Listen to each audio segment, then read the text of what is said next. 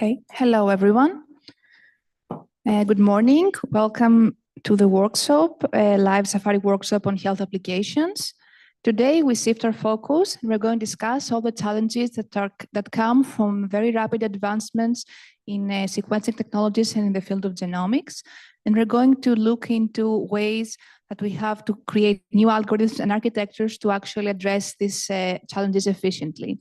We have different speakers for today, and we're going to start our workshop with Firtina. John is a senior researcher in Safari. He recently finished his PhD here, and he's joining Maryland University as an assistant professor soon. So John, the floor is yours. Great. Thank you so much for the introduction, Konstantina. And as yes, Konstantina said, we're going to have many talks today on health applications, and I'll have two talks back to back. And later on the day, I'll have another talk again on one of the works that we published at Safari. And the first talk is gonna be mainly an overview of the works that were published from Safari, especially in the past decade.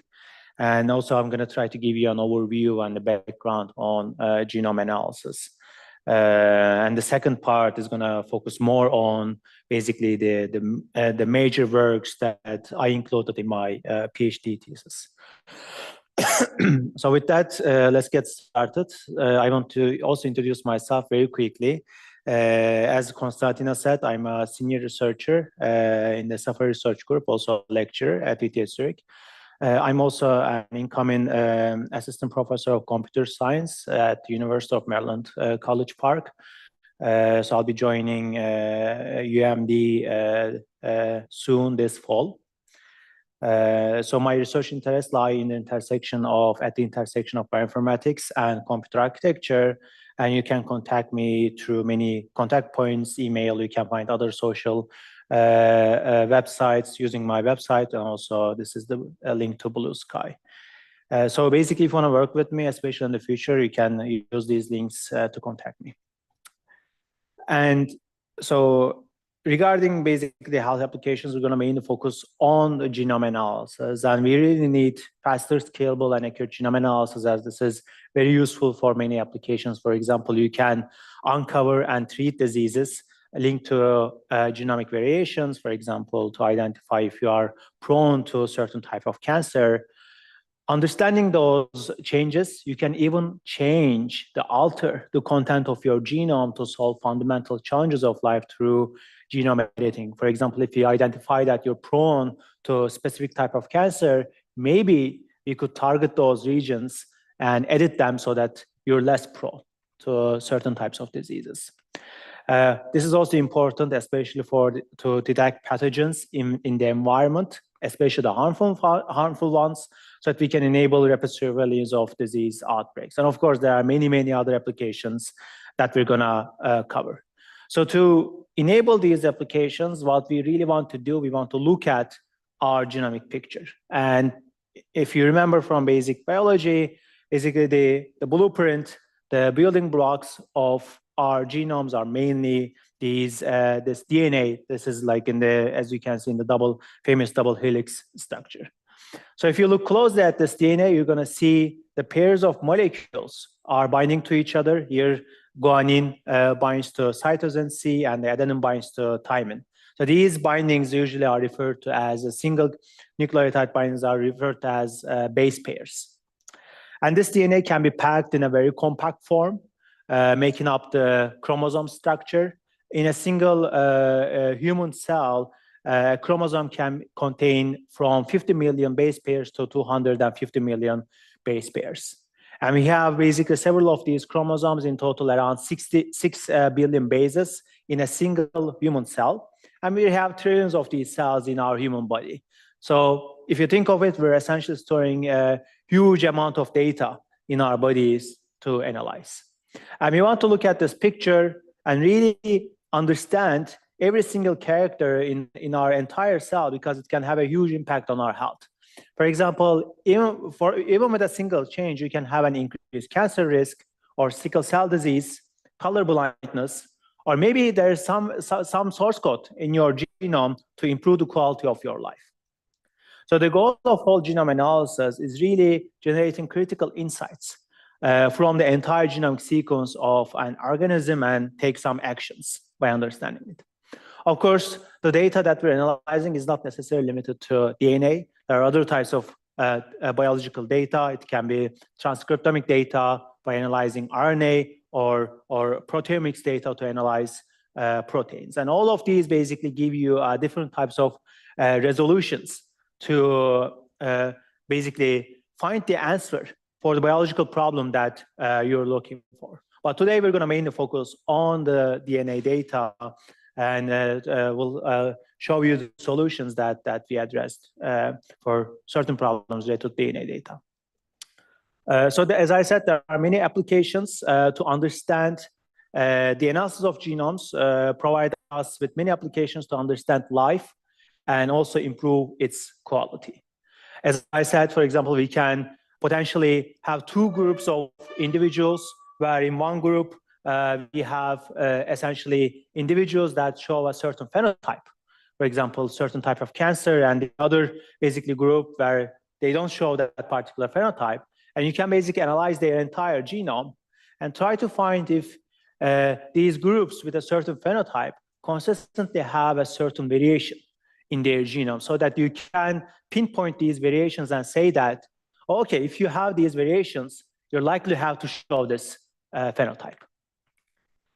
There are, of course, variations that are larger than a single base pair change or a few base pair changes. So this can be changes of starting from 50 bases to even thousands of bases. And these are usually known as structural variations. And if you have these huge changes, it can lead to, again, certain types of diseases or other types of phenotypes like autism or basically obesity and so on. But essentially, by understanding these changes, it gives us basically the opportunity to change our genome. So for example, if you identify that if you have a certain change in your genome, you're going to likely have to have this certain phenotype. So then the goal would be, if you know that when you have that change, you're going to have that phenotype, and if you want to avoid it, you can basically target that region in your genome and edit its content. Of course, right now, the genome editing is in very early phases, but this field is moving, meaning maybe we'll be in the future, we'll be able to basically target all the cells in our entire body, so that we can make the changes that we want to make basically in all the cells, so that basically we're going to have the phenotype that we want to have, or basically disable that particular phenotype. But because of its basically promise, the ability basically to program this editing functionality has been published in 2012, I guess, or 2011. And we recently received the Nobel Prize Award after its first publication after 8 years. Of course, understanding and basically designing new proteins have huge implications, especially for drug discovery. And people behind for protein design, especially AI-driven protein design, also very recently received a Nobel Prize last year.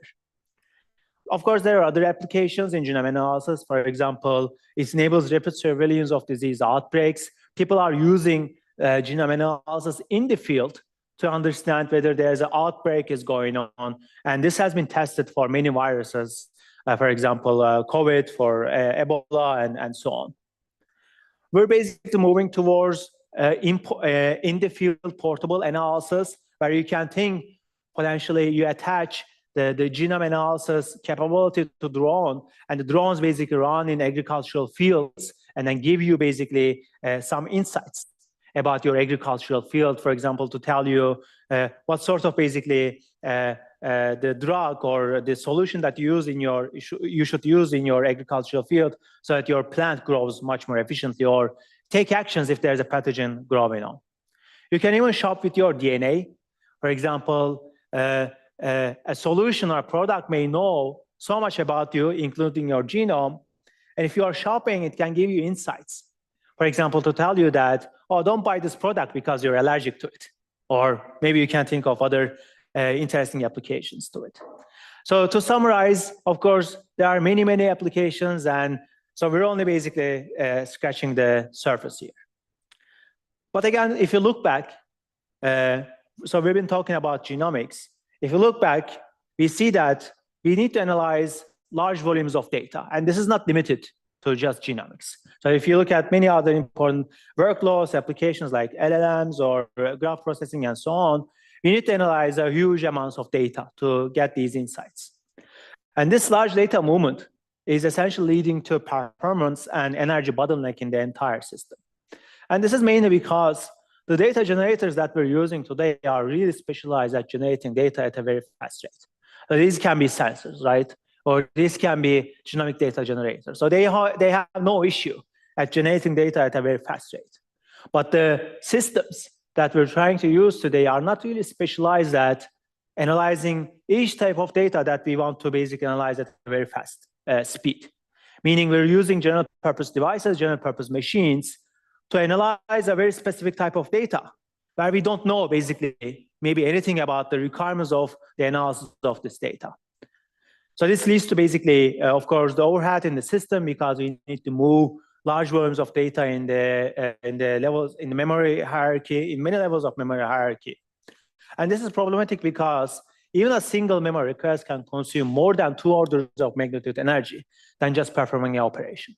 So if you are unnecessarily moving data, so then you're creating basically huge data movement overhead in terms of performance and also energy. So this means we need to basically co-design algorithms and architectures to handle data really well. For this, we're mainly pushing towards designing new architectures, new systems by thinking of basically what are the emerging devices, emerging technologies, and how we can potentially use them to analyze the data that we're analyzing. And in this case, you're seeing the example of sequencing machine that generate the genomic data, but this can be basically any type of data that you want to analyze so that you come up with a system. Or maybe we may be limited, or we may have certain requirements, for example, to analyze the data in a portable manner. So you have maybe your mobile device, and where you are limited by the computational resources and also you have the limited battery. So how do you perform the computation cheaply and also with low power? Of course, then to achieve all of these really nicely, we need to basically look at the entire stack of computer architecture, and we need to co-design all of these. So if you're really interested in our efforts in accelerating genome analysis by co-designing algorithms and architectures, you can take a look at this paper as well. And today I'll try to cover some of these in the first part of the talk. So we've been working on several directions at Safari for genome analysis to accelerate, also to enable new directions by designing new algorithms. For example, we've been looking at what sort of different types of data that we can analyze, and what can they basically provide us in terms of the new applications or basically the performance improvements and so on. And for this, we asked the question, should we really analyze the individual DNA characters after translating them from, for example, raw data, which can be raw electrical signals that are generated by sequencing machines? Or can we directly analyze these raw electrical signals without doing any translation to individual DNA characters so that we perform the analysis really fast? But maybe these raw signals contain richer information than just individual bases where we can utilize them. So we ask all of these questions, and this is a paper, is actually one of the state-of-the-art works right now that can achieve real-time analysis of large genomes, such as a human genome, while we're generating these raw electrical signals in sequencing machines. So this happens in runtime. And this is another work that improves the performance and also the accuracy of this application. So we also asked the question, how can we further basically enable new applications by just simply analyzing these raw electrical signals? So this is one work where we can reconstruct basically genomes from scratch by simply stitching the electrical signals together, since these electrical signals represent fragments from our genome. So we're simply then stitching them together to reconstruct them from scratch by purely using electrical signals. So we also can now identify individual changes that in the electrical signals that may correspond to the mutations that you have in your genome without doing any translation. So this means maybe we can identify these mutations in real time so that we can find answers if you are prone to certain disease, again, in real time during data generation. So this is a very recent work that where we basically integrate all of these raw signal analysis capabilities directly in storage so that we minimize the data movement overhead in terms of performance and energy usage. We're also designing other types of algorithms to tackle other problems in genome analysis. For example, this work can identify the substitutions that may lead to mutations in your genome that you may have in your genome with a single hash match. So you don't have to do costly operations. You just do a single, very cheap hash operations, and it will give you potential substitutions, which is very important basically for many applications that need fast identifications of substitutions. Here in this work, we're also asking what happens if the template genome, which is the reference genome that we're looking at, is updated. So this means if that template genome is updated, do you need to redo the computations that you did for the older template genome, or can we somehow utilize the older genome and then we minimize the computations that we're doing whenever this template genome is updated? So there's another follow-up work that improves on that. We're also utilizing AI ML to basically by designing new algorithms and architectures for genome analysis. Here, in this work, we design an expectation maximization technique to identify the errors that you may have in the genomic data and to correct them. And this is an accelerator that builds on this that I'll describe today a little bit in more detail. So here in this work, we're also designing a new framework that shows you basically what sort of optimizations that you can do in your large neural models for translating the raw electrical signals to individual DNA characters. So this means maybe there are some opportunities like quantization or basically distilling that you can really exploit for this particular genomic data. We're also asking a question like, can we basically build multi-step analysis where you insert filters in the initial steps of the genome analysis so that you minimize the unnecessary analysis in the later steps. So this is a similar work, but this is basically mainly in memory design of fusing multiple steps in genome analysis directly in memory again to reduce the data movement overhead. Again, another work to perform deep neural network operations for genomics directly using memory store devices, again in memory to minimize the data movement. So, of course, we're designing new architectures, again, to achieve fast, accurate, and efficient genome analysis. There are many seminal works from our group. I'll cover some of these, again, in detail. So here in GeneSim, so we're designing a new architecture to perform approximate string matching very quickly with a specialized logic design. And this is another work that builds on that to perform the similar operations directly on graphs. Also, we provide certain in-storage solutions, which we're going to cover these today. And again, most of these are covered in this paper. So if you're interested, you can go and watch, of course, this workshop or basically read this paper to understand more basically on what we're doing in accelerated genome analysis. So with this, what we did so far, we quickly covered the overview of basically the scope of the works or the directions that we're focusing on genome analysis at Safari. So in the remaining parts, I'll give basically a little bit more in-depth description of basically how we generate this genomic data, and we'll quickly show you some of the works that were published in our group. So how do we generate the genomic data, right? So from scratch. So it usually starts with sample collection, meaning we can get a tissue from you or your saliva or your blood, which contains your DNA, right? And what we can do, we can essentially prepare it for data generation. So preparing it for data generation is usually known as library preparation, where you attach maybe certain adapters to the ends of the fragments of your DNA in your genome, so that the sequencer can notice that this is basically a DNA that needs to be attached to the sequencer and that needs to be read.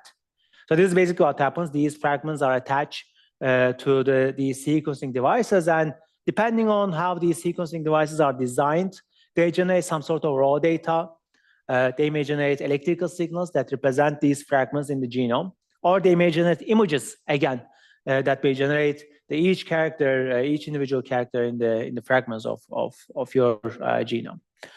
And then basically, this raw data can be translated and then further analyzed with genomic analysis. And these are basically the computational steps that we're mainly interested in. Of course, these computational steps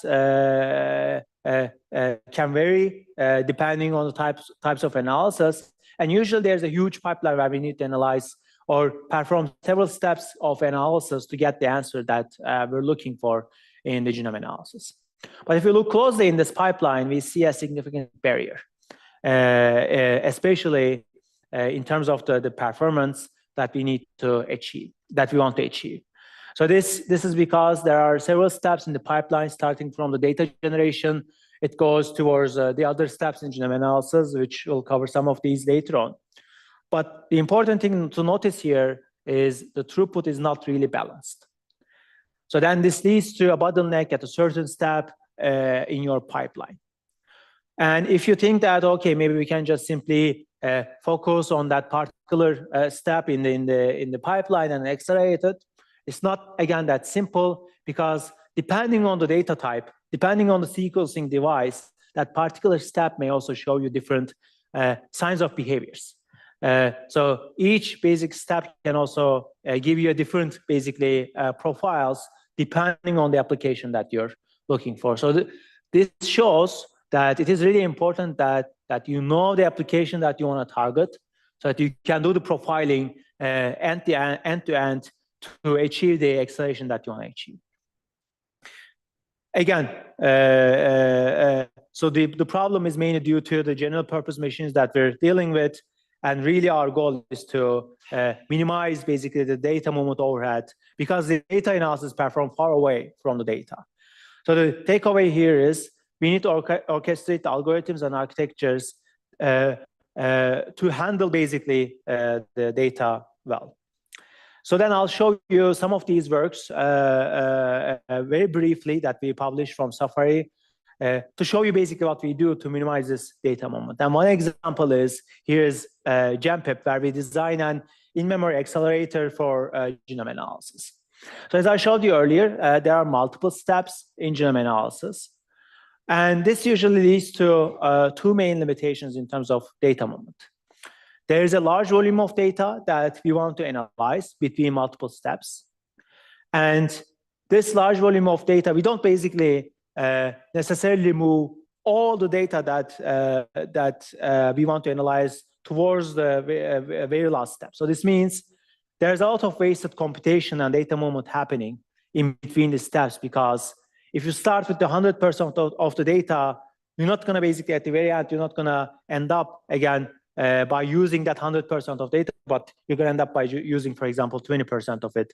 This means the remaining 80% was just lost in between the steps. So this leads to wasted data movement and computation.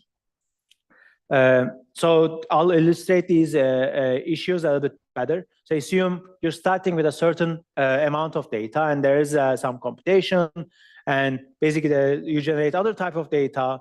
Then you use that data to perform another computation and then move on and so on, right? So you can see here, there is a large data moment in between steps. But also what's happening is, probably you already observed, you're starting with a large volume of data, but some of them are getting removed, are getting eliminated as you move towards the steps, because we realize that they are not going to be useful in the later steps. So then this leads to basically unnecessary and useless data moment, and also the computation. There are some works that, of course, notice this issue, or a parts of the issue, where they propose to design in-memory solutions for individual steps in genome analysis. For example, we have a MVM-based in-memory processing solution for translating the raw signals to individual bases, and also another in-memory solution to perform the other steps, again, in genome analysis. So you can reduce the data moment for these steps individually by designing an in-memory accelerator specifically targeting these steps. But then really, what really happens is another issue is what really happens between these steps, right? So you still need to move the data between these steps, and then some of them become useless later on.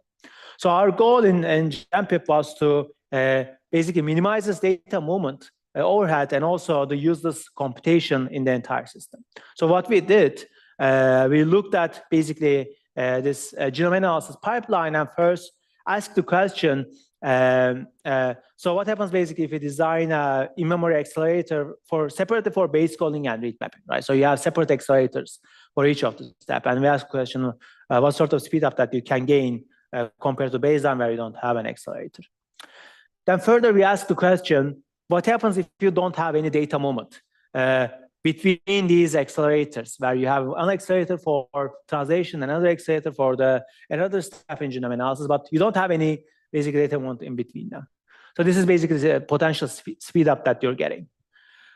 Then we ask the question, so what happens? There's no data moment between accelerators, but also then there is no also useless reads, meaning assume in the very last step of genome analysis, there's a portion of data that you end up analyzing, and then you start with that portion of data directly in the very first step of genome analysis. So asking that question, then this is the result that we got. For example, basically, if you minimize the data moment and also minimize the useless data analysis, so this is basically the roof line that you can achieve by designing an accelerator that handles this, uses data analysis and also the unnecessary data moment. And this is basically what we did in GenPip.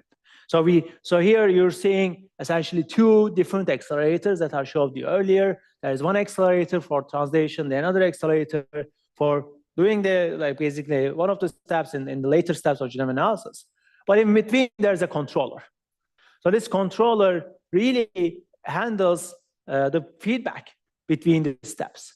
So it continuously performs, designs basically a pipeline approach. Basically, it continuously sends the data, small chunks of data, as soon as we perform the first step, and then we start doing the next steps in the analysis. And then, without analyzing the entire data, if you can somehow realize that this particular data is not going to be useful in the later steps of genome analysis, you can give the feedback to the earlier steps of genome analysis and say that, oh, you don't have to continue analyzing this data because it's not going to be useful for us. So this is really a feedback system where we also design everything in memory to minimize the data moment.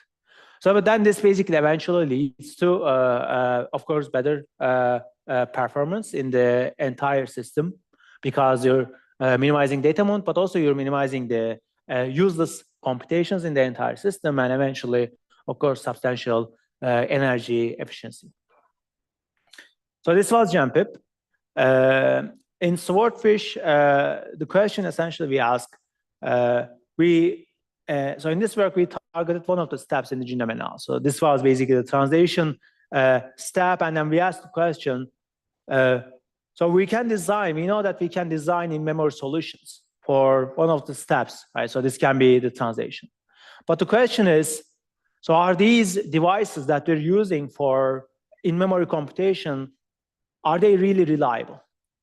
And do they really show, for example, some non-idealities in the devices that we're using, such that they change or they give basically unreliable answers when you use these technologies. For example, if you want to do in-memory analog computation, what people usually use these memory store devices on a crossbar array structure, where you may have, for example, RRAMs, the RRAMs, where you use them for computation purposes, especially for performing matrix vector multiplications.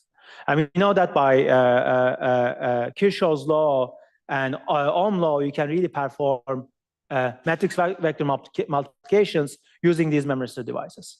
But the problem is, what people usually do is they first train their neural models using basically general purpose devices where you have huge reliability, and then they essentially move their models to these unreliable devices, where you may get basically different answers each time you use these devices due to basically the noise and the non-idealities that you have in these devices.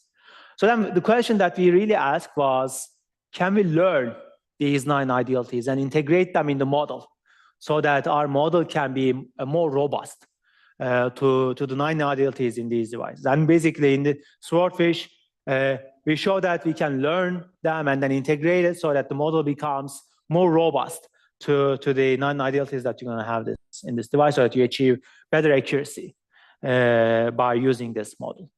So we're, of course, designing other different solutions for other applications in genome analysis, fully, again, in memory. But the main question that we're really asking, so what is really the best place to analyze the data? And are we analyzing in basically where it needs to be analyzed? And the one question, of course, that we're asking, maybe we can just analyze them directly in storage, maybe using in-flash computing or near storage by designing near storage solutions. So in GenStore, this is basically one direction that we took. And basically the main goal of GenStore, or the main motivation in GenStore, is, so we have this large volume of data that are stored in the storage systems, and these usually basically need to move across many levels in memory hierarchy, right? So it moves through main memory cache, and then it goes to the computation unit that can be CPU or accelerator. And of course, this happens, and we design accelerators because there's a huge computation overhead, right? But then there's another overhead, which is the data moment overhead. So even though you minimize the time that you're spending for computation, you still need to move that data from storage system across many levels in the memory hierarchy. And people, of course, are designing many heuristics, accelerators, or filters to minimize the computation overhead. But the data moment overhead is still there because of the issues that I mentioned earlier. So the key idea in GenStore was that maybe we can do some of the analysis directly in the storage so that we minimize basically the data that we're moving to main memory, to basically computation units, so that we minimize this data moment overhead. So maybe you can somehow filter some of these reads so that you only send the portion of these the genomic fragments to the computation units. And of course, there's a limitation, right? So there's a limit on what you can do, perhaps, in such a storage system, right? And knowing these limitations and designing a solution according to it is important. And given this, what we and you also have other requirements, so in terms of bandwidth and so on. So given all of these, of course, limitations, what we did, we designed a mechanism where we identify exact matches between a genomic fragment and the template genome that I mentioned to you earlier. So we know that this particular fragment will 100% match to that template genome. So you don't really have to perform costly operations by sending it to computation units. Or maybe they are just too dissimilar.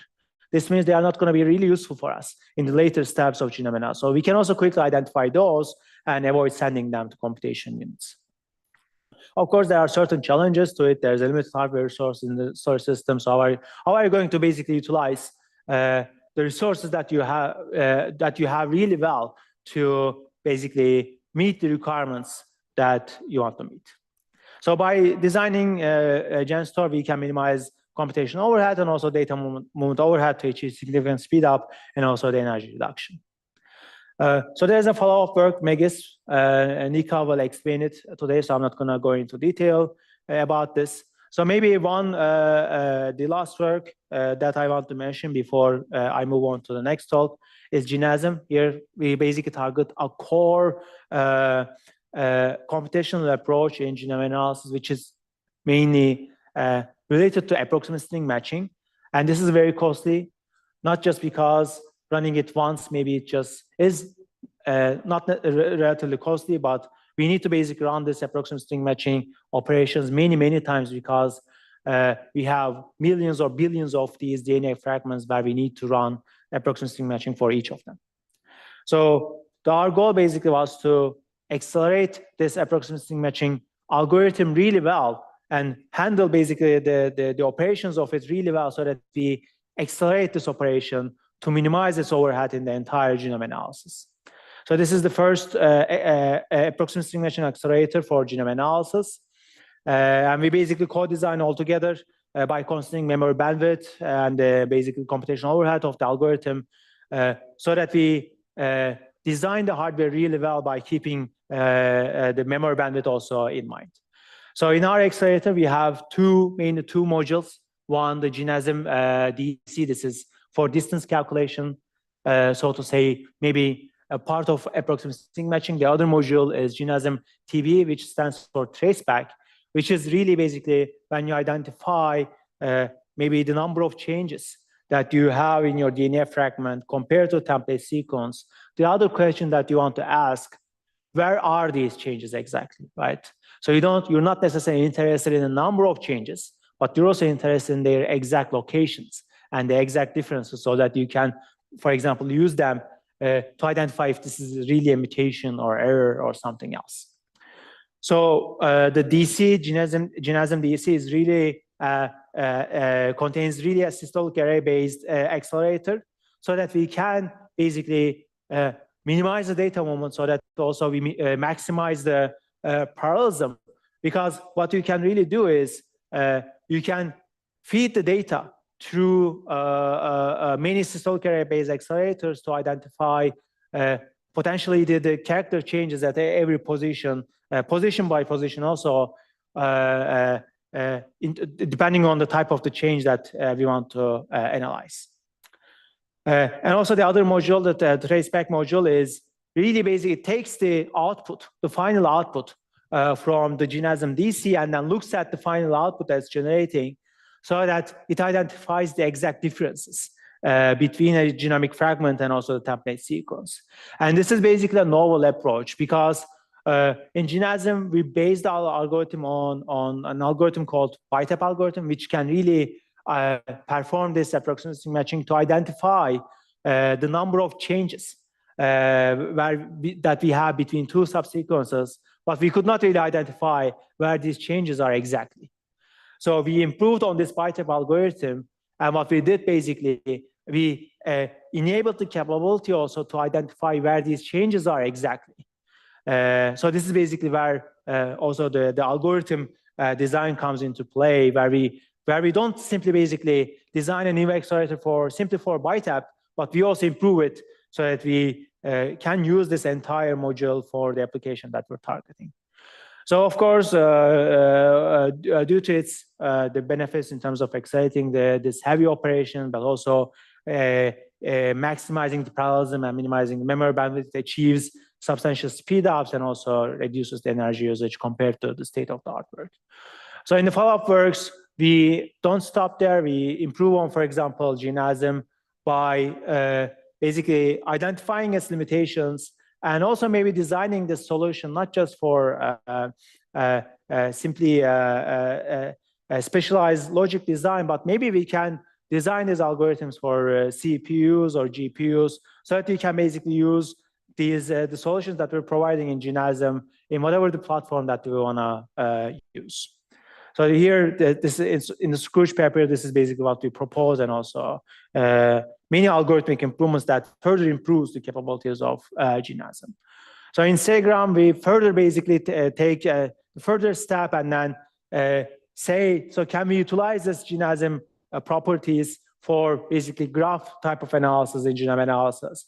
Of course, you need to improve its capabilities because the graph connections are not necessarily as simple as basically looking at a single template sequence. And so this is basically what we deal with in the SaGram work to perform graph-based genome analysis. Again, so I invite you to check this paper if you basically want to learn more about our efforts in accelerating genome analysis. So this basically covers the first part of my talk.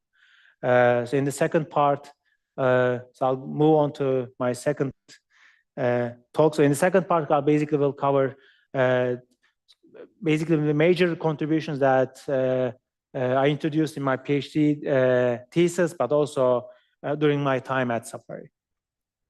And I'll discuss some future works there as well. So I think I should stop sharing, right?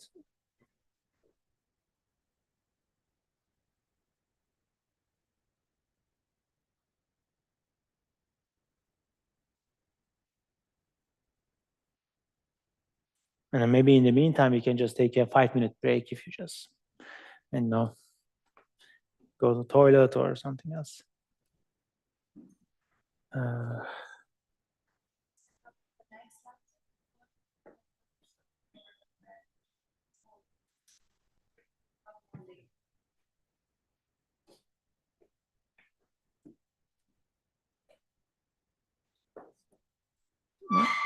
I just need to share this, I guess. Let's see.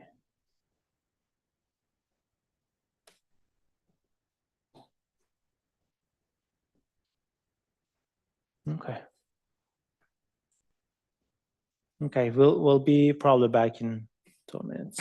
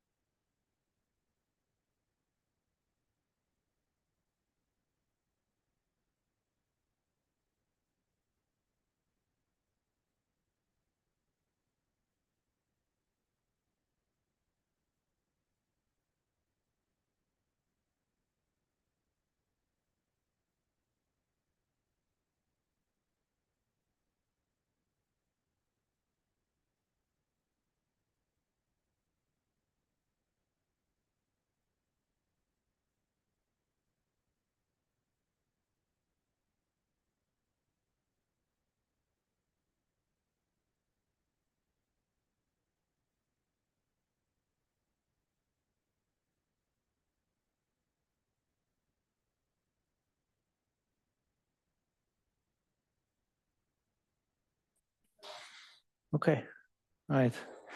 And welcome everyone to the second talk of today. It's me again. This part will again mainly focus on some of the works that I led in Safari, which mainly basically focus on designing new algorithms and architectures for fast and efficient genome analysis. But as with the previous talk, we'll talk a lot about analyzing DNA, analyzing genomes for many reasons. And I'll rewind a bit, basically back to the initial slides that I showed you earlier in the first talk to give you a bit maybe more in-depth background on certain steps in genome analysis. So as you may remember, analyzing genomes can reveal key insights useful for many applications, right? It's useful for personalized medicine, for genome editing, for detecting harmful pathogens in the environment, and by doing so enabling rapid surveillance of disease outbreaks. And to enable these applications, we said that we want to look at our genomic picture and understand perhaps it's every single character in the entire genome. And so what I mean by genome is, again, to remind you again a little bit. So these are basically the individual characters. DNA characters in our cells. This is basically what we're mainly focusing on. But there are other types of biological data that are so-called maybe omics data analysis.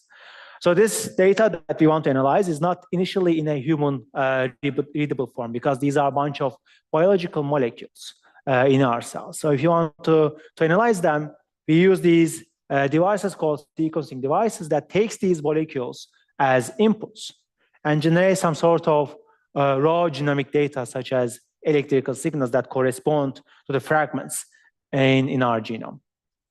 So this is not still necessarily in a human readable form. So what we can do, we can use these AI basically based translation techniques such as that are called base calling techniques that translate these raw electrical signals to individual DNA characters. But then there are several other problems with this type of data analysis beyond needing to translate them. So we're not necessarily basically generating a single fragment that corresponds to our entire genomic picture of 6 billion characters in a single piece. Rather, we're generating, due to basically how these sequencing machines work, we're generating many small fragments from our entire genome, small pieces that are so-called reads. So the length of these reads are usually from 100 to a few thousand characters. And these are really small compared to your entire genome length, which is billions of characters.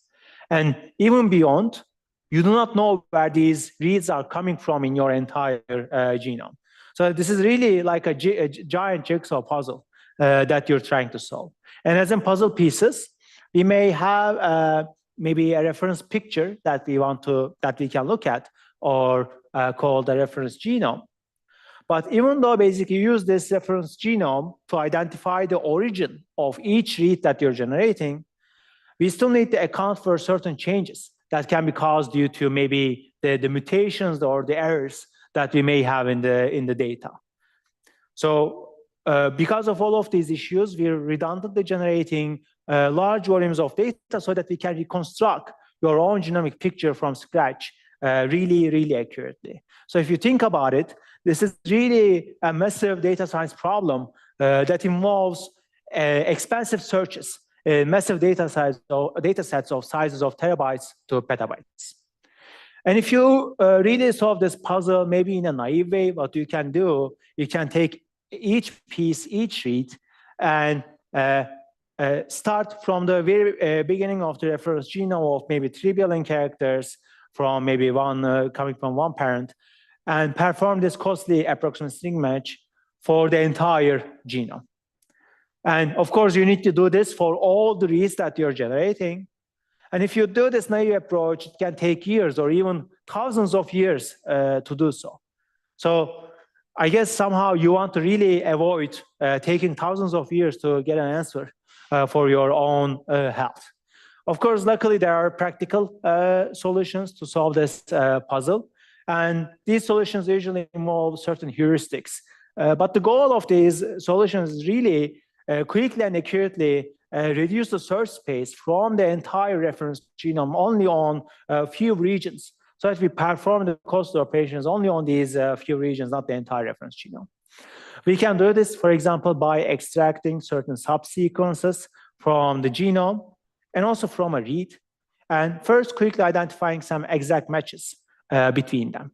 And to identify these exact matches, people usually use certain data structures such as hash tables so that we can identify these really quickly. But really the goal is to be able to focus only on these regions where we have basically where we think that the reads might be originating from based on the clues that we receive from these exact matches, so that we perform the cost operations only on those regions, not the entire reference genome. So the collection of these steps is usually known as read mapping, as basically a fundamental step in the vast majority of genomics applications. So the common genome analysis pipeline usually includes, of course, generating the data, maybe translating it with base calling techniques, and identifying the origins and the exact differences in the read mapping step. And the output that we're getting from the read mapping step is usually the origin of each read, as well as their exact differences compared to reference genome, which can be useful for many downstream applications, for example, to reconstruct your own genomic picture from scratch, or to identify the mutations or separate these potential mutations from the errors so that you can link them to diseases, or to identify certain unknown organisms that you have in your sample in the metagenomic step. But then when we look at this pipeline, we see that this is very energy inefficient, mainly for two reasons. First, we need to use power-hungry devices because we usually need to rely on these computationally costly and complex AI models, mainly for translation purposes. And of course, this large volume of data that is getting translated also needs to move across many steps in genome analysis. And as you may remember, this is problematic because a single memory request can consume more than 2 orders of magnitude energy than just performing an operation. And even when we're using GPUs in the initial steps of genome analysis, we see that basically these steps still take a lot of time. And these numbers are based on a single person. It gets worse when you need to analyze hundreds or thousands of individuals at a very large scale. So all of these issues then put a limitation, put a barrier on the application scope and the accuracy that we can achieve in genome analysis, especially when we need energy efficient analysis for resource-constrained devices such as drones running in agricultural fields, or urgent analysis that needs to be done within minutes, especially for neonatal screening. Also for large-scale analysis for hundreds or thousands of individuals. So the goal of my PhD work was to enable, basically was to tackle these issues and enable fast, energy efficient, accurate and scalable genome analysis by designing algorithms and architectures. So for this, I worked on analyzing the basically raw electrical signals in real time without translating them. Also designing algorithms and architectures for the integration of AI in genome analysis. Also for designing algorithms and fast and accurate solutions for certain steps in genome analysis, as well as designing data-centric architectures such as processing in memory or in storage processing for fast and energy efficient genome analysis. We also looked at, of course, the current state and the future directions of the field in our review works. So today's talk, this basically this part of basically today's talk is going to cover only basically these two directions. So to tackle basically these fundamental issues in genome analysis, I'll show you, basically I'll be focusing on how we can really analyze raw genomic data. This can be electrical signals without really translating them to individual bases. And also I'll show you how we can improve the performance and the energy efficiency of a commonly used ML technique in genome analysis to accelerate basically, especially for genome graphs. So I'll start with RawHash, where we show that where we can analyze basic raw electrical signals quickly and efficiently without doing any translation. So remember that the using base calling is potentially useful because it enables us to perform really highly accurate translation from noisy electrical signals to individual characters of DNA bases. But at the same time, it is very costly doing so because we need to really use costly and complex AI models on a large volume of data by using especially power-hungry devices such as GPUs. So and this can be problematic for many applications, right? So especially if you are in the field where you may be limited by the computational resources and also you may be limited by the battery that you may have, you may be seeking for basically a better solution. But beyond, it's always better basically to achieve a better scalability in terms of performance and the energy efficiency. So we asked the question basically, how can we make this pipeline cheaper? And one idea was, so maybe we can just remove the translation step in between basically this data generation and read mapping. But now what we have is basically we have two different languages. And one of them is basically extremely noisy electrical signals. So the question is, how do you enable communication between two languages? How do you enable basically accurate communication between two languages without an accurate translation? So well, for this, what you can really do, you can actually convert the reference genome into its series of expected raw signals by using some lookup tables. So now maybe we put all of these different types of data in a single common domain where we have the data maybe in raw electrical signal space. But now the question becomes, so how do you identify similarity between very noisy electrical signals? Because now you have increased noise in the environment rather than doing the translation. So for this, I need to show you basically the type of data or type of the electrical signal that we're generating to show you basically the type of noise that we're dealing with. So assume that you want to analyze this molecule that shows maybe a fragment of that molecule, and to do so, you want to basically sequence that, right? So what you really need to know is that when sequencing this particular molecule, you're going to be generating a series of some raw signals. And these raw signals is really a time series data. It will correspond to parts of this particular molecule. But then when we want to sequence exactly the same molecule, due to the noise and other types of issues that we have in the environment, we're not going to be generating exactly the same series of raw signals, even though we're sequencing exactly the same molecule. So this means we cannot really exploit the exact matching strategies that I showed you earlier to enable a practical similarity search between this molecule and the reference genome. But there's a silver lining, which is we're going to be generating similar raw electrical signals for when sequencing identical molecules. So then if you want to identify this similarity between raw electrical signals, one key idea, maybe we can perform similarity estimation based on some vector similarity search, because you can represent this time series data as an n-dimensional vector. And you can do nearest neighbor search to identify the similarity. But the problem with this approach is it becomes too costly, especially for large genomes. So let me show you why. So here basically we show how much time that this nearest neighbor search approach takes across various genomes. So here we start with a viral genome. This is a very small genome. It can contain thousands of characters in this genome, and we go up until the human genome that contain billions of characters.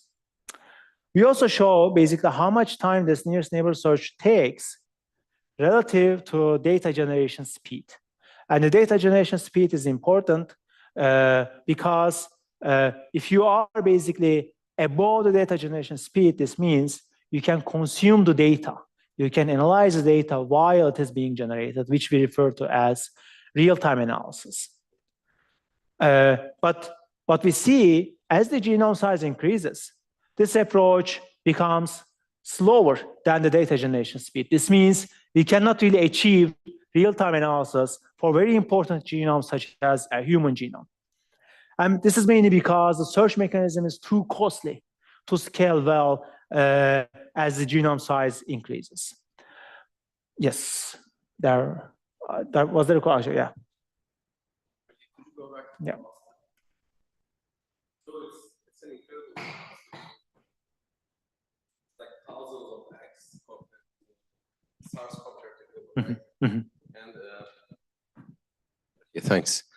So I'm curious, like if it's purely because the sequence is longer in human, or are there more insights into that? Like in terms of diversity, or I don't know, yes. Or the sample set? Yeah, so that's a good question. There are multiple reasons for it, especially for this type of genome. As the genome size increases, the repetition also increases. So this impacts also the performance, but also mainly the accuracy, as you're going to see in the later slides, because due to the repetition or due to the cost of the algorithm that we're using here, we need to make some basically heuristic decisions, which mainly impacts the accuracy. But essentially also impacts the performance, because this is really a trade-off, right? So you want to deal with some of these repetitions so that you can make an accurate analysis. So this means, so this nearest neighbor search approach is a KD3 type of analysis where you go over basically towards the leaf of the node. So each operation is very costly. So the question is how deep you're going to go towards that tree, which will maybe resolve some of these repetitions. It will come with also the cost in terms of performance, but also the accuracy. But the other impact, the other aspect of it is really the algorithm complexity is a nonlinear, is a polynomial type of complexity. Yeah, thanks. Just wait a second, I'm bringing the microphone.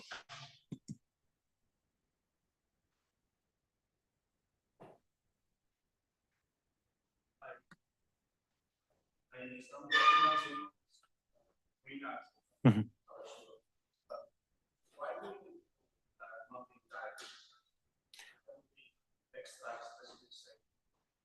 That maybe accelerate computation to a big extent. Yeah, this is a very good point. This is actually what, so this really depends on the application that you're targeting. And there are solutions to it, as you said. If you, for example, know where you want to look at, right?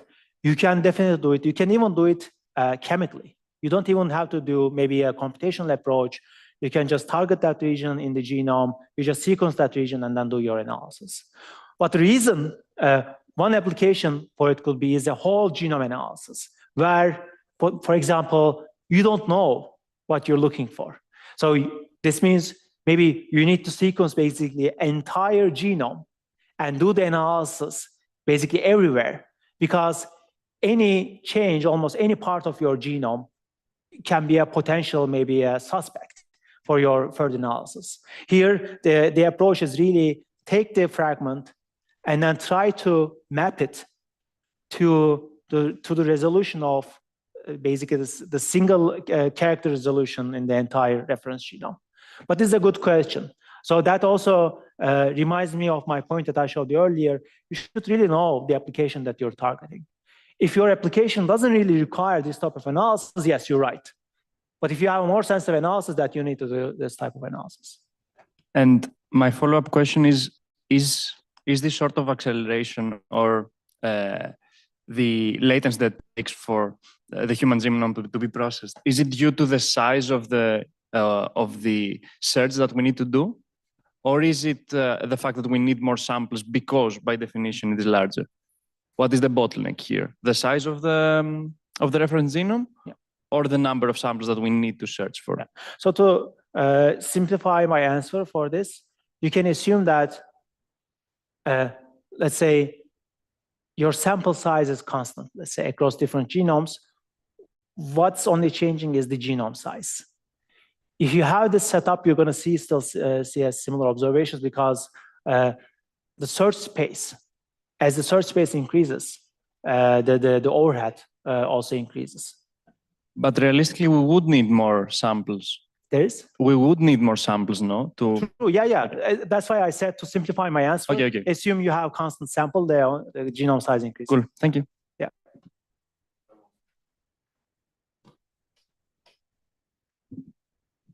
So this shows us a great snapshot of the challenge of doing real-time analysis now. And of course, like computational speed over data generation speed is important, and it should be above 1.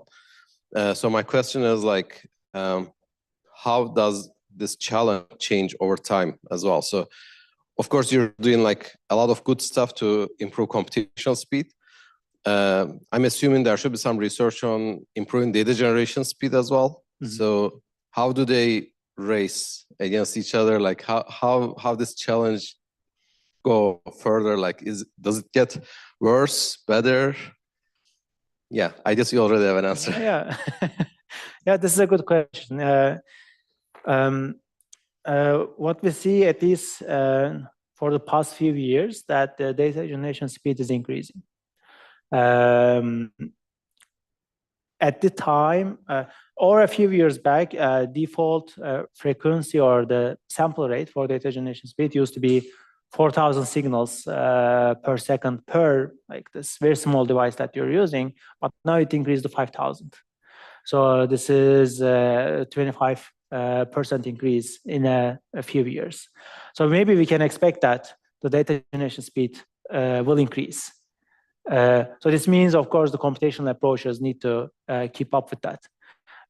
So that's why we're trying to basically be much higher than the data generation speed, so that maybe you can handle not just one these devices that are generating data, but multiple of these using a single compute unit, right? And if the data generation speed essentially increases over time, what you're going to lose is basically one of the devices that you won't be able to analyze, right? So, but still, you're going to be still able to analyze multiple devices because you're way above the data generation speed. So this is our goal. So our goal is really not to be really barely meeting the data generation speeds, but really way above of it. So that we're going to be at least be able to analyze a single device in real time, single device in real time, right? So the next question becomes really scalability. How many compute units that you want to throw, right? Yeah, makes sense. Yeah, thanks. Yeah, thanks. Okay, then I'll move on. And of course, now that we're talking about real-time analysis, and it's also important to mention why we care about real-time analysis. Of course, one benefit of it is we can reduce the latency by overlapping the data generation with by overlapping analysis with data generation, with sequencing. So rather than basically waiting for the data generation to finish so that you start your analysis, what you can really do, you can overlap them together so that you reduce the latency. But second benefit, in my opinion, is a bit more perhaps unique to this type of analysis and potentially really important, which is we can also reduce the sequencing time itself, the overall data generation itself, and also the cost of it, because we can stop sequencing every single fragment early without sequencing them fully. This means rather than sequencing the entire molecule, which is the default for many sequences, because they don't have the capability to stop sequencing a molecule in the middle or when you just sequence it partially, but also they don't have the feedback mechanism as well, right? So two things are missing. But with the data, with the genomic data generator that we're targeting, we at least have the capabilities to stop sequencing a read early. So only missing part could be perhaps the feedback mechanism, the analysis mechanism, right? That makes this decision. So this means you can design computational techniques that take only part of the data while it is being generated, and try to make the decision whether you really want to continue sequencing this particular read or not, depending on the initial analysis that you did. And this really, if you can make the decision early, and this means you can stop early and reduce the sequencing time and the cost that you would have paid otherwise. So, yeah. What do you mean by process, the energy consumption and competition? It was just a short question, so I didn't want to bother. So could you define the cost here? Is it energy or computational resources, chip area, whatever? What is that? Yes. So this is monetary costs, mainly. Like base pairs per dollar or something? Exactly. Okay. Or let's say sample per dollar. So this goes back to the sample size that we discussed earlier. We know that, for example, we need to have a particular sample size, right? Maybe you want to cover every single base in your genome at least 30 times with different reads that you're generating, right? So this is known as, for example, depth of coverage, and it will be 30x in this case. And to achieve a certain accuracy, you can say, oh, I want 30x coverage. But the genomic data generators are actually consumables. They can only sequence so much, up to certain amount of bases, right? So this means your sample is not going to be really pure, or depending on your application, they are not going to be coming from the region that you want it to come from, right?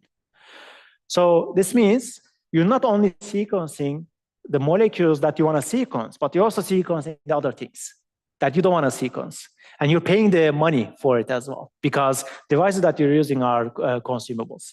So what we can achieve with real-time analysis is, oh, maybe we can really detect those unnecessary things really, really early, so that maybe you're going to still pay some money for these, but you're going to minimize the money that you're paying for them, but also the time, because you're not going to wait for them to get sequenced fully.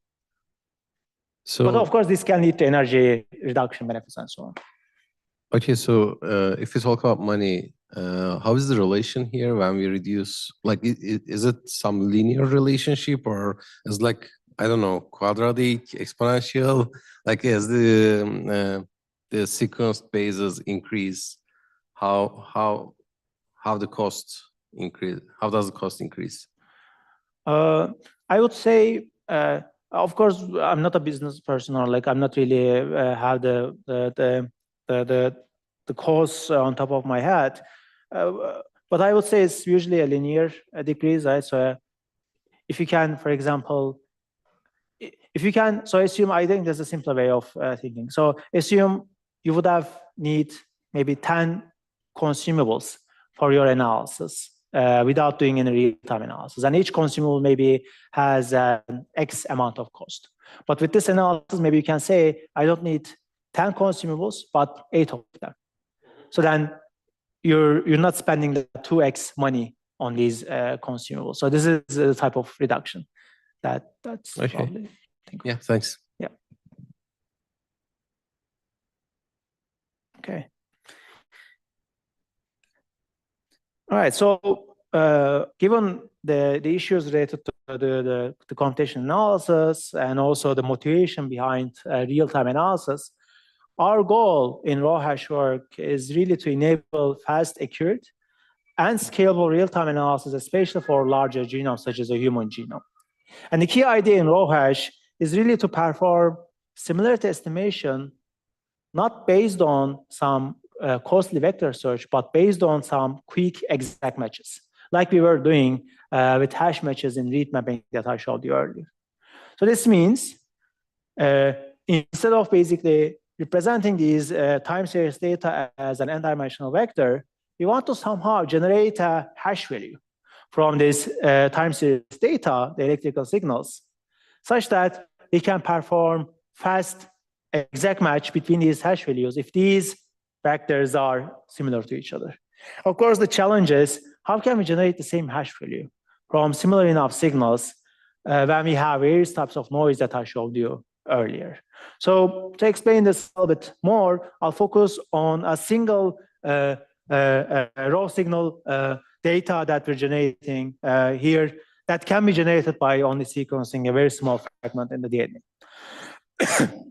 So remember that when we're sequencing these subparts in the entire molecule, even when we're sequencing the same thing, we're not going to be generating exactly the same electrical signal.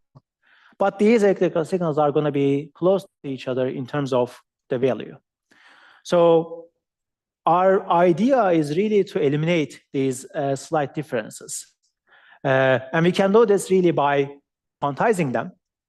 And to do so, what we could create equal width buckets across the entire range of raw signals and assign the close by values into the same bucket value, into the same quantized value.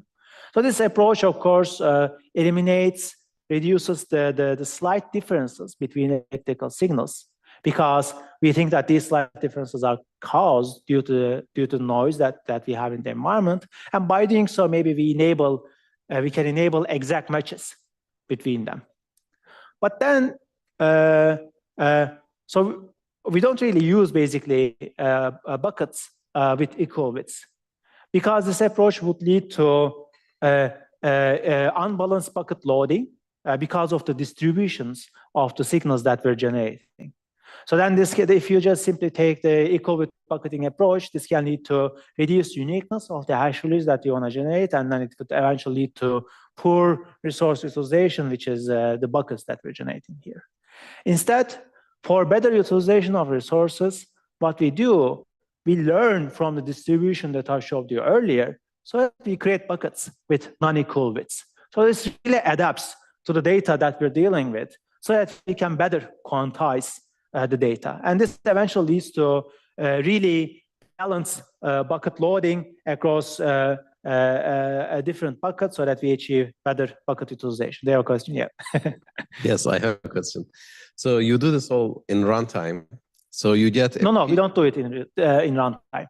This is an empirical analysis. This is, so this distribution, so you're actually touching on a good point.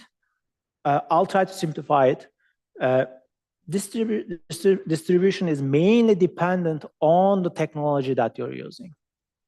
As long as you're using the same technology, we expect to have a similar distribution. But there are always buts.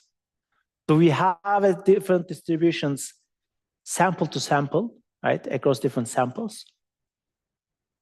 So maybe as unpublished data, I can say maybe yes. But then how important is that distribution is another question. So this is offline. You learn it, and then you apply it whenever you use the same technology. And by technology, do you mean like nanopore? Exactly. Okay. Exactly. Yeah. Thanks. Nanopore, and there are different types of chemistries in each nanopore, so it's depending on the chemistry. But these are basically pretty common. So if you adapt to a particular chemistry, you know that many people will use the same chemistry as well. Okay, thanks.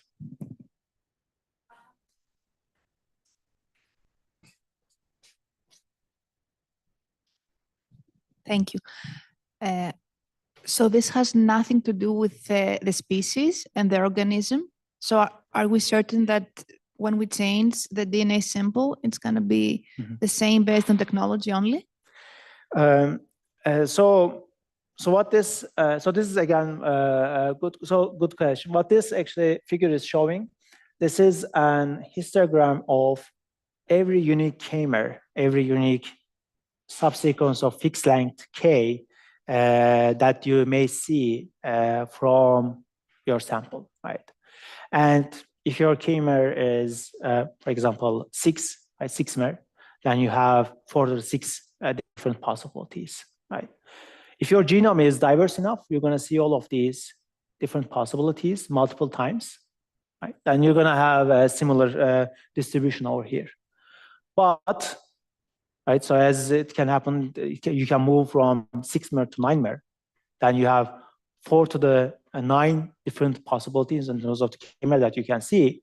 And depending on the sample that you're generating, you may not be even able to see every single unique chimer in your sample. So this means, or maybe it can break the distribution that we're generating over there. But the analysis that we're doing here is we're looking at every possible k-mer depending on its length and then generating this distribution.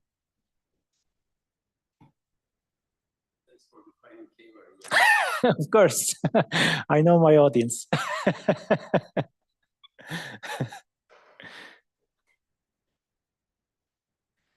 Of course, so this requires really this adaptive quantization strategy really requires understanding the noise that we're dealing and integrating it really well to the quantization strategy, which I'm not going to cover. But then the issues are not, or there are further challenges to this type of hash-based analysis. So now maybe we might have solved generating the same or nicely generating the same hash value for slightly different signals for each signal instance. But then we're not really trying to exactly match each single signal instance to our reference genome. I think this was a little bit complicated or weird sentence. Maybe I can rephrase it again. So assume you have this only single signal instance. And if you were to match that to our reference genome, this would loosely translate to matching a 6-character long sequence in the entire reference genome of billions of characters. So this means you can do it. But we also talked about the repetition issue. This means that you're going to find many of these hash matches, and it's going to be really difficult for you to identify which is the correct exact match in the entire reference genome of maybe millions of matches. So that's why we don't really want to exactly match only single raw signal. What we want to do, we want to somehow increase the length that we're spanning so that we find more unique hash matches. And to do so, what we do actually, and then we generate a single hash value from these longer regions that we're spanning, but we perform exact match. So to do this, what we can really do, we can quantize each raw signal and pack them with simple bitwise operations together in a single binary value.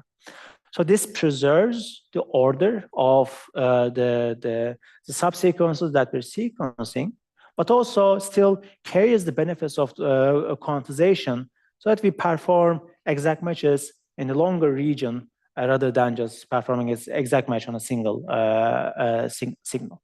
So doing all of these, it leads us to achieve fast and accurate matches in the entire reference genome. And the key contribution of RawHash is this is the first hash-based search and indexing mechanism purely by using raw signals without translating them.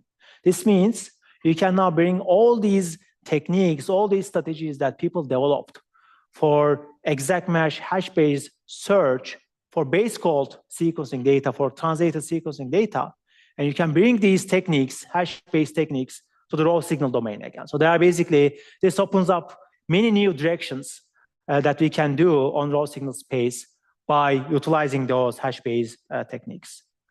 So then going back to the results that I showed you earlier, this was the result of nearest neighbor search. And this is how our RawHash mechanism compares with the previous state-of-the-art work. So this shows we can finally achieve real-time analysis for the first time for very important genomes such as the human genome. But then what about, go ahead. Do you have a question? Yes, but I was waiting for you to finish your sentence. So I'm going to move on to accuracy. So if you have a question related to it. Yes, so you have a great achievement of 19.9x speed up. So you have a lot of margin to sustain the real-time analysis. So my question is, given that data generation speed also increases, how long do you think that this will keep the computation up with the data generation? So do we have like, are we okay for the next 5 years, 10 years, or 100 years, for example? So we don't have a law similar to Moore's law to give you a trend in terms of that. We know that the data generation speed is increasing, but so I cannot tell you how fast it will be. So what I can tell you is for a long time, maybe from 2016 to 2000, maybe 22, it has been more like 4,000 signals per second. And from 2022 until now, it's like 5,000. So there is a trend, and maybe this can give us some idea, or maybe there's a barrier somewhere that will stop there, right? Because we won't be able to further sequence it faster because the sampling of that molecules will be an issue over there. So I'm not sure if we will hit a barrier. So, but these are the 2 data points that I can tell you. But I hope, at least, given the trend that we have maybe 20% increase over the few years, hopefully this will give us enough time that will design maybe even faster, better algorithms that will be much faster than this 20x by the time that the data generation speed reaches to that 20x limit. And we're working on these basically already. Okay, so okay, just a follow up quickly, but I'm not expecting a very precise answer to this anyway. So I guess at some point this data generation should be bound by the latency of the chemical reactions, right? So where does that sit in this plot, for example? So are you asking for the theoretical limitation? Yeah, sort of like the limitation caused by the latency of chemical reactions. So I guess for this, I would have needed to give a little bit more background on how nanopore potential sequencing works. But at least just a very high level recap is, so what's happening? So this nanopore idea, there are signals that we're focusing on are generated a sequencing machine called nanopore sequencing. And this, the idea in nanopore sequencing, just to give background for everyone. So the idea in nanopore sequencing is really, you have maybe 2 layers where you isolate the 2 layers with a particular membrane, right? And the idea is you insert an open channel, open pore between these 2 layers, and you let the DNA molecule pass through that open pore. And as it passes through, there are electrodes that, so initially there are currents flowing through these pores, even without having any DNA molecule, because we're applying a voltage, so there's the voltage difference, the currents are moving. And the idea is really, when you insert a molecule, it will move through this, again, tiny pore. But the idea is, as it moves, what sort of disruption it will cause in the current flow, right? And this disruption usually gives us an idea of what sort of molecules that we're sequencing. Idea-wise, this has been known since 1980s, and when this was first theoretically tested, people saw that this DNA molecule moves really fast than how much we're letting them to move right now. So I cannot give you a number now in terms of how fast they were moving back in 1980s. But the issue was, since it was moving really, really fast, you could not really generate a single electrical sample reading for every character, every base that you have in the molecule. So this means you could not really achieve single base resolution in terms of sequence. You could only loosely maybe sequence certain parts in the entire molecule. So basically, just to maybe recap everything, since this our sampling rate or sampling capabilities was a problem, people needed to slow down the speed of the DNA molecule moving through those pores. And right now, it is 450 bases or 400 bases per second. And we can slow it down, we can increase it, and so on.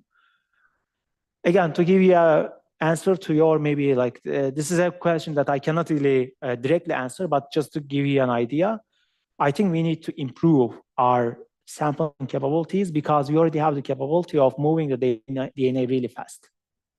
So if we have fast enough sensors to identify that, exactly, we can easily go orders of magnitude faster in the data generation. Potentially, yes. Of course, there are other issues that I'm not covering today, but these issues are mainly sampling-based and computational issues. Okay, yeah, thanks. I have a small question. So for the larger sizes, we see a huge acceleration. The results are really good. But for the smaller genome sizes, we see a drop in computation speed. And my question is, why is that? And is there a fundamental trade-off that when we try to optimize for larger genome sizes, there's a drop in performance for smaller genome sizes, or is this something specific to this algorithm? And is this important to keep the computation speed for smaller genomes? Or I guess the question is, why is it slowing down as the genome size increases? Yeah. Yes. Right. Is there any other aspect? No. The question is, for smaller genome sizes, we see a drop with RawHash. Yeah. This is because of the complexity of the other algorithm. Okay. So the complexity is over there is higher than the hash-based search. So then you would naturally expect a steeper decrease in the runtime as the genome size, as the search space increases. Okay, good. Thank you.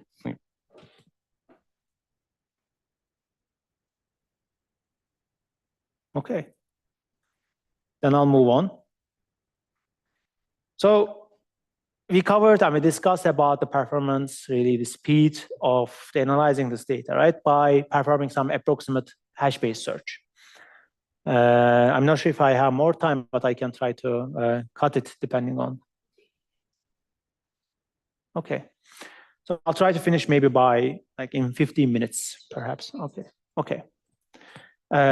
So then by performing approximate search, of course, we can maybe achieve faster analysis than performing sensitive analysis, right? But then what about accuracy, right? Because the approximate search should be intuitively less sensitive than the nearest neighbor search.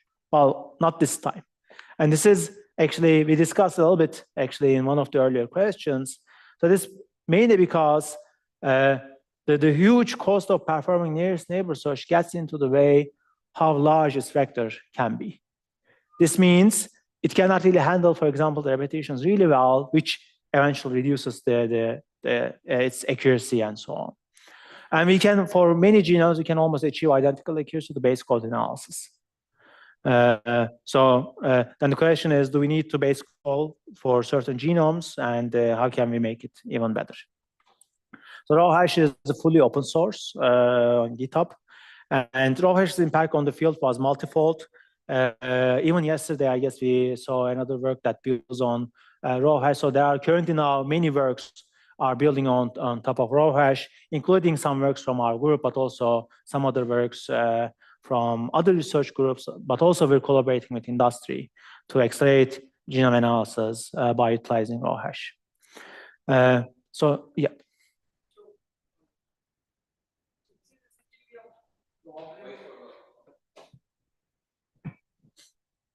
Thank you. So this is the problem that we are looking at, is to do a similarity search of two analog signals, right? And the way that we are doing it is to convert these analog signals into some quantized form. So there are other ways to do this. Like, for example, I might be wrong completely here, like discrete Fourier transform, or let's say fast Fourier transform. So, and we have, let's say there are works that maps these algorithms into analog in memory kind of devices, right? Like we saw some of Saibal's work is probably doing the same thing, right? So do you see a use of those algorithms in this case? This is a good question, Raul, thanks for that. And for Fourier type transforms, what we lose is really mainly is the single base resolution of the DNA molecule, and what we usually gain is what the overall, let's say, the structure of the entire raw signal looks like. And this can be an important information. So it really, again, it goes back to my answer. It really depends on the application. Even at the base, even at the translated, for the translated reads, right, where you translate down the individual DNA characters, there are some applications that really do not need the individual base resolution. Rather, they want to somehow summarize the entire collection of raw signals so that they can estimate the similarity between multiple genomes, for example. So given the application, I see the benefit of using FFTs for this type of analysis, but maybe not necessarily for single base resolution. But this is a very good question, and I would look forward to, of course, like discussing more and see how we can do further. Yeah, makes sense. Like, for example, if we want to quickly, let's say, discard that if this sample is coming from some specific virus or bacteria, Yeah. like of the overall view of the sample rather than just, per base-wise information, maybe Exactly. in those cases you. In those cases, it can be used. Okay. Yes. Okay. Makes sense. Thanks. Yeah.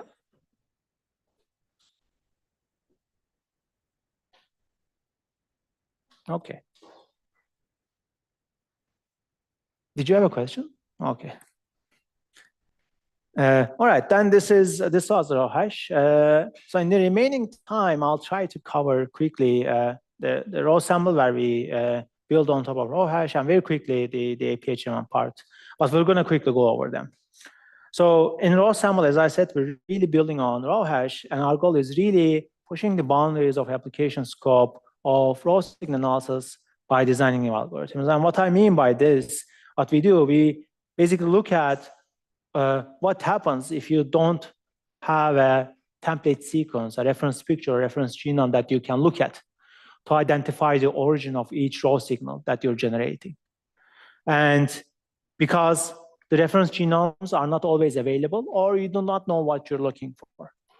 And to do so, people actually, what people do is they can reconstruct genomes from scratch by overlapping reads to each other by stitching them together, right? By finding overlaps between them. But the existing solutions really cannot find these overlapping reads without base calling, without any translation. And there are basically challenges to it, right? So you could simply say, oh, maybe we can just simply use RawHash, and then because RawHash finds similarities between a raw signal and the reference genome, which is represent that raw signal, but a synthetic version of it, right? But right now, we don't really have a synthetic raw signal, which is a reference genome, which is less noisy. Rather, we need to identify hash matches when both signals are noisy. So you have an increased noise in the environment. We don't necessarily are trying to find a single best position in the reference genome. We're trying to find all possible overlapping regions between many useful overlapping pairs that is known as all versus all overlapping. So that from these overlapping regions, we can construct paths by stitching these overlapping regions together so that we can construct the assembly from these overlapping regions. So basically, we address all of these challenges in raw sample, and this is the first mechanism that can perform all versus all overlapping from raw signals. So I'm not going to describe you the mechanism given the time limitations, but I want to quickly show you two quick results so that you can see what we enable by raw sample. Here we first look at basically how much time that we're taking with raw sample to find overlapping regions between raw signals, and also we're looking at how much time that we take to do the same task by first translating these signals and then finding overlapping reads by using the state-of-the-art, one of the state-of-the-art tools. So here, and across many different genomes. Here, what we see is that raw sample achieves speed of around 60x, 60 times than, and essentially these are, we're basically looking at the translation using CPUs and also translation using GPUs. And basically, when we use the same hardware to do the same task, we see that raw sample can achieve 60 times improvement because eliminating the translation leaves a significant room for performance improvement. But even beyond, even to compare to the GPU-based base calling, raw sample can still achieve 2 times better improvement in terms of performance. So this figure that you're seeing here are mainly the assembled pieces that we constructed by stitching these reads together from their overlapping regions using raw sample.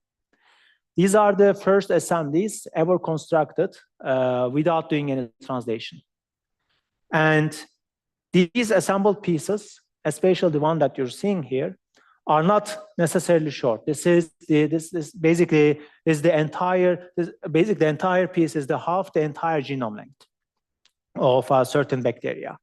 where the average read length is 400 times shorter than this assembled piece. So you can imagine 400 different reads are coming together to create this assembled piece here.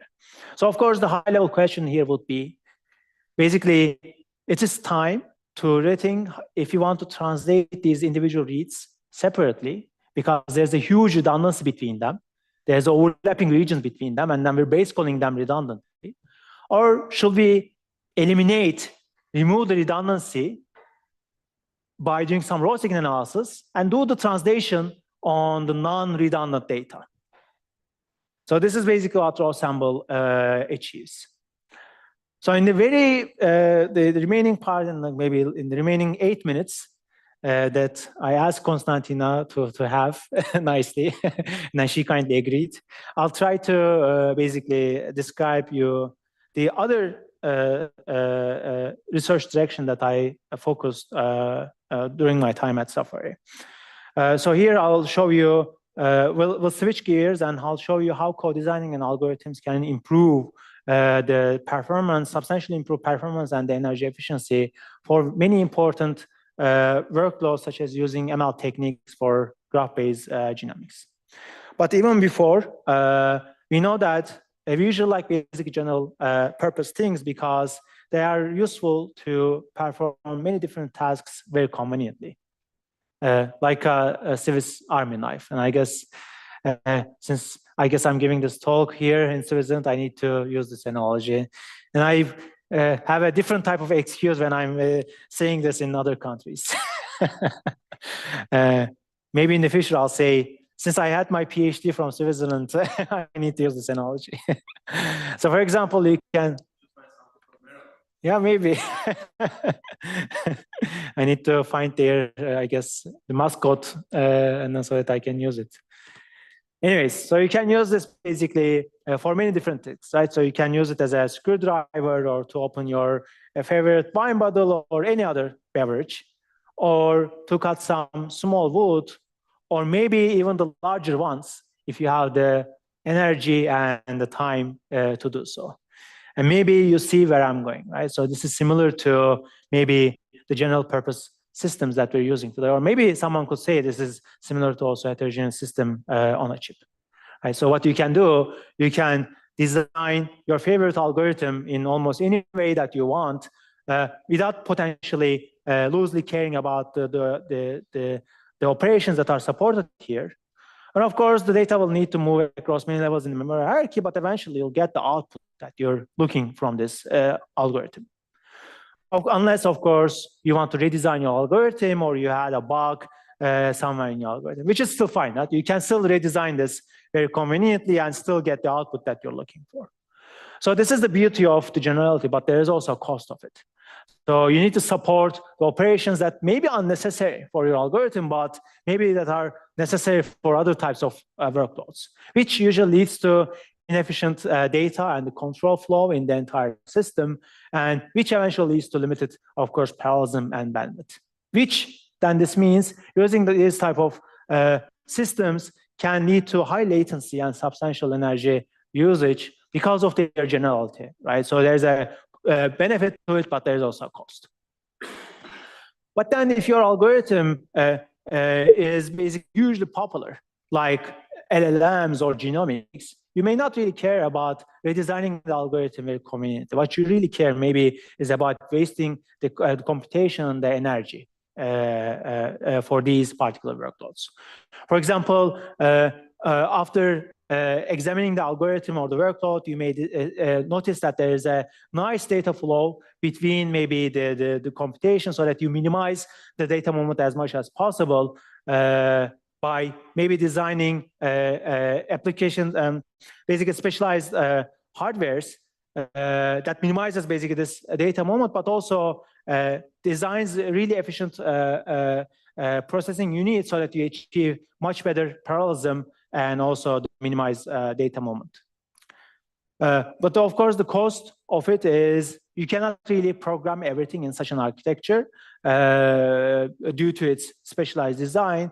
But also, of course, there's a high manufacturing and engineering cost. But but you can essentially amortize these costs if your application is hugely popular. And people have been doing this, right? People have been designing accelerators for AI and for genomics for many, many years. So the takeaway is the important and commonly used applications demand specialization. And one such application is really using graphs for genomics, because this can be really used to avoid redundant comparisons and storage. And also it provides some rich information on expected variations that we have in a genome. And these graph-based applications in genomics are used in many different ways. For example, we can generate graphs to represent a certain family of proteins, so that you can align each protein to these graphs to identify whether they are coming from that protein, to understand their functionality, or learn from the errors, the mistakes that your sequencing device will make, and represent these errors, potential errors, in a graph-based structure so that you can correct them. Or learn from the expected variations and represent them in the graph so that you perform alignment much better accurately and quickly. And in the underlying structure of the graph, one underlying structure of such graphs in genomics is something called probability Markov models, or PHMMs. This is basically a probabilistic graph structure.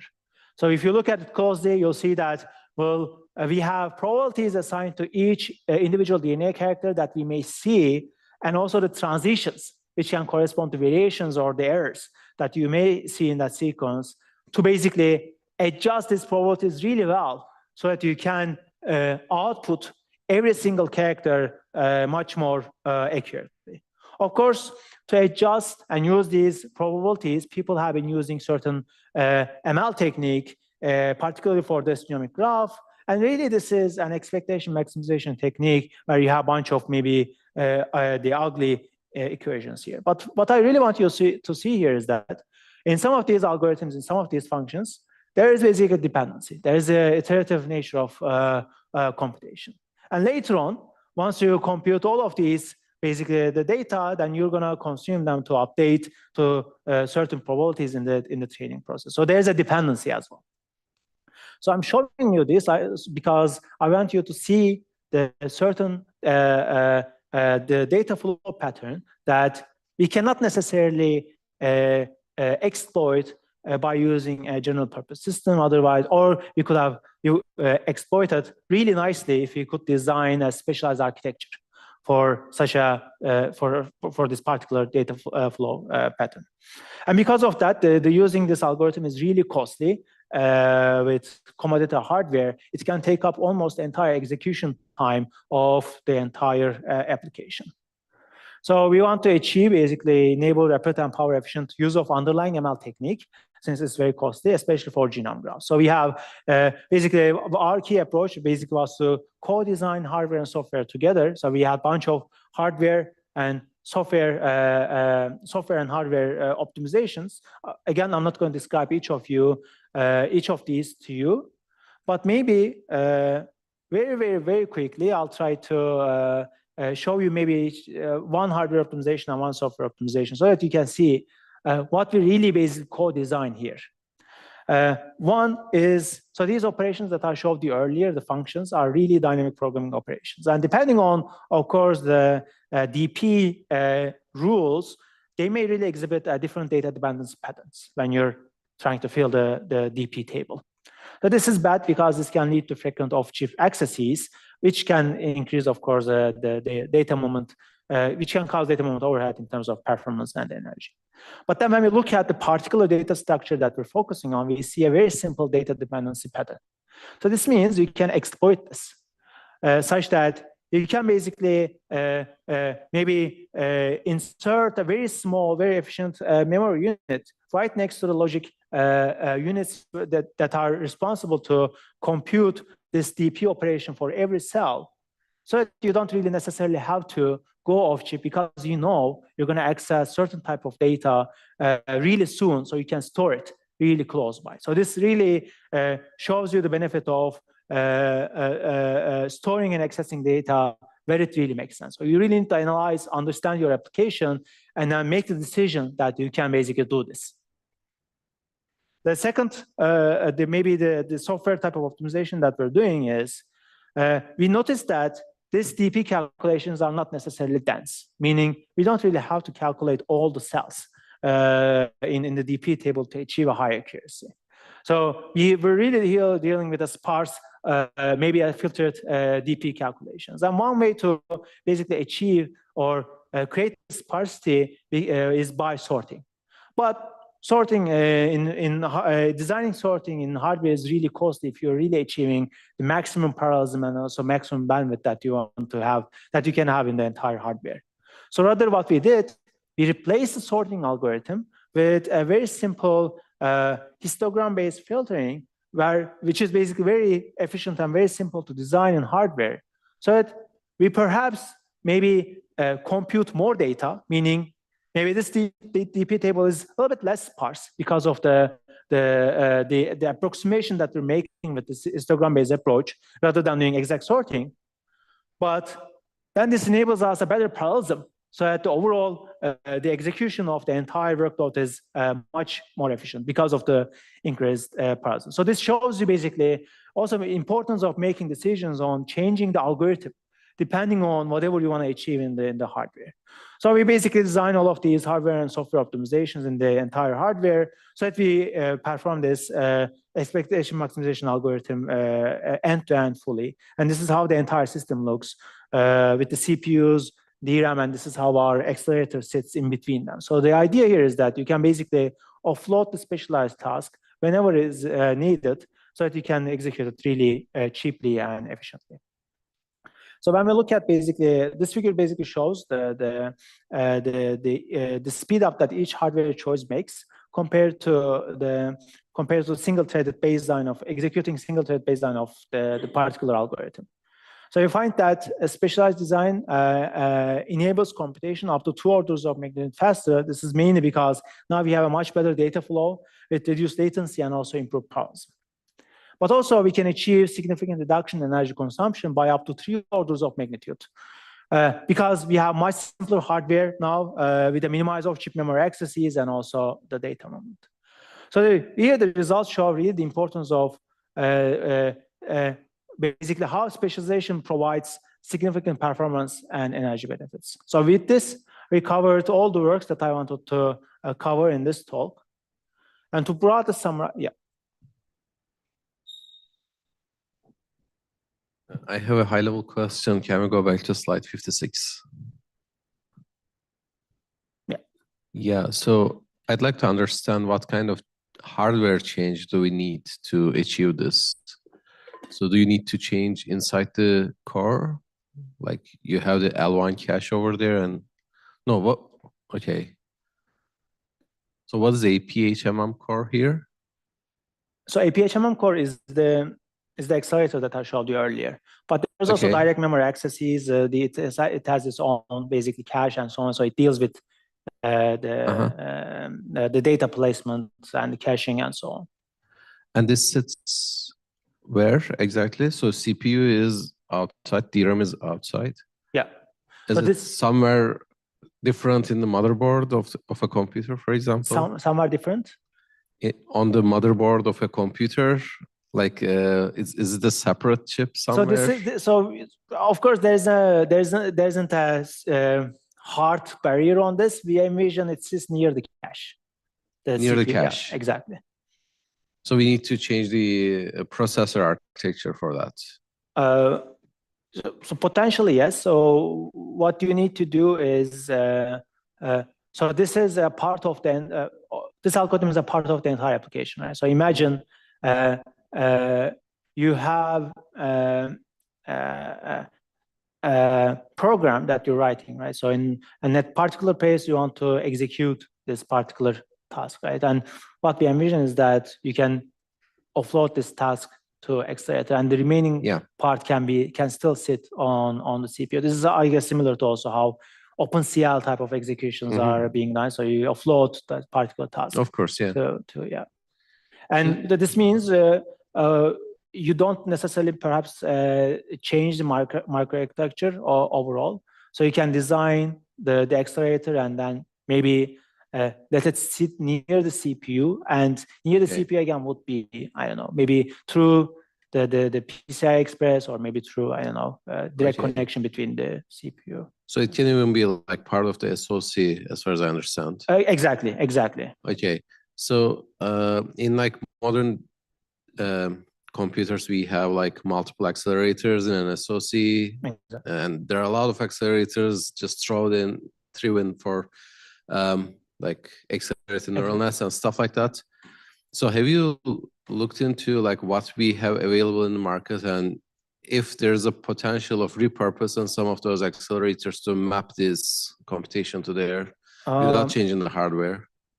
I guess closest would be the ones that can perform DP operations really quickly. We know that there are hardware with specialized DP instructions, right? So this type of approaches could be repurposed to use.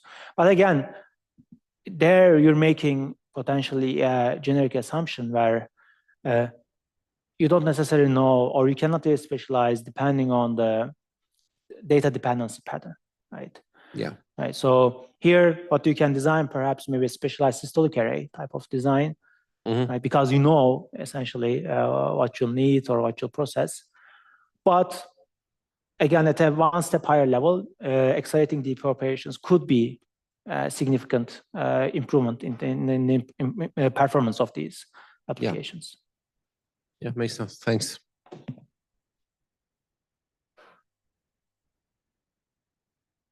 Okay. And I'll basically very quickly finish by broadly summarizing the overview of the passage search. So I worked on basically designing real-time and portable solutions for raw signal analysis, also data-centric and AI-driven genomics to transform individual reads, also designing accurate and fast algorithms scalable to analyzing large volume of genomic data. And really the long-term goal of my research is to enable the effortless integration of genome analysis-driven solutions in our everyday lives. And this has many, many applications from, for example, very frequent neonatal screening to continuous monitoring of health, maybe using even smartwatches, or again, food profiling, very frequent for food profiling, and designing drugs very frequent and efficient, and as well as the agricultural impact of it. Of course, there are many problems to get there. For example, the expertise is currently required. There's a subpar data quality and so on. But we see basically a very good feature trend in terms of the data quality, so that we can get to the long-term goal that I showed you earlier.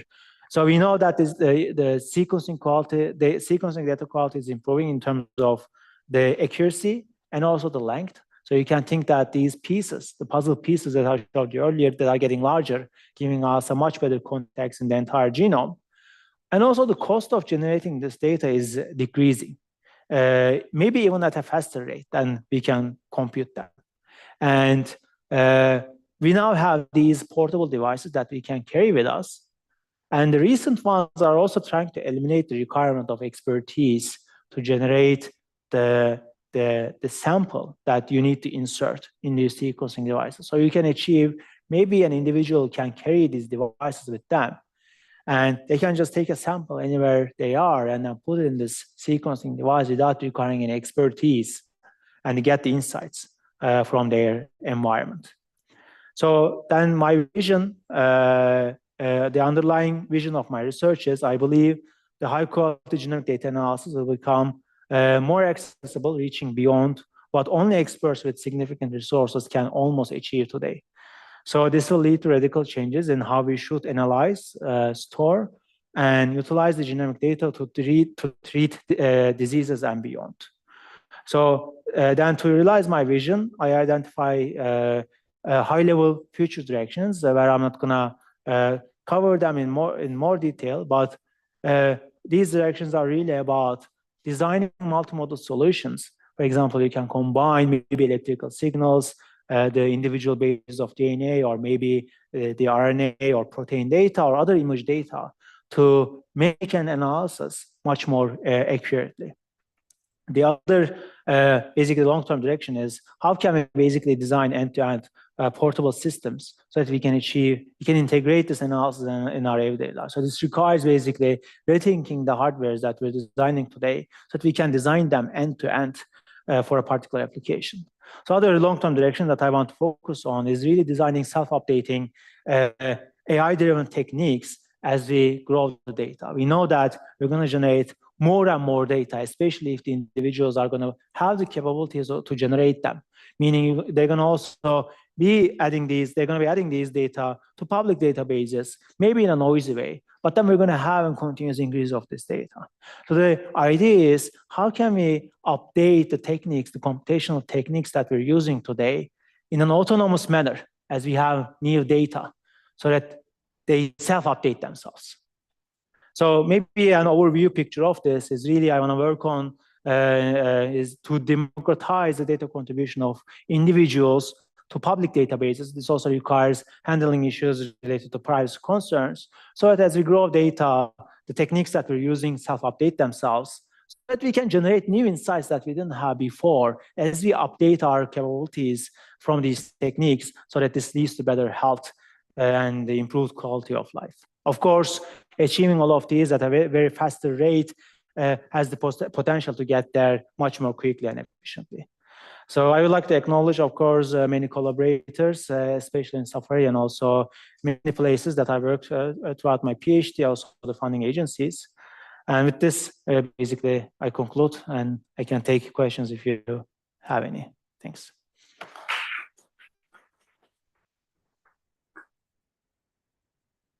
Okay, thank you, everyone. Do you have questions?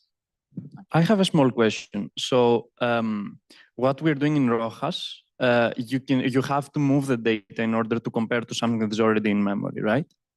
But what we're doing in RawSample, you don't necessarily need to move the data. So you can use the raw signal in order to group samples together and then send to compare to memory. Could this be done in network? So could we compute this in network while we're moving the data to a memory device?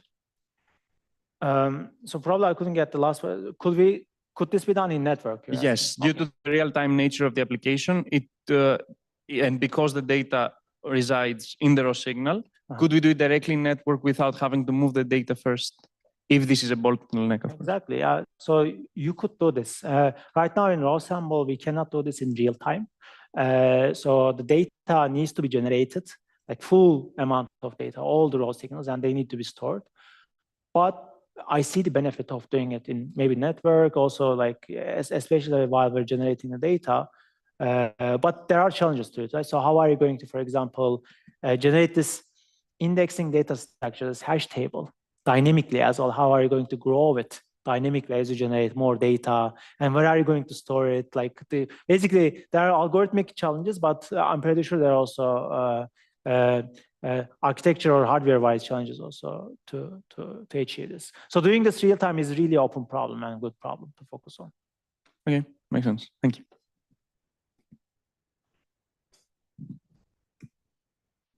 So I have more of an ethical question. Do you think, like going into the future, we will face an important privacy or safety risk where if we get a point where these portable sequencing devices with real-time capabilities are become more popular, so everybody has one in their pocket, and we can all sequence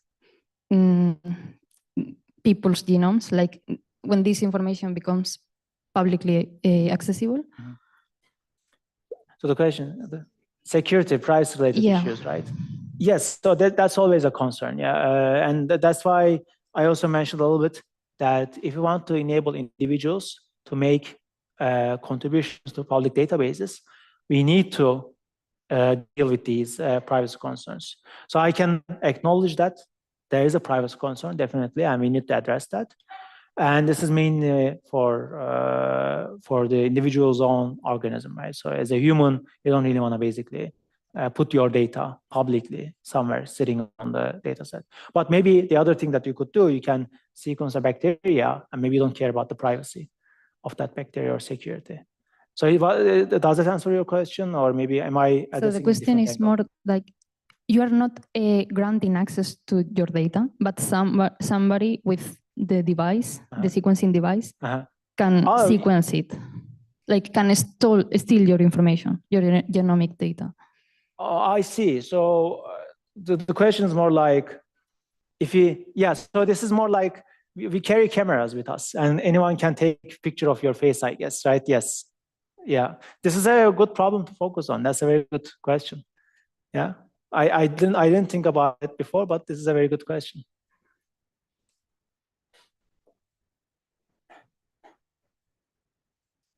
So I have a follow-up to Susanna's question. So I think that's a real concern, and your what you said about privacy is also a real concern. I want to add a third one and ask like if you have any plans for that. When you democratize this data collection, you're basically like allowing a huge amount of people to contribute to this data set, right? And you're training your AI models based on that. So I can easily see some people adversarially put in some data, you know, that can make things bad and inaccurate, Exactly. or train the whole algorithm in a certain way that is not the correct way. Yeah. So are there any like concern or like plans for that in the future? And this is not, this is a very good question. It's not a concern only for genomics, right? It's a concern for almost any AI model that we're using today. So how can this can be attacked in an adversarial way so that either the training goes wrong or you get basically some concerning answers basically from the model, right? I think this is a very open problem for many different fields. And this also applies to genomics, and that's why it is very important to work on. I can acknowledge that this can definitely apply to genomics also.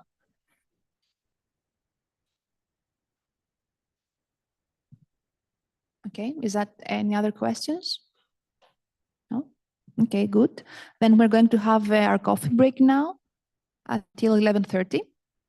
And then we're back at 12 with, what? Okay. No, sorry, 11:30. in 12 minutes then, for people outside.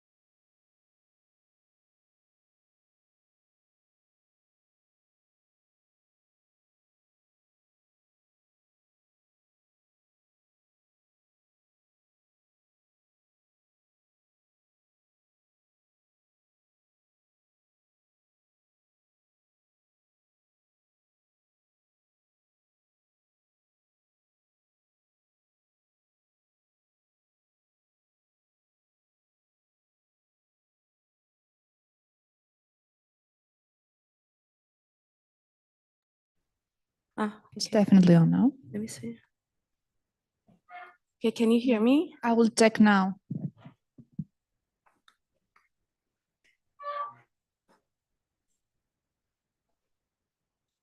Hello, hello, hello. Do you check? Yeah. Okay, hi everyone. I'm going to talk about MEGIS, high performance, energy efficient, and low cost metagenomic analysis with in-storage processing. Okay, so I think we went through this with Konstantina, and here's the link to my website if you want to learn more about my research. So I start with a background on metagenomics. Metagenomics is the study of genome sequences of diverse organisms within a shared environment. The shared environment can be blood, gut, ocean, soil, etc.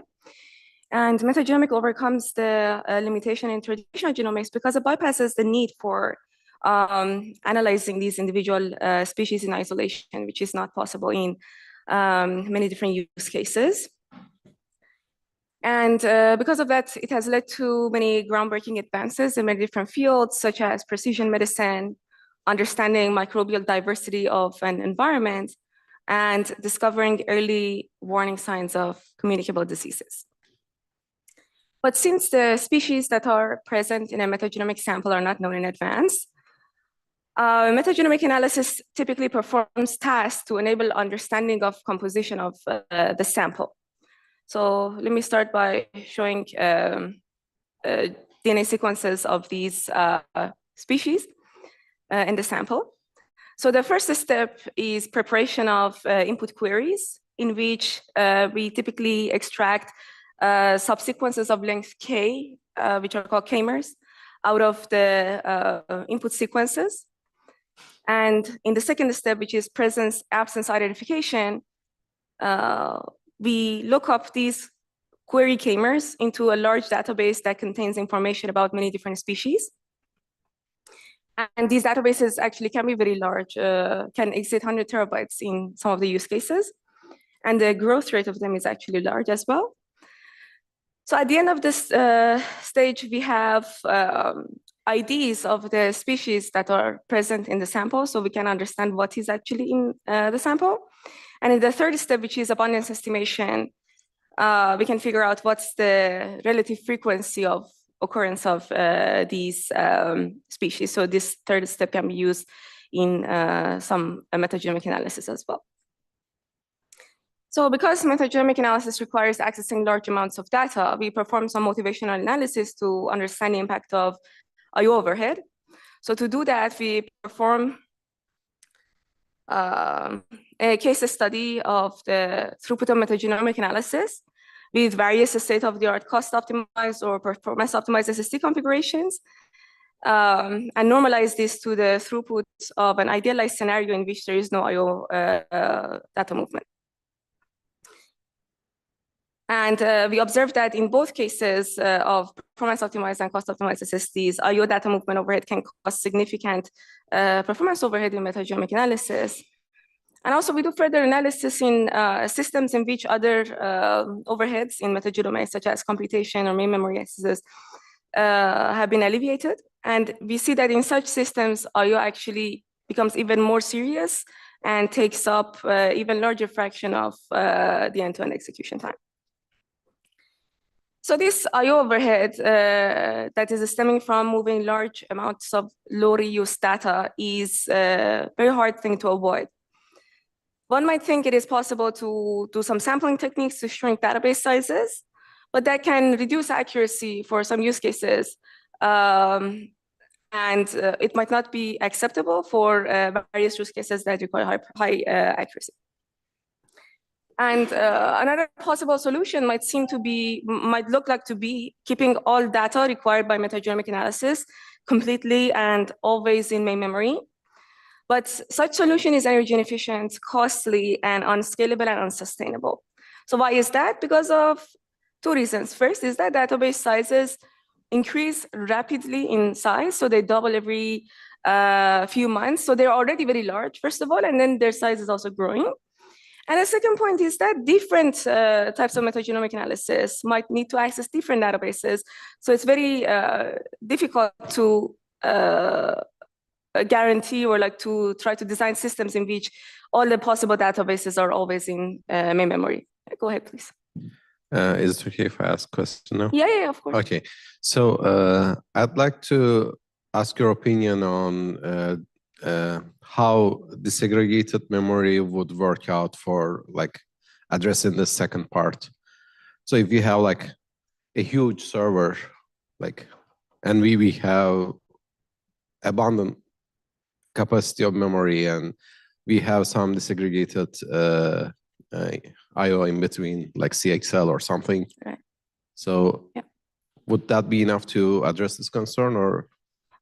Actually, the second point is talking about that scenario. So I'm assuming that we have a disaggregated memory, or we have the CXL-enabled memory, and still keeping all the data that you would need, all the possible data that you would need. First of all, is energy inefficient, because as we discussed here, you might need different data sets or databases in different types of analysis. So perpetually keeping all of that in main memory would be very energy inefficient. And also, it's not a scalable solution.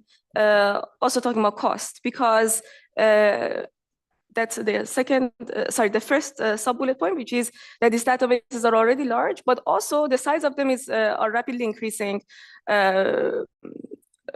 in many different applications. So why is that? Because consider the microbes on the surface of Earth. Right now, we do not know more than 99.99% of them. And as we keep discovering different species and collecting more data, there might be need to enrich these databases over time. So it's not, given the volume of data that we need to work with, it's not a very energy efficient or cost efficient solution to rely on keeping all that data in main memory. And actually later in the talk, I will show some performance analysis of a scenario that we keep all the data already, like we assume that we have large enough DRAM to keep all the large scale data in it, and compare it to a scenario which is enabled by Megis to perform some computation inside the storage system. And in that configuration, we assume very kind of like significantly smaller DRAM. And we see that we can even, in these two different scenarios, we can get significantly higher performance in the second scenario. So not only the performance is better, the cost also would be more reasonable in that sense. So just a quick follow-up, then are we talking about like terabytes of data or petabytes of data, like that scale, or like is it like hundreds of gigabytes or? So 2 points. One is that individual databases, the sizes of them can exceed, for some use cases exceed even 100 of terabytes. And many different use cases also can have various terabyte scale databases. But I think the more important issue to consider is that we don't need one single database for all different use cases, right? It's not also the individual size of databases that need to be considered. I see, thanks. Yeah, sure. Okay. So motivated by this point, go ahead. Yeah, in disaggregated memories, doesn't the privacy concern also come into question? Because I would suppose going out of a single host would demand some privacy sort of guarantees that could incur even more latency. Is this something that exists, or?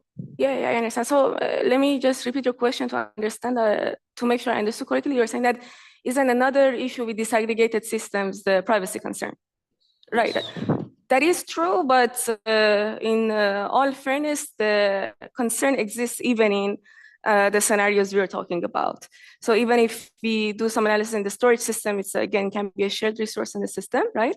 Okay, so yeah, okay, so even in the host, I think it's an orthogonal problem that can be applied to many types of genome analysis systems.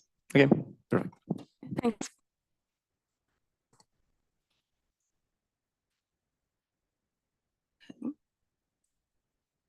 And there are a lot of solutions that people are investigating for that important problem. And I also believe that near data processing and in storage processing particularly can help alleviate some of those concerns, but that requires designing specific mechanisms, having that in mind. Yeah. Okay. So motivated by these points, our goal in this work is to improve performance of metagenomic analysis by reducing the large data movement overhead from the storage system in a cost-effective manner.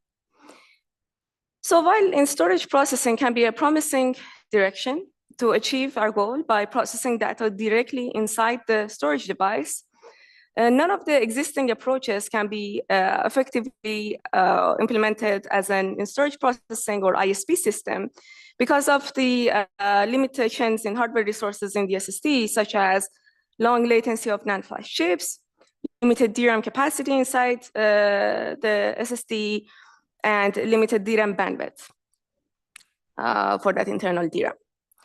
So in this work, by addressing these challenges, we propose MAGIS, which is the first in storage processing system for end-to-end metagenomic analysis. And the key idea of it is to enable some cooperative execution for metagenomic analysis, which is enabled by hardware-software co-design between the storage system and the host system.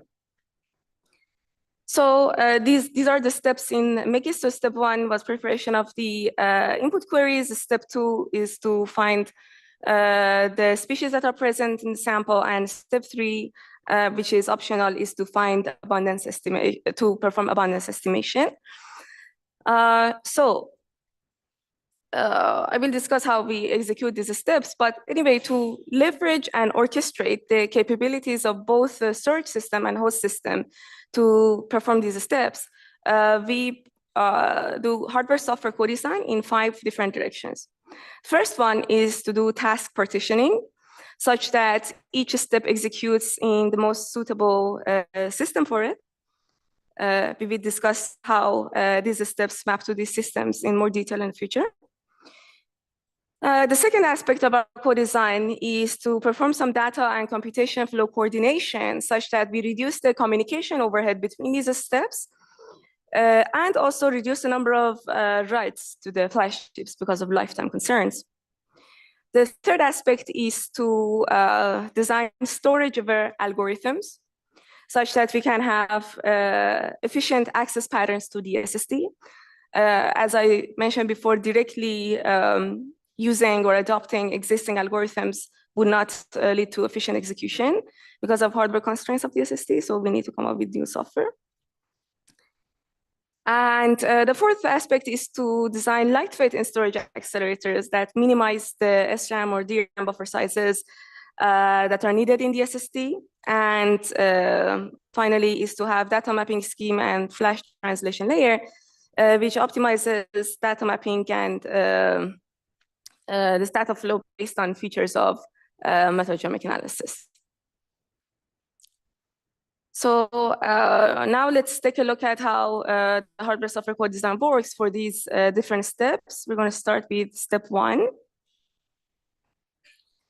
So MAGIS works with lexicographically sorted data structures to avoid expensive random accesses to the SSD.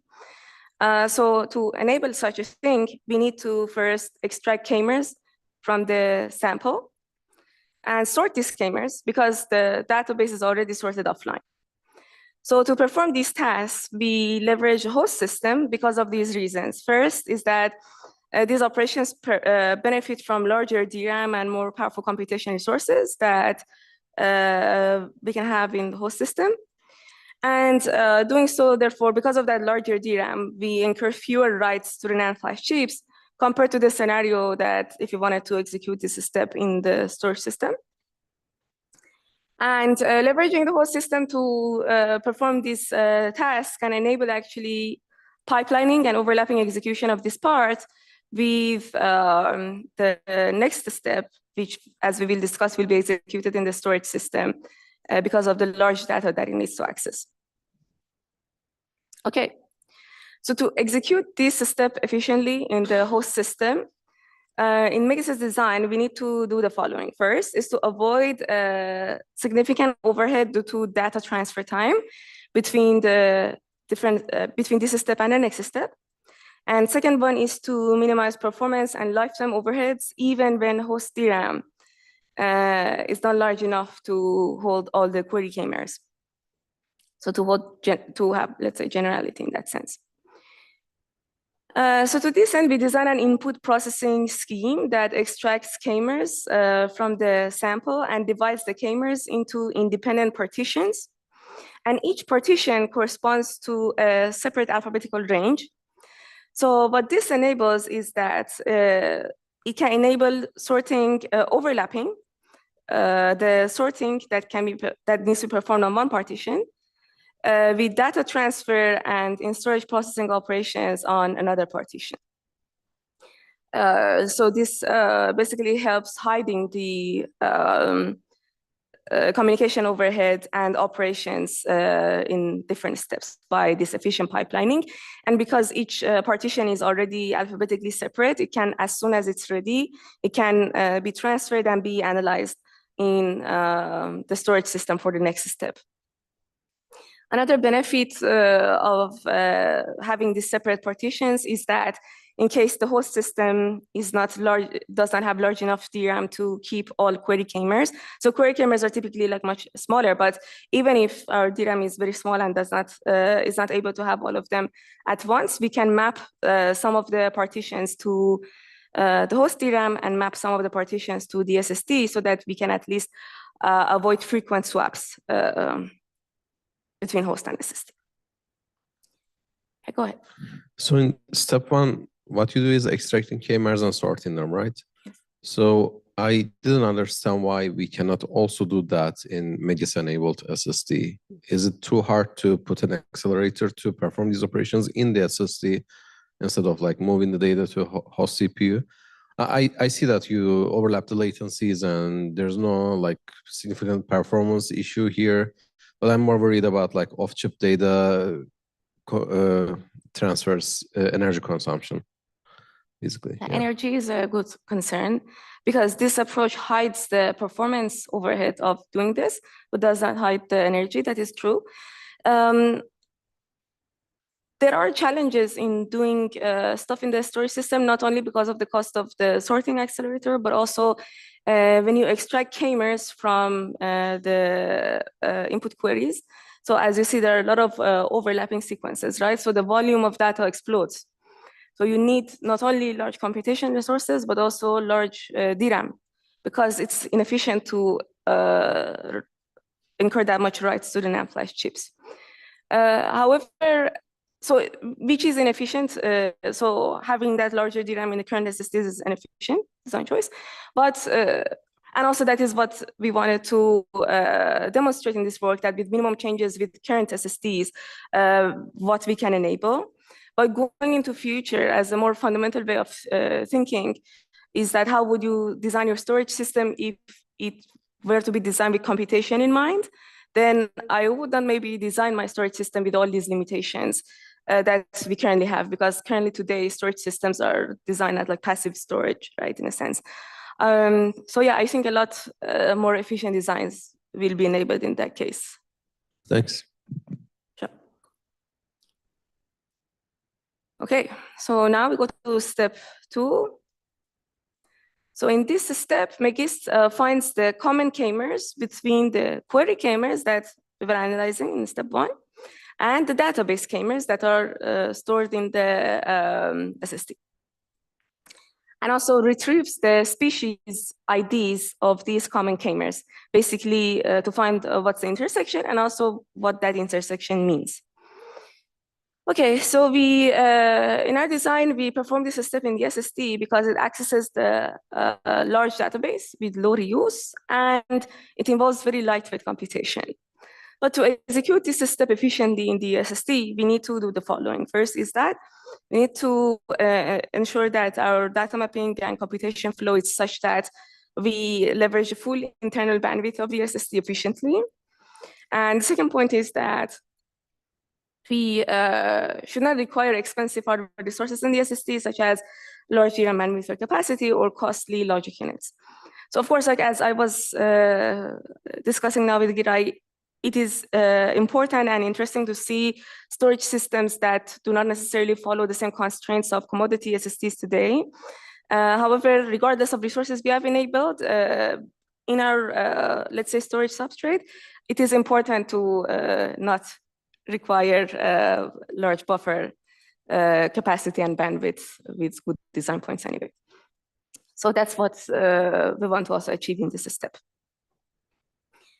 So relying solely in the internal DRAM in the SSD with its limited bandwidth to buffer all the data that we read from the NAND flash chips with full bandwidth, and also to buffer the data, meaning the queries that are arriving from the host system from the previous step, and to store the intermediate results. So all of that will pressure the limited internal bandwidth of the SSD. So to avoid this overhead, we adopt an approach to perform computation directly on the NAND flash data streams without the need to buffer this data inside the internal DRAM. However, this can incur large buffer costs, so we leverage features of this metagenomic analysis step to reduce the size of buffers and to find what's the smallest buffer size that we actually need to perform computation directly on the NAND flash data streams without needing to have larger buffers either in SRAM or DRAM. And by looking at how this data actually is being accessed and how it's needed, we minimize the buffer sizes to just be 2 registers, 2 K-mer registers to hold the data per channel. So this very lightweight design actually enables looking at K-mer intersections against this large database with hardware with very low area cost. And then the data gets written in the internal DRAM, the common K-mers between the query and the database. And the next step is to retrieve the species IDs of these common K-mers by looking up something we refer to here as a sketch database, which stores K-mers and representative K-mers in different species and the IDs of these K-mers. So by looking up at intersecting K-mers into these sketches, we can retrieve the IDs. So when the number of species that we need to store increases, the size of these data structures can increase significantly. So there's been a lot of efforts to make these representations more space efficient through more compact structures. However, adopting these compact structures inside the SSD is very challenging because they require a lot of pointer chasing operations, which is difficult to handle inside the SSD because of the large latency of NAND flash memory. So in our work, we design an intermediate approach, which we refer to as K-mer sketch streaming or KSS. So it is significantly smaller than the baseline way of storing the K-mers. However, it is still larger than the state-of-the-art compact representations.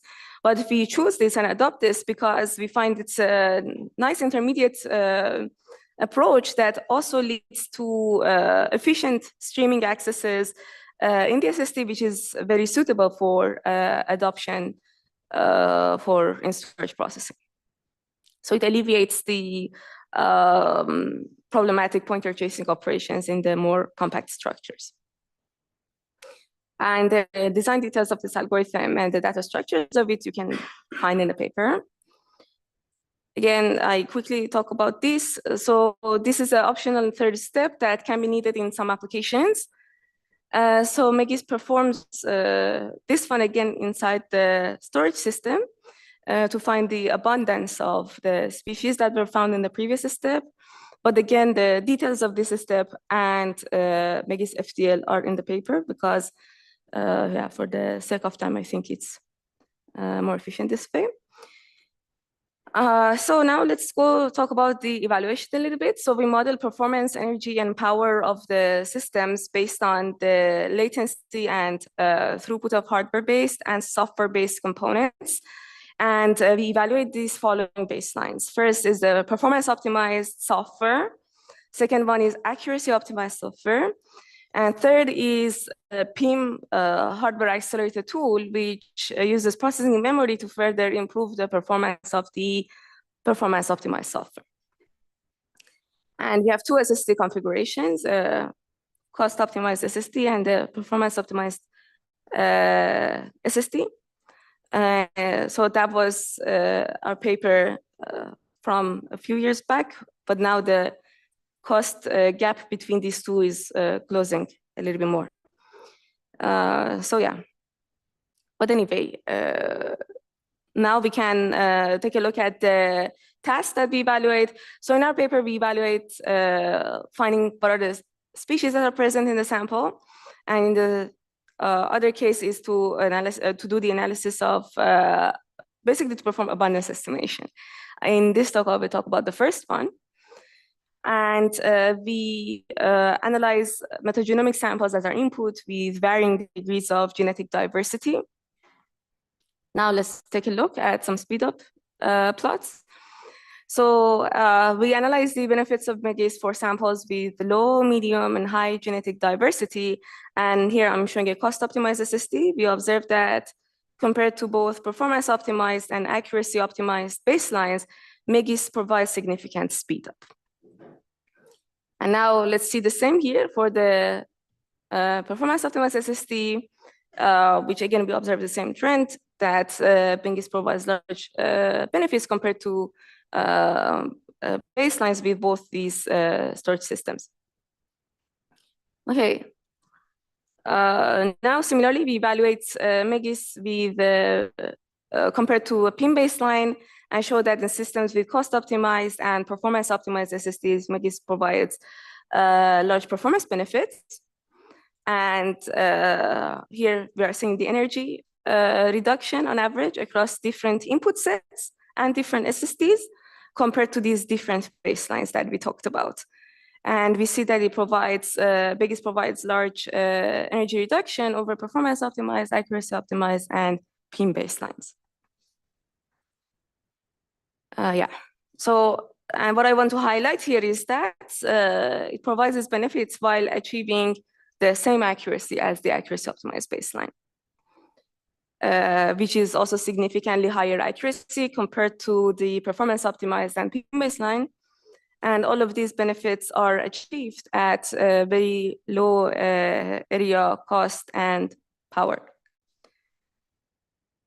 Okay.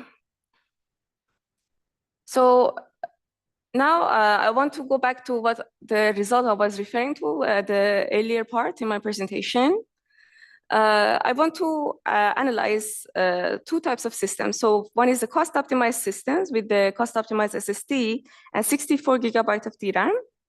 And the other one is a performance-optimized system with performance-optimized SSD and 1 TB of DRAM. And here we are observing that in both cost-optimized and performance-optimized systems, both of these baselines have significantly lower throughput compared to MeGIS on the cost-optimized system, meaning, yeah, so this is apple-to-apple comparison in a sense, if they're in the same type of system. But then if you compare the baselines in the more expensive system with MeGIS in a cheaper system, we still see large performance benefits.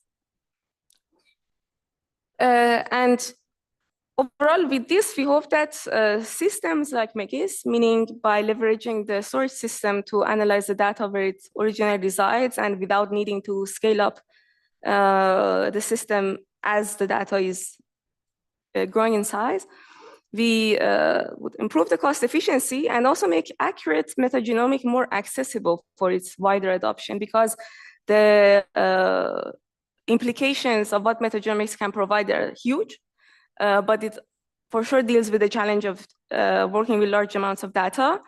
So yeah, that's kind of the overarching vision, that such type of systems hopefully will make this type of analysis more accessible.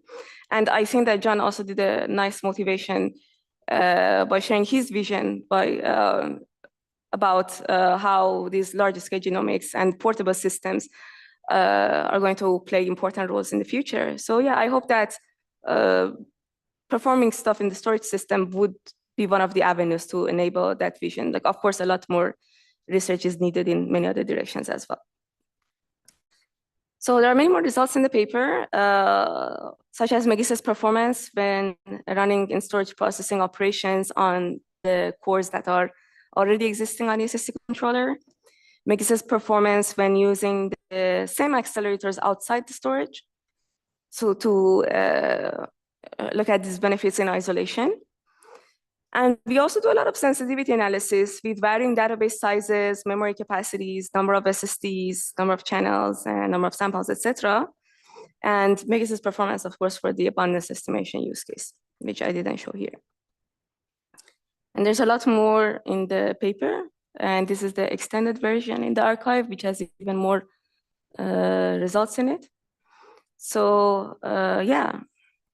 To conclude, metagenomic analysis suffers from significant storage or data movement overhead. And in this work, we propose Megis, which is the first in-storage processing system for end-to-end metagenomic analysis.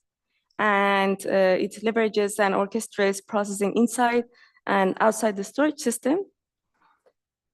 It shows large performance and energy benefits while achieving high accuracy at low cost. Yeah, that's it. Thank you.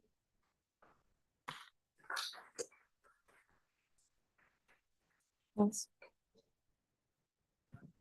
Thank you, Nika. Sure. Do we have more questions?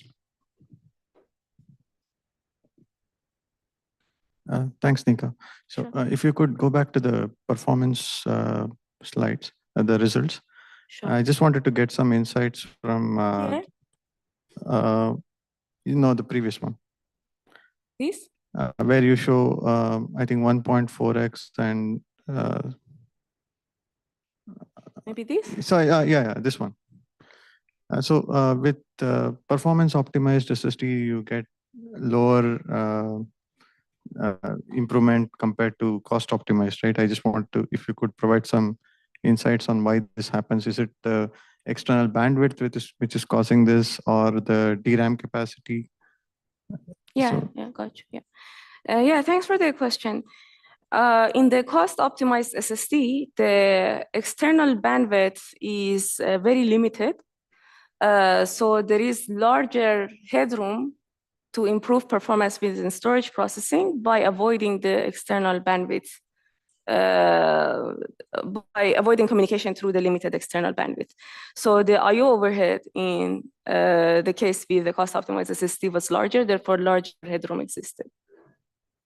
Does that answer your question? Yes, thanks. Thanks. Any more questions?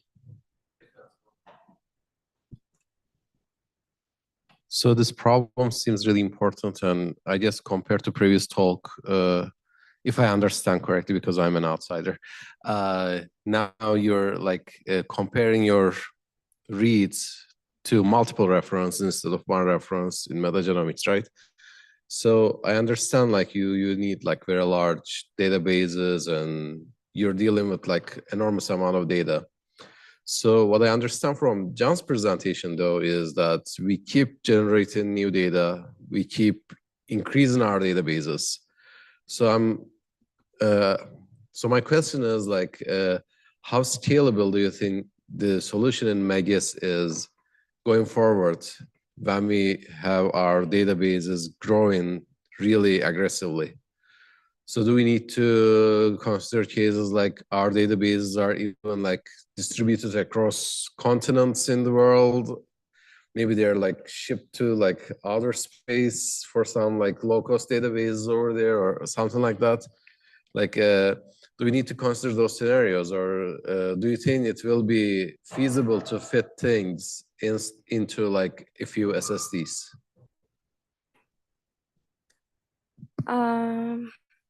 So what is the alternative you mentioned if you don't want to fit into few SSDs? So if you cannot fit, you need to distribute it across like multiple servers, right? Yeah, okay. Like many servers across the world, for example. Yeah. I think there are many different research challenges to look into that scenario. And a lot of important things that need to be solved there for sure. But let me just answer it from the perspective of Megis's design for now. The feature about Megis that works with distorted data structures enables very simple partitioning, right?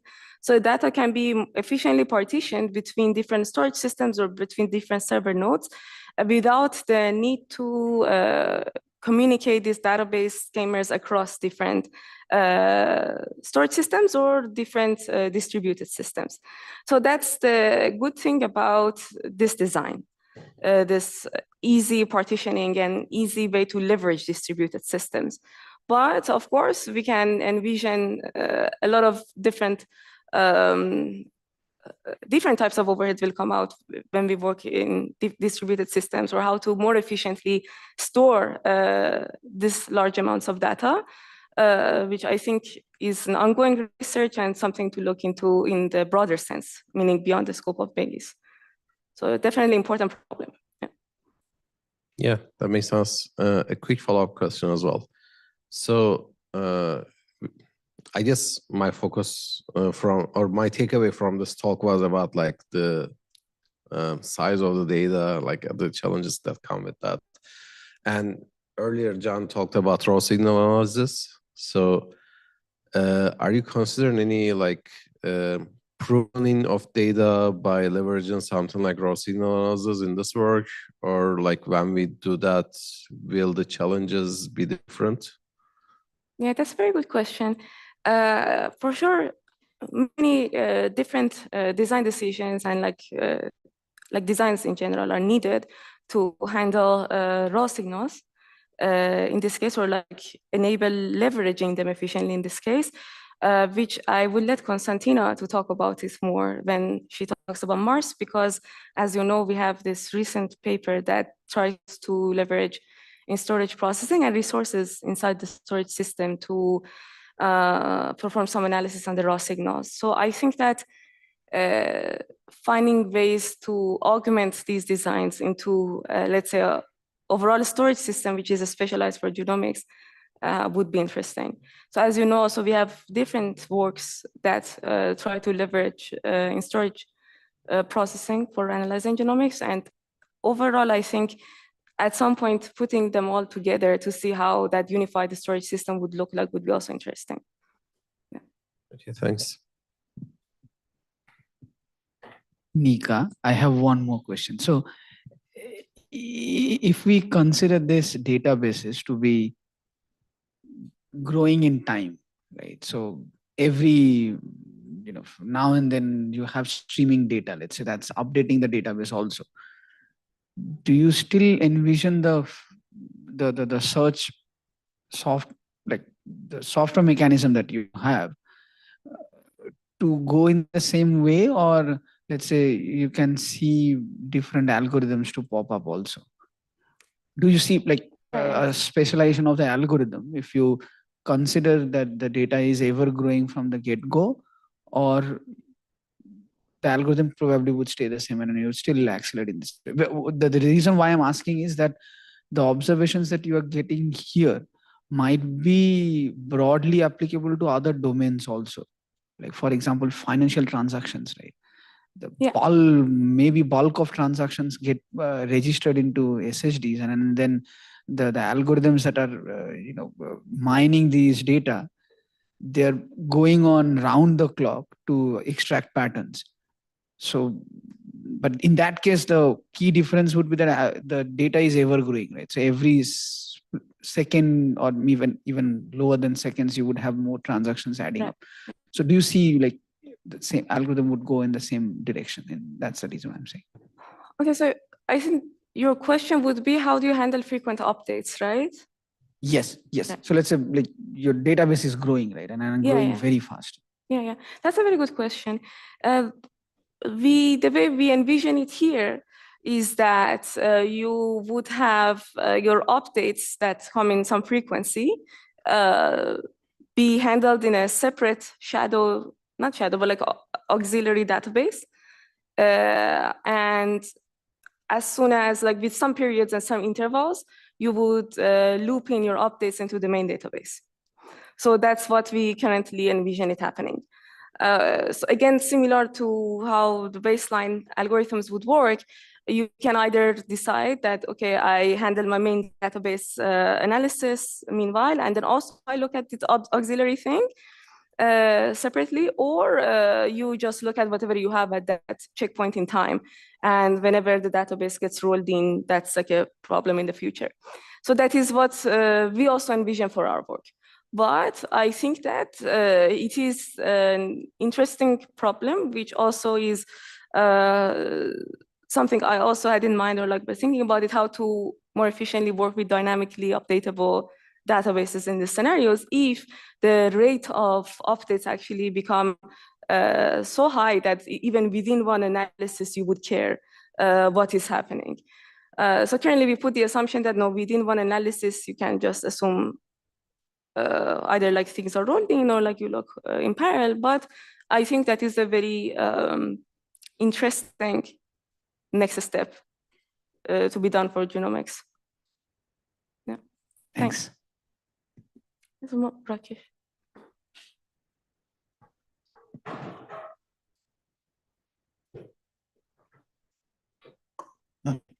I just want to know how much of a factor was reliability in your design while making your design decisions, because after a point, these SSDs are bound to have some errors, and you need to have some error correction latency, and that could also kind of add into the mix of, because while considering memory as a substrate, I mean, latency is quite low.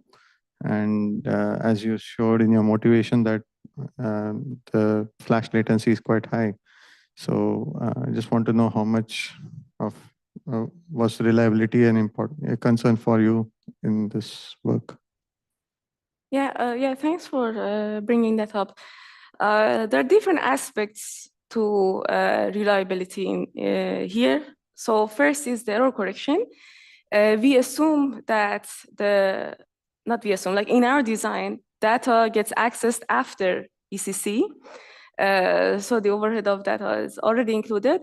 But the other aspect for reliability would be various types of read disturbances and how the flash controller would handle that.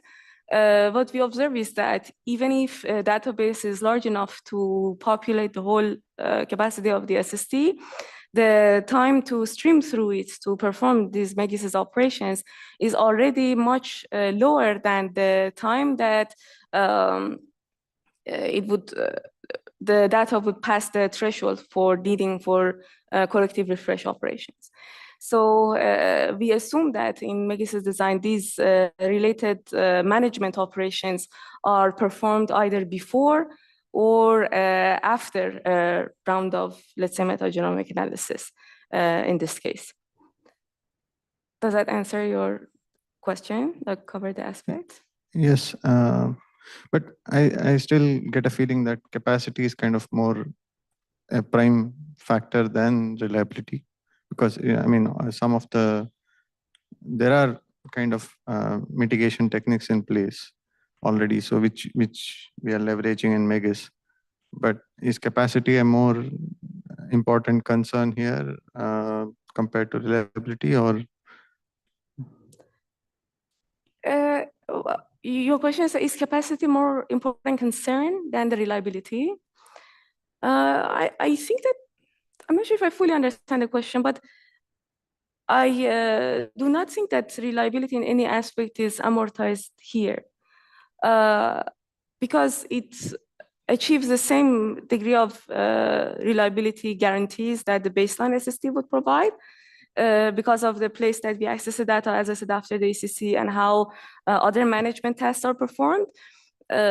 So we do not try to hurt that reliability perspective just because of leveraging the larger capacity in the SSD.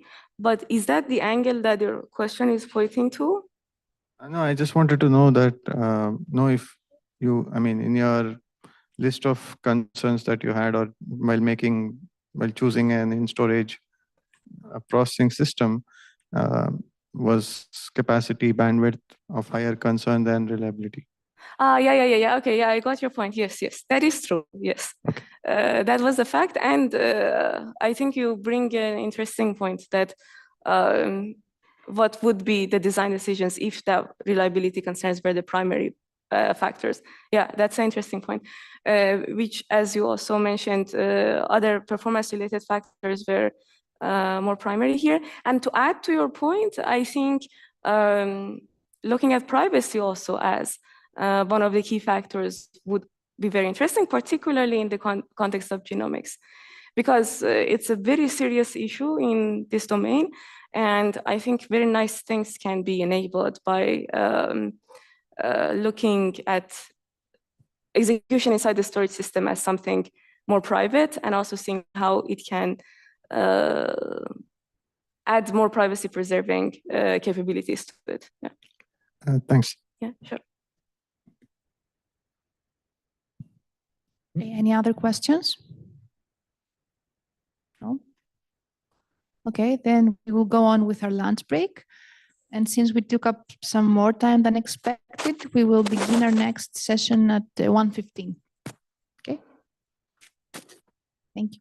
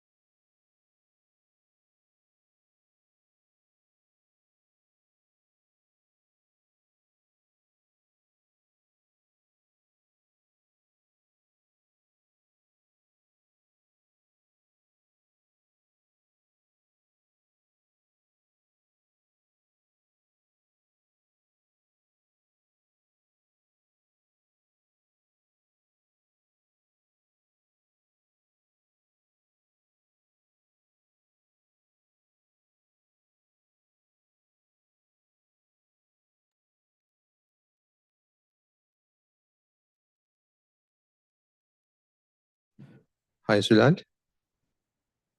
Oh, okay. You already shared. Hello. Ah, You very see my nice. screen, right? Yes, we can see your screen. Okay, great. I need to increase your volume a little bit. Okay. Okay. Can you hear now? Yeah, we can hear. Yes. Okay, Is it great. too loud? Okay, I can reduce it. I mean, it's okay for me as long as you can hear me well. Okay, let's try more. Okay. Could you keep speaking? Okay. Can you hear me now? Okay. Yeah, that's very clear. We Okay. can hear you. All right.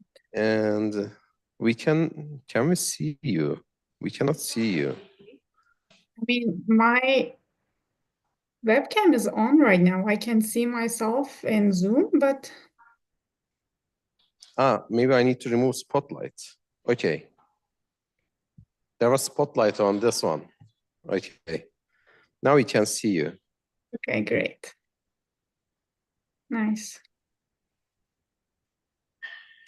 It's very nice to see you. Nice to see you as well. Okay. What else do we need to set? I guess it's okay, right?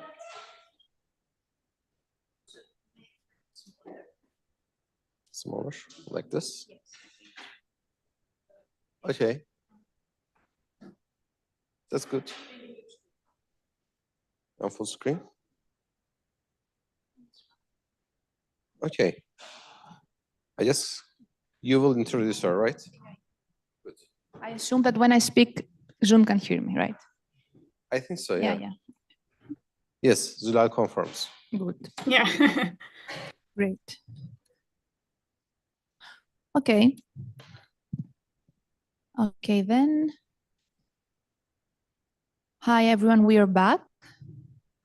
And now we will continue our workshop with the next talk that is given by Zulal. Zulal will provide a talk on the topic of accelerating pangenome analysis. Let me give you a small introduction, and then, of course, you can elaborate more on your background, Zulal. So Zulal is a senior PhD student at Bilkent University. In her research, she focuses on bioinformatics applications, computational genomics, and hardware-software co-design to accelerate genomics workloads. So she has already shared her screen with us. So Zulal, the floor is yours. All right. Thanks a lot, Konstantina. It was a very nice introduction, very nice of you.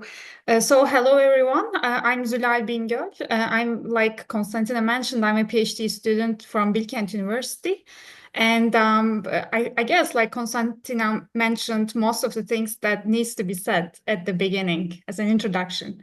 So let me start my talk. I'll talk about accelerating pangenome analysis, and I'll basically mention our recent study on the performance benchmarking of the performance bottlenecks of the state-of-the-art de Bruijn graph-based read mappers. So with that, today I'll be talking about, like, first starting with some background information on the pangenomics. I'll try to delve a little bit on the background of pangenomics and where it places itself in the bioinformatics analysis. And then I'll try to give some motivations why we use, like, pangenome references in bioinformatics pipelines. And then I'll talk a little bit about the different pangenome representations, because these are going to be important for us in terms of data types in computational analysis. And lastly, I'll give a little bit of observations on our recent study for in-depth performance benchmarking of de Bruijn graph-based read mapping tools for pangenomics. So everything starts with personalized medicine. So in the conventional medicine, generalized form of diagnosis is applied to each disease and patient. But it was shown that even the best of the drugs can only work in 50 to 70% of the patients, since every disease and every patient backgrounds might have different effects. Depending on the genetic variability of the individuals, this approach can lead to having no effect or even adverse effects on the patients. So as opposed to this, personalized medicine aims to customize medical care, considering each patient's genetic, environmental, and lifestyle background. So as genomics plays a big role in customizing treatments for patients, diversity representation of individuals is crucial for advancing personalized medicine. But why is capturing genomic diversity so important? So for example, for humans, diversity analysis are important to be able to understand the regions with high variance to analyze disease models, such as HLA regions, which are related to defense against disease mechanisms. So other than humans, for example, bacteria are known to show high diversity within species. So it's really important to study the diverse structure of their genomes in terms of variations in order to observe the features like pathogenicity, antibacterial resistance, or virulence. So for these reasons, considering diversity analysis is already a part of routine in bacterial analysis. So most of the genomics analysis actually begin with some kind of comparison to reference genome. And when we say reference genome, it is the representative example genome of an individual organism of a species. So for example, when an organism is sequenced, the correct order of the reads are determined by comparing the reference genome to the reference genome in read mapping. Or once the organism's genome is produced, the mapped reads are compared with the reference to identify the SNPs or complex structural variants. But what is wrong with single reference genome? So using single reference genome actually creates reference bias. Since it doesn't contain information about the individuals of a species, it cannot represent the genomic diversity. And the direct effects of reference bias can be missing some alignments, eventually failing to report some non-reference mutations.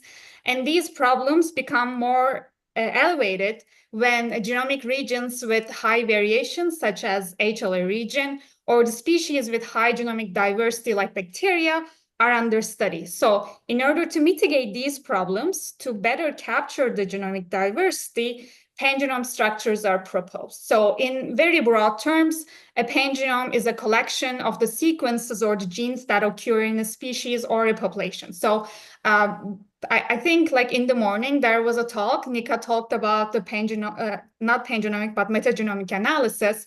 I want to give a little bit of difference in that. So when she talked about that, metagenomics actually includes the collection of the genomes from different species. And when we talk about pangenomes, we are talking about the collection of genomes from the same species. So in terms of computations, there are some similarities. There are some tools that can work on both sides of the equation. But in terms of biological interpretation or bioinformatics interpretation, there are some differences in between. So I know that like in the audience, there might be people who are unaware of that. So I wanted to make that clear just a little bit. So naturally, in the scientific communities, there's a shift towards utilizing pangenomes in many workflows. And pangenome reference can replace single reference genomes successfully, bringing more content to better represent the diversities within species.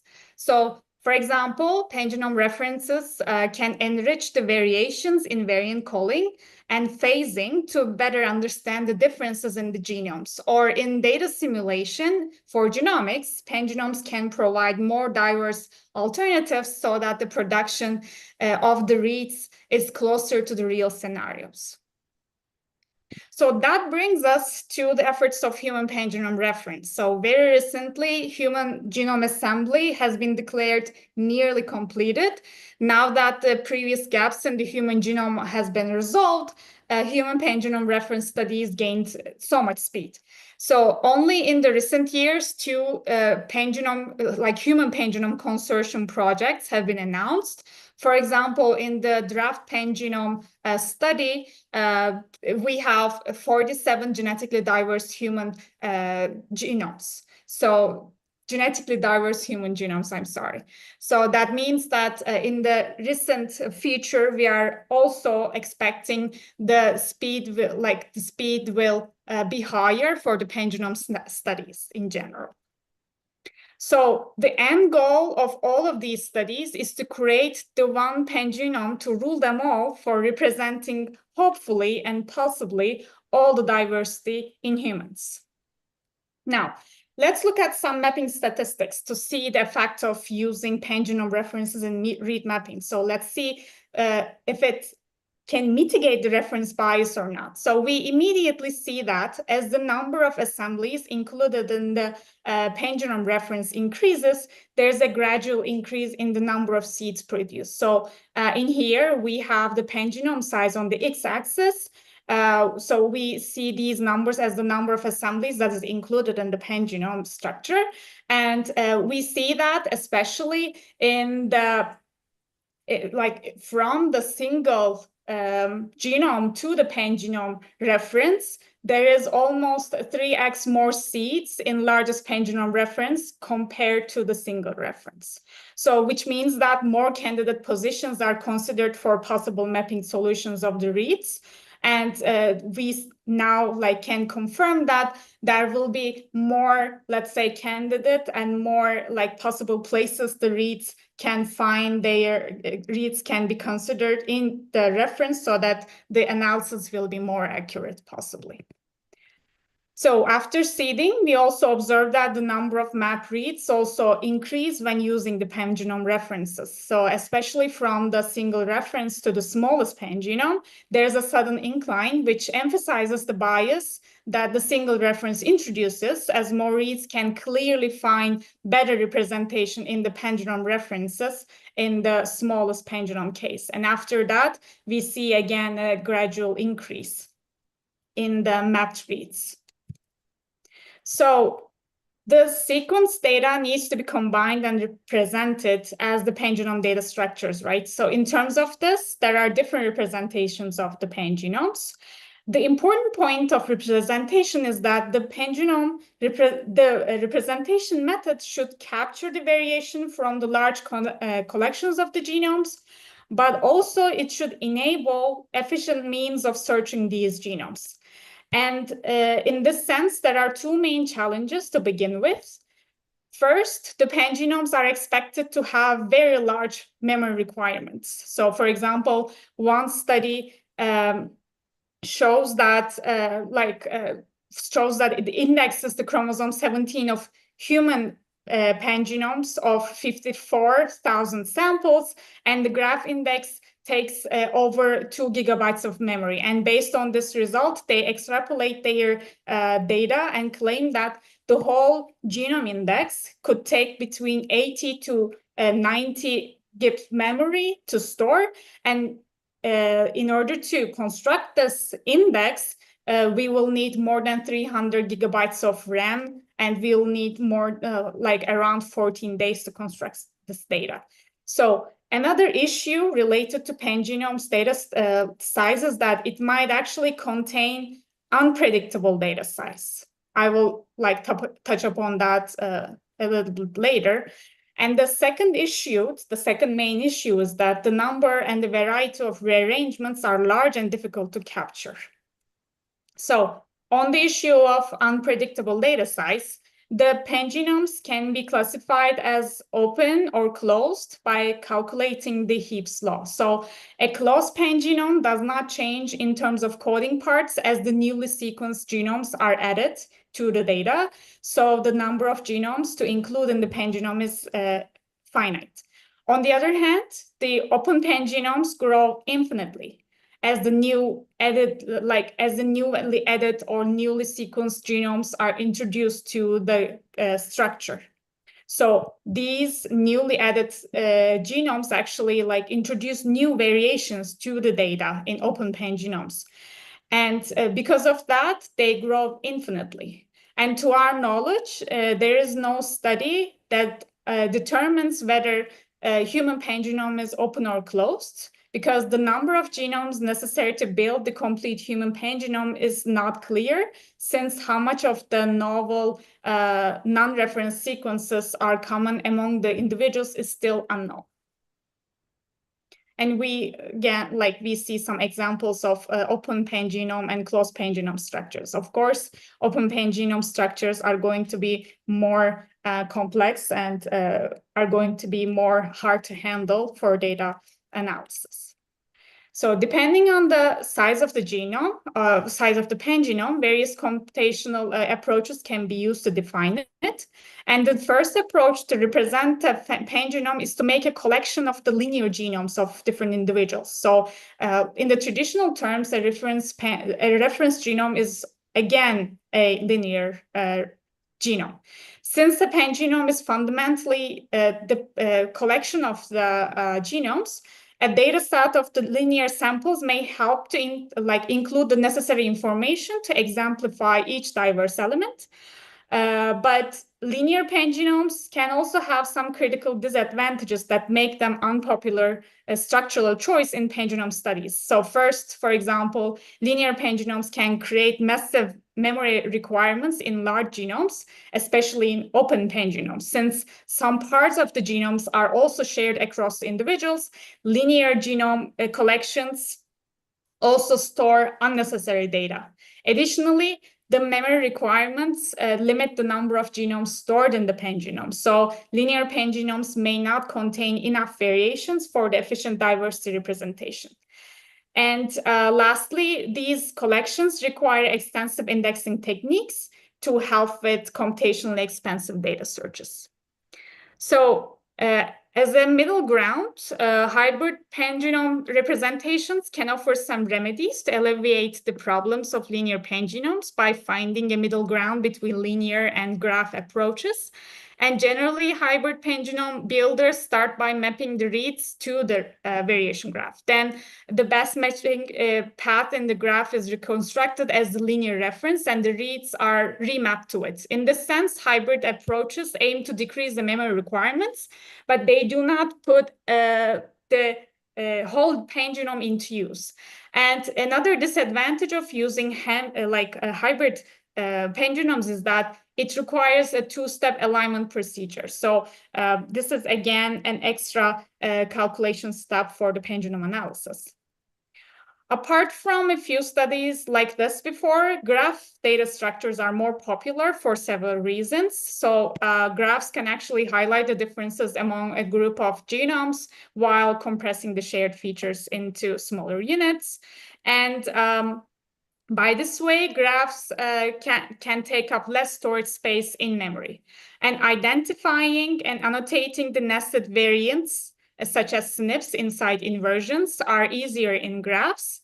Also, in terms of alternative sequences, which are like alternative haplotype sequences to the main reference, they are loosely attached to the linear reference. So most aligners misinterpret them as repeats, but graphs can enable a more accurate outline for the alternative sequences. So with these properties, graphs are actually tailor-made for pangenomes. But there are still some issues to be addressed in graphs, such as graphs require less space to store in the simplest form, but can form some spurious links between variants that eventually form paths that are not naturally present in any individual in the nature. So these graphs needs to be cleaned or pruned before in order to be able to get rid of these spurious links. So graphs might actually require some extra operations such as such as pruning and cleaning. And they also grow in size as the diversity increases, because increasing diversity means introducing more edges and nodes to the graph. But all in all, at the end of the day, graph data structures are more suitable for pangenomes compared to the previous attempts, because they actually offer a flexible environment to work on. So to put things into some perspective, here are some basic graph statistics of pangenome constructors, Bifrost and Pufferfish. So both of these tools apply pruning steps that eventually simplify the graphs, actually. So despite of that, we observe an increase on the number of nodes in millions scale when we increase the pangenome size, as you can see from the x-axis. So of course, in millions, also these nodes come with more edges and possibly cycles, which complicate the computation even further. So in order to visualize this data, actually, like your graph may look like this messy hairball, like the one on the right, even in a cleaned and pruned format. So this graph actually like includes only 13 strains of bacteria. So things can get actually even worse in more complex, let's say, species or in larger genomes. So to deal with the complexity of these graphs, mainly two graph formats are used in genomics. So first, variation graphs are built by constructing the graph of a single reference and then adding the variations as a new sequence, alternatives to the graph. And in this sense, the nodes actually show the context and the nodes are divided and connected according to the variation. So the edges do not have a value.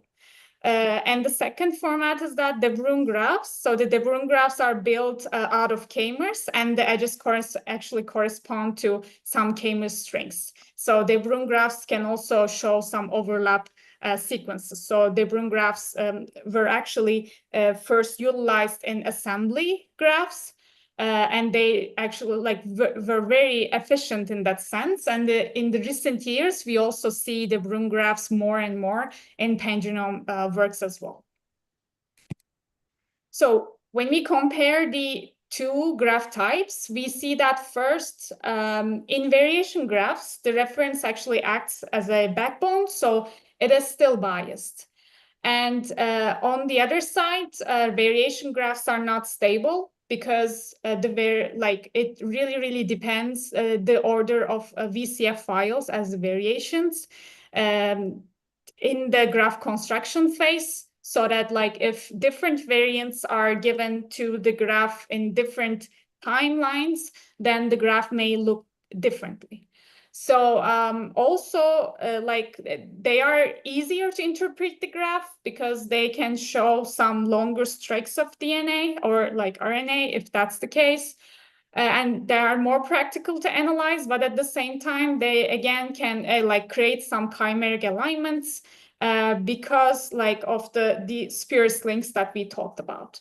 But on the other side, we see that on de Bruijn graphs can actually scale better in terms of input size because they are constructed out of k-mers. So after some time, after we introduce more genomes into the pangenome structure, we will see less unique k-mers to represent. So the unique k-mers will be represented in the genome, even in the small genome sizes, small genome numbers. But after some time, introducing new genomes to the graph will not increase the number of nodes as much as they do in variation graphs.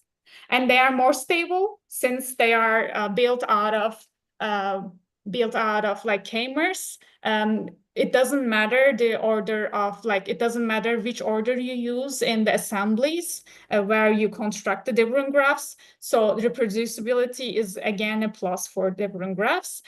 They are more difficult to interpret the downstream analysis, but some, let's say, efficiencies or some advantages over the variation graphs actually shine the de Bruijn graphs. So we again see de Bruijn graphs more and more in pangenome analysis in the recent years.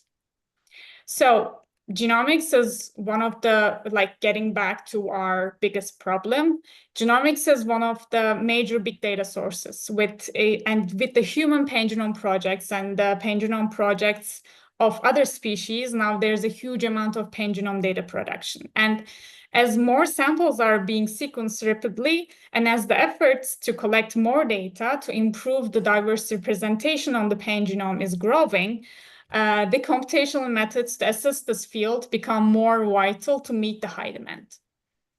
So towards this endeavor, there's a work from this group, Safari, was published by Dr. Damla Şenol Çalı, called SeGRAM, which is a generalized sequence to graph mapping framework, and it was one of the first works for this purpose. So SeGRAM targets the whole read mapping pipeline of sequence to graph mapping by for speed up by proposing an algorithm and hardware co-design for both seeding and alignment steps.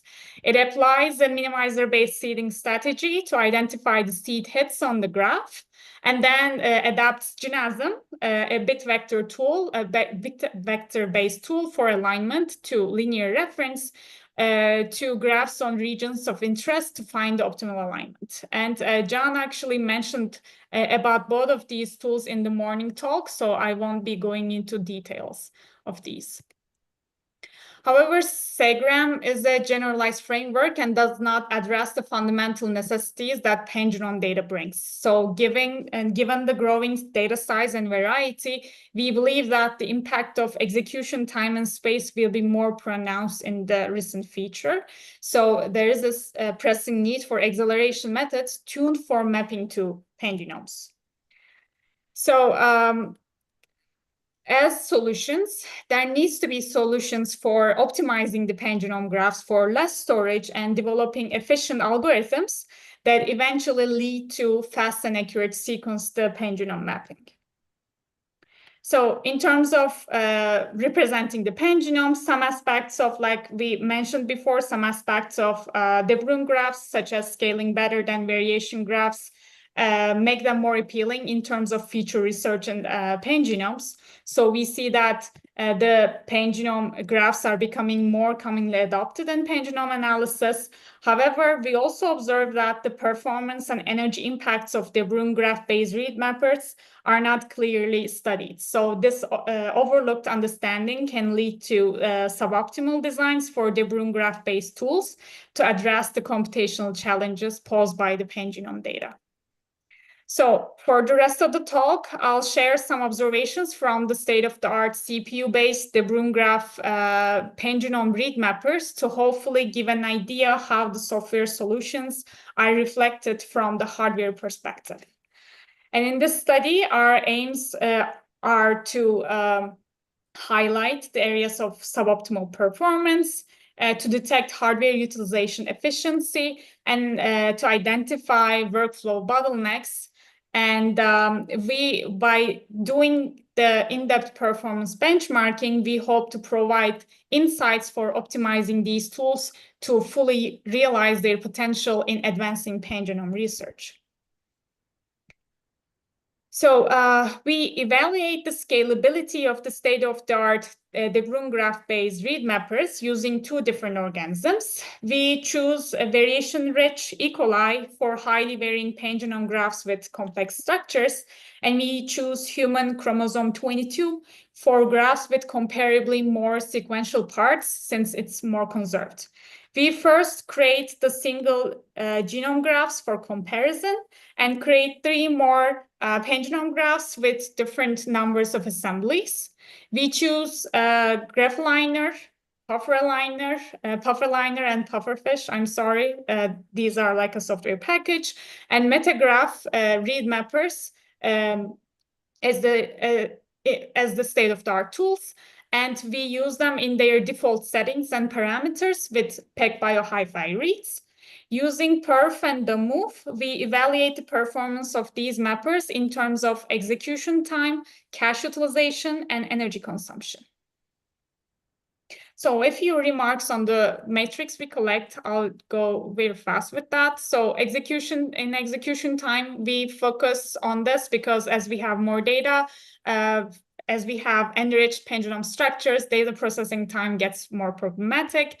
And we then refine our focus on cache utilization because spatial and temporal locality where packing the reused data close together plays an important role for the whole runtime.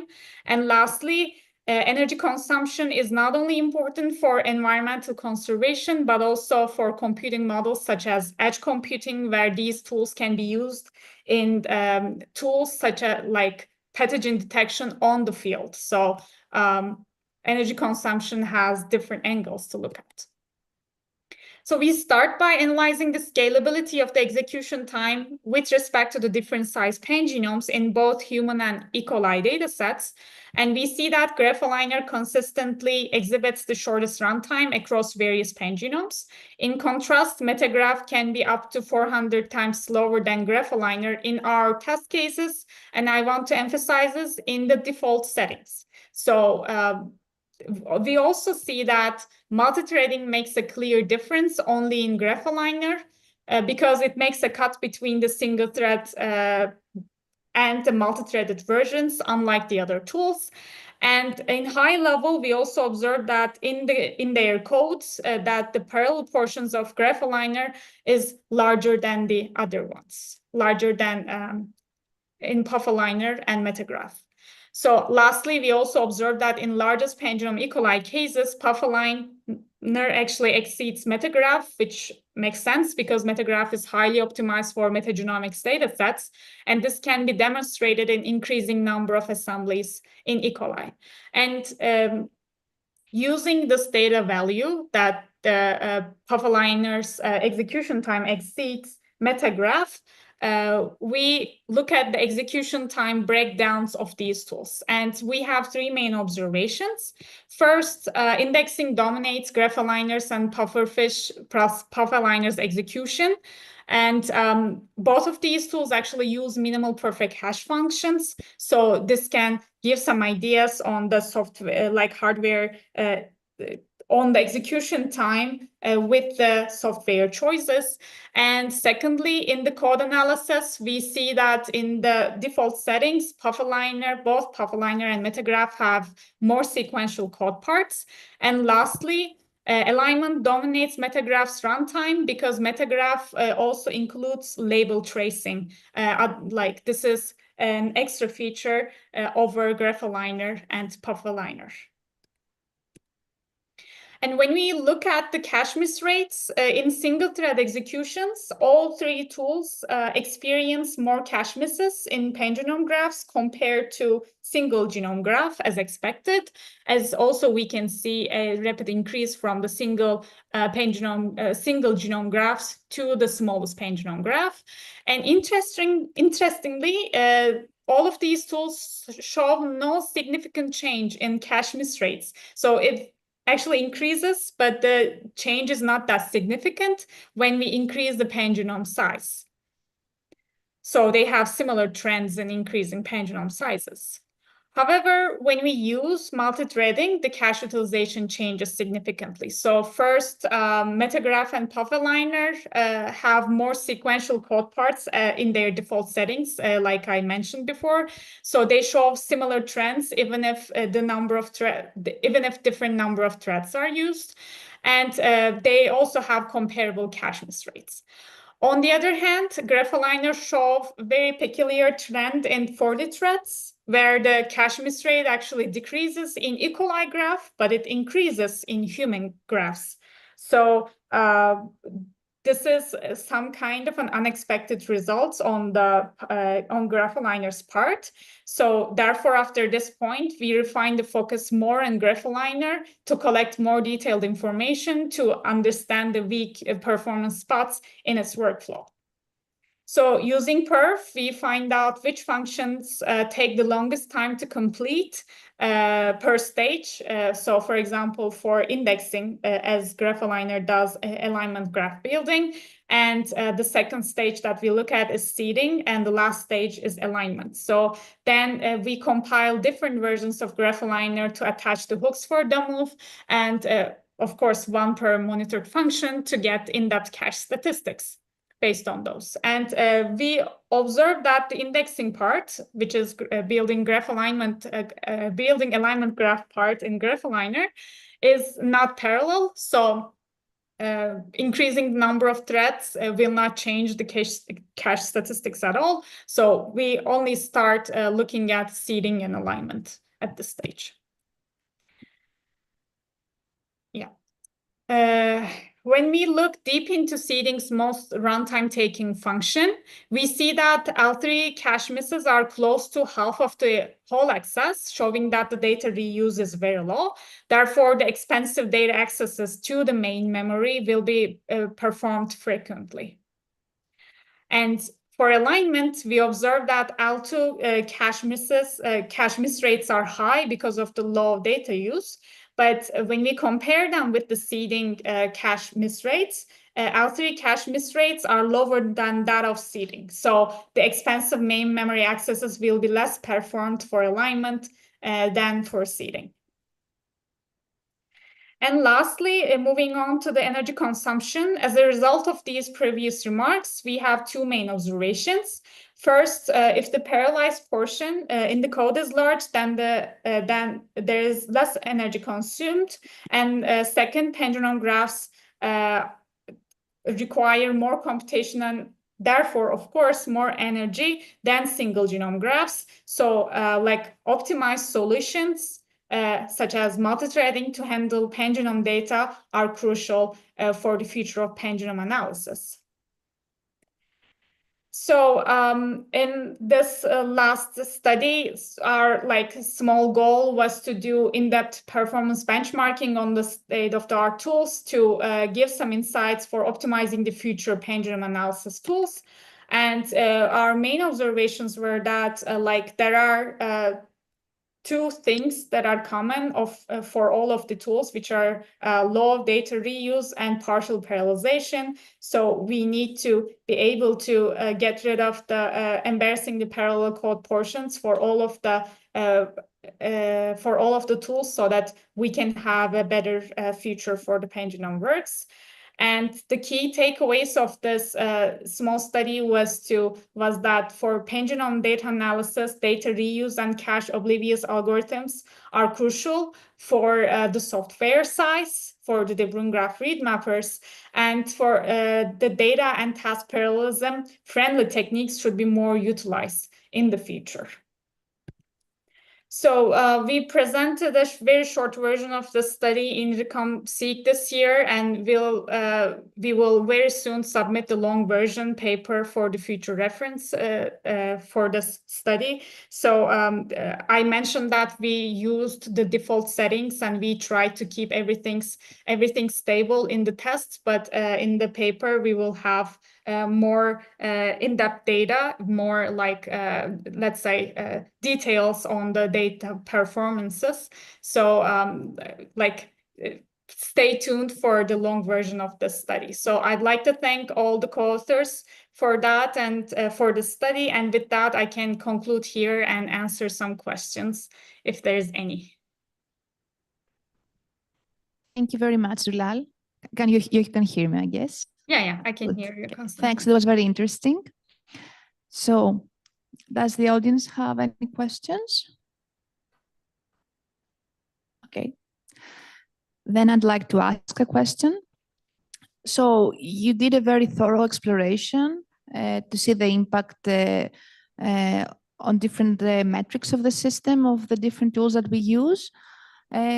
So I was wondering on your insight and idea on how to move on to create more efficient tools to use on graphs. So my question would be if you think that we can optimize on the existing ones, or if we should do more fundamental changes and come up with some other algorithms, maybe to do that. All right, thanks for the question, Konstantina. This is a great question, and it's kind of the, let's say, root of every discussion that we have for the pan-genome analysis, like optimizing the pan-genome analysis. So there are some solutions that we can go for the software size first. So for example, the cache oblivious algorithms can better let's say, design the cache accesses on the software side so that we will have an optimized solution on the hardware reflection as well. And at the same time, we also see some customized let's say, hardware designs in the recent years that are like tailored for data purposes, for like tool purposes, right? So we can also, let's say, make use of those as well in terms of that. So there are some studies, and like on our parts, we are also working on that end. But I think like having the intelligent mindset of combining these two, like the software solutions that we can fix for, and at the same time, the hardware interventions or hardware choices that we can, let's say, utilize in order to support like the software sides can also benefit us in the long run. For example, like this, it was not on the pangenome size, but Nika talked about Megis, right? It was a custom designed for the metagenomics sense. And like I think like in the recent years, we are moving towards that. For pangenomes, we also need those kinds of solutions in the literature, let's say. Does that answer the question? Yes, thank you very much, Zulal. So let me check if there are, Can has a question. Hi, Zulal. Thanks Hi, for the Can. nice talk.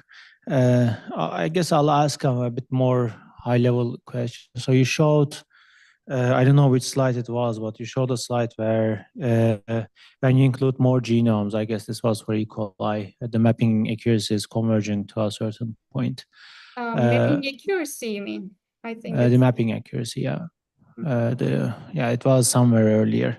Okay. So, in terms of number of mapped reads, I guess you mean that. Right. Yeah.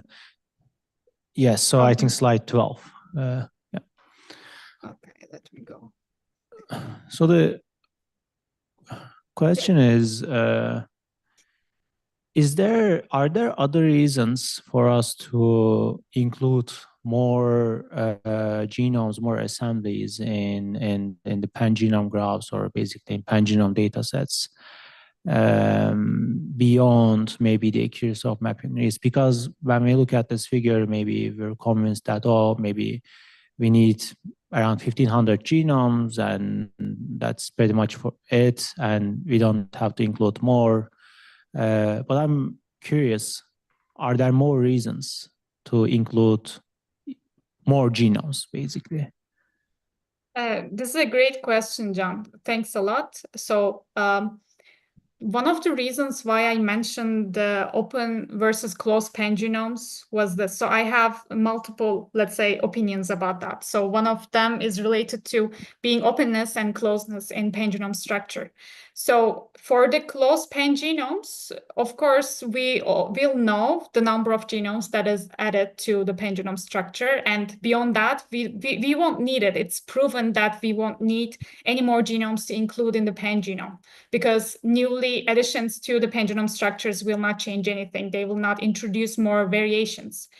But for open pangenomes, we still do not know the number that is represented in the pangenome structures to represent all the variations that is available. E. coli is one of that. And as far as we know, human data is also like that. At least for human data, there is no study that like searches the number of genomes to be represented in the pangenome structure to represent all the variations. So this is one point in terms of that. And another side of the issue is that for highly variant, let's say, populations. So for example, for human data, like African populations and Ashkenazi populations, right? So they are, like in the literature, they are known to be different. They are distant from each other. So it really, really depends which genomes are included in the pangenome structure, right? So if, for example, if the pangenome structure is built purely on one population, and it's not, if it doesn't include any genome from the other populations, then the variations will be different, and then the variations will not be represented in the pangenome, and then addition of different, let's say, population will again change the percentage of match reads. Let's put it that way. But like the reason why we care about the scalability of the data. So to get back to your the fundamentals of your question. So do we need to add more genomes in order to be able to represent in the pangenome structure?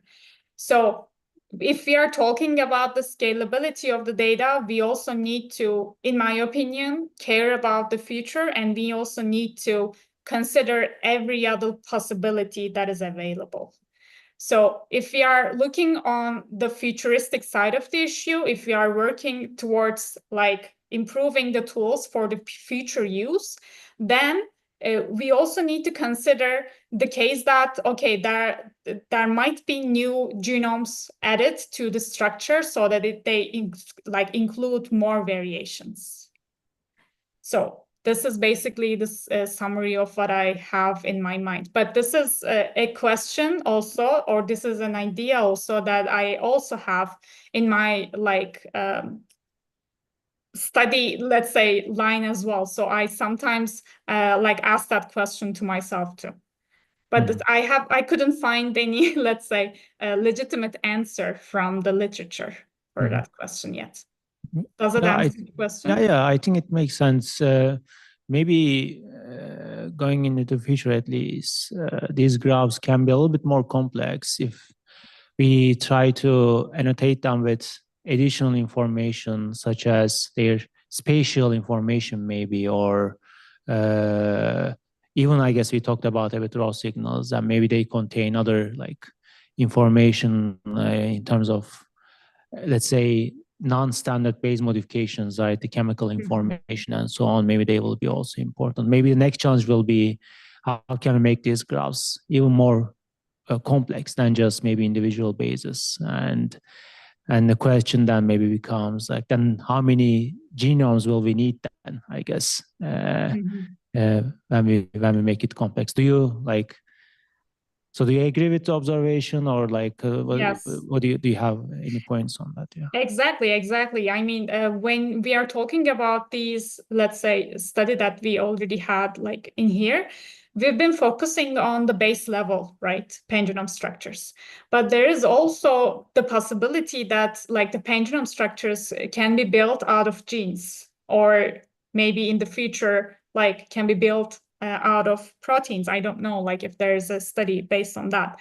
But like you said, I totally agree in that sense. Like you said, if we have more information on the pangenome structure or on the graph structure, then we will need diverse methods or alternatives in order to, let's say, find different solutions for the problems that they will bring. I totally agree. Yeah. Do we have more questions?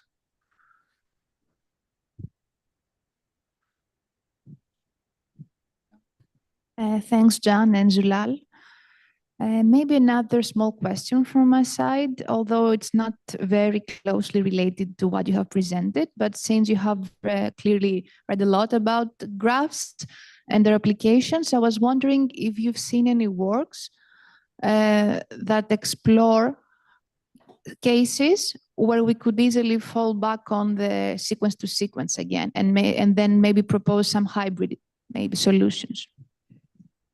Yeah, there are, Konstantina. So they are majorly on human genomes. So not every part of the human genome, but some parts of the human genome can be like represented in the gene, like even in the graph as a sequential part. So because there are not many variations around those parts, even you use graph structures for the human genome, let's put it that way, the graph becomes linearized. So in that sense, in those parts of, like, in order to handle those parts of the human pangenome graph, again, linearized solutions or hybrid solutions are used. So it's going to be like a heterogeneous, I guess, like approach in the future, depending on the data type as well, or like the species that we are talking about. So for bacteria, for example, we have many variations, but for human data or for some other like species, if the species does not include many variations, then it's going to be like, even if we add more genomes to the pangenome structures, it's going to be it's going to be sequential, it's going to be linearized. So in that sense, like you said, there will be studies or like there are also some studies that do linearized work on those parts of the graph or those species. Let's put it that way. Yeah. So I guess one of those could be one paper we had also reviewed together, HARP. Is it what you had in mind? Yeah. I was thinking of that. Yeah. Okay, interesting. Okay, thanks a lot, Zulal. Yeah, thanks. It's good to be a part of this. Thanks a lot. Thank you. Yes, Giray has also a question. Sure. So I'd like to ask a question from the architecture side. You did some bottleneck analysis, and if I remember, you observed that caches are not doing great, and also there is low data reuse, and still data movement is a problem. So have you considered different prefetching techniques for that? So yeah, I guess like my question is in twofold. So first one, does your analysis include hardware prefetchers enabled or disabled? And did you also try some software level prefetching techniques? Right, this is a great question, Giray. Thanks. So in our tests, our hardware prefetchers are disabled. We didn't actually look at the hardware prefetcher like issue of the issue in our tests, but it's a great idea. So the thing is, like as some of the potential solutions that we are considering for this, let's say, pipeline, for accelerating this pipeline, we were thinking on like depending on the data nature, the portions of the execution changes. So for example, the reason why we have very high cache miss rates in seeding is that because we like as the operation, we hit some places that we do not, let's say, process before. So it's like the nature of that operation. But we were thinking of, let's say, up until now, increasing the cache size for those places. But we have, to be honest, never considered looking into hardware prefetchers, but that's a good idea. Maybe in our tests, we also need to consider the hardware prefetchers as well to see their effects, if they can like provide some help in terms of the cache reuse. And also, like if potentially they do, maybe we need to incorporate that solution into our acceleration pipeline too. Thanks. Thank you very much, Zulal. I think we're done with questions now, so we can move on to our next session. Lucas is online. Hi, Lucas. Good afternoon, everyone. Hi. Great, it's good to see you. Good to see you as well. Okay, Let me share my screen. Maybe you can start sharing, and then in the meantime, I can briefly introduce you. So Lucas is an experienced software engineer and researcher. Is part of the root team at CERN. He also holds a doctoral degree in computer science from ETH Zurich and previously a master's degree in software development and business management from Graz University of Technology. His research interests include high performance, parallel, distributed, and heterogeneous computing, and its applications in research, biology, medicine, and beyond that, many topics. So Lucas, maybe you can also elaborate more on your interests, and we can go on with your presentation. Thank you very much. Can you see my slides? Just to double check. Yes, we can see them. Awesome. So yeah, many thanks for the opportunity to present at the Safari Live workshop on health applications. I'm going to present the PhD work that I did as part of Safari and at CERN, which is titled The Design and Analysis of an Extreme Scale, High Performance and Modular Agent-Based Simulation Platform. So that's quite a mouthful, so let's dive right into it. And I want to start with introducing what agent-based modeling actually is. And I want to do that with an example that models like a swarm of birds, as you can see in this video. And in this example, the agent would have like two attributes, like would represent the bird, and the bird has like a position and a velocity. And in this simplified 2D model that you can see on the right here, birds are represented as a dot, and they're initially randomly distributed in this 2D space. And by default, these birds, as you can see here, they move straight ahead. But Craig Reynolds, in his 1987 article, he distilled like 3 bird behaviors that describe like the dynamics. And let's have a look and activate them one after the other to see what happens in the simulation. So first, the agents or the birds, they avoid, of course, collisions with nearby flockmates. Secondly, they align the velocity vector to their neighbors. And third, they also try to stay close to each other. So what we can observe, like that these 3 simple rules that give rise to this natural swarm dynamics, although we didn't program them in directly. We focused only on the individual agents and their interactions. And this phenomenon is called like emergent behavior. And it describes that in agent-based modeling, the whole is greater than the sum of its parts. The second agent-based characteristic is local interaction. As you can see from these examples, birds only interact with the local environment, with the immediate surrounding, and they don't have information of what is going on far away. So agent-based modeling is a very versatile approach and can be used in many different domains, as you can see here on this slide. What stays always the same is that a modeler first defines what an agent represents, and this can be very different entities based on the application. So we've seen before where an agent represents a bird, but there could also be a cell in biology, a person in epidemiology, cars in a transport simulation, or traders in a financial simulation.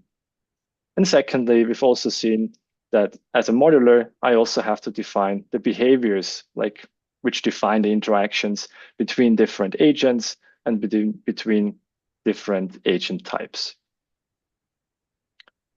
Let's have another look at a different example and dive a bit deeper.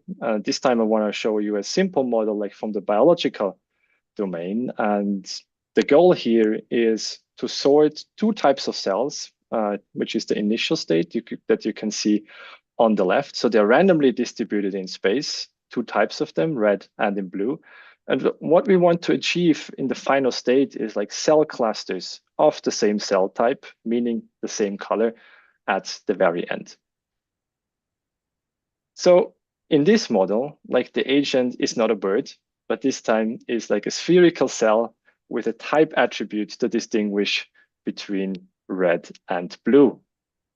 And the behaviors in this model are the following. First, cells, they secrete a substance into the extracellular matrix, meaning like in the space that surrounds all the cells. And they move in the direction of high substance concentration, what is also called chemotaxis.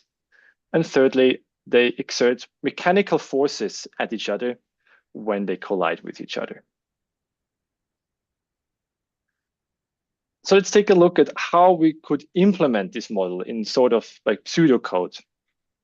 So the 2 main steps are first like the initialization of the initial condition of the simulation, and then in the second step, like the actual simulation, which takes place over a certain amount of iterations or until a certain condition is met. So for this particular model, we would need to define the 2 substances that correspond to the 2 types of agents that we have in the simulation.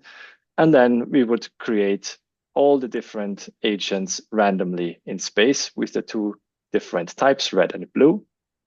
And then for each iteration, we would need to, the simulation engine would need to update the neighbor search index in order to like query the agents that are close or the cells that are close to the current cell that we're looking at. Then for each agent, we execute the 3 behaviors that we've seen before, substance secretion, chemotaxis, and the mechanical forces. Afterwards, we invoke the diffusion solve over 1 time step, and we visualize the result. So that's the high-level view of how this would look like implemented in code. And here we can see a video of the results. So here for better visibility, I separated the cells and the substances into on 2 different panes, but they're actually at the same position. So on the left, we can see the 2 different types of cells. And on the right, we will see the substance concentration increasing over time when we start now this video. So this is sped up a bit, but what we can observe is that larger and larger cell clusters form as we wanted for our final results. Again, based on these 3 simple rules that we implemented. So together with our domain experts, we identified. Sorry, Lucas, sorry to interrupt. Sure, I have a question. Would you like me to ask now, or should I wait until the end? No, you can. Please go ahead. Okay, could you go back to slide 5 with the code snippet? So I was curious if it matters which, so in this like line 11, there's for each agent, right? So yeah. I was curious if it matters which agent you process first, like what order you process the agents at. Yes, like does it affect the result, or like can you do all this in like some unsorted behavior, and can you like massively parallelize this, for example?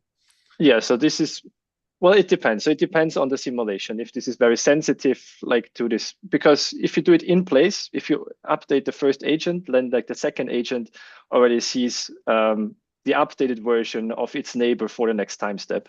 So some simulations are not sensitive to that and allow like for this parallelization. Others may be sensitive, or you may not want to do that. For that case, we provide an option that caches calculates all the results first, and then commits them at the very end of the iteration, which of course requires extra memory and reduces performance. But if this the use case require this, we provide this kind of functionality. So you have both options. First, you do these updates in place, and depending on the stochasticity of the ordering, it doesn't have an effect on the result based on the simulation, or you select that you don't want these updates to be seen before they are committed, and then you can select this transactional option. Does this answer the... Thanks. Yeah. Okay, thank you very much, Giray. Okay, let's turn to the key problems that we addressed. So we identified them together with our domain experts that work in agent-based simulation. And we identified these 2 problems, that many agent-based simulators, that they have an inflexible software design, and that often they also exhibit low performance.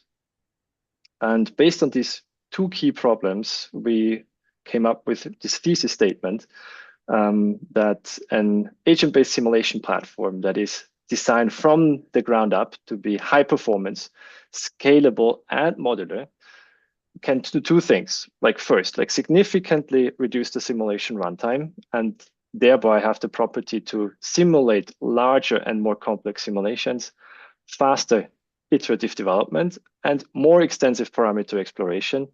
And second, improve the adoption of agent-based simulation and enable thereby advances in many different domains.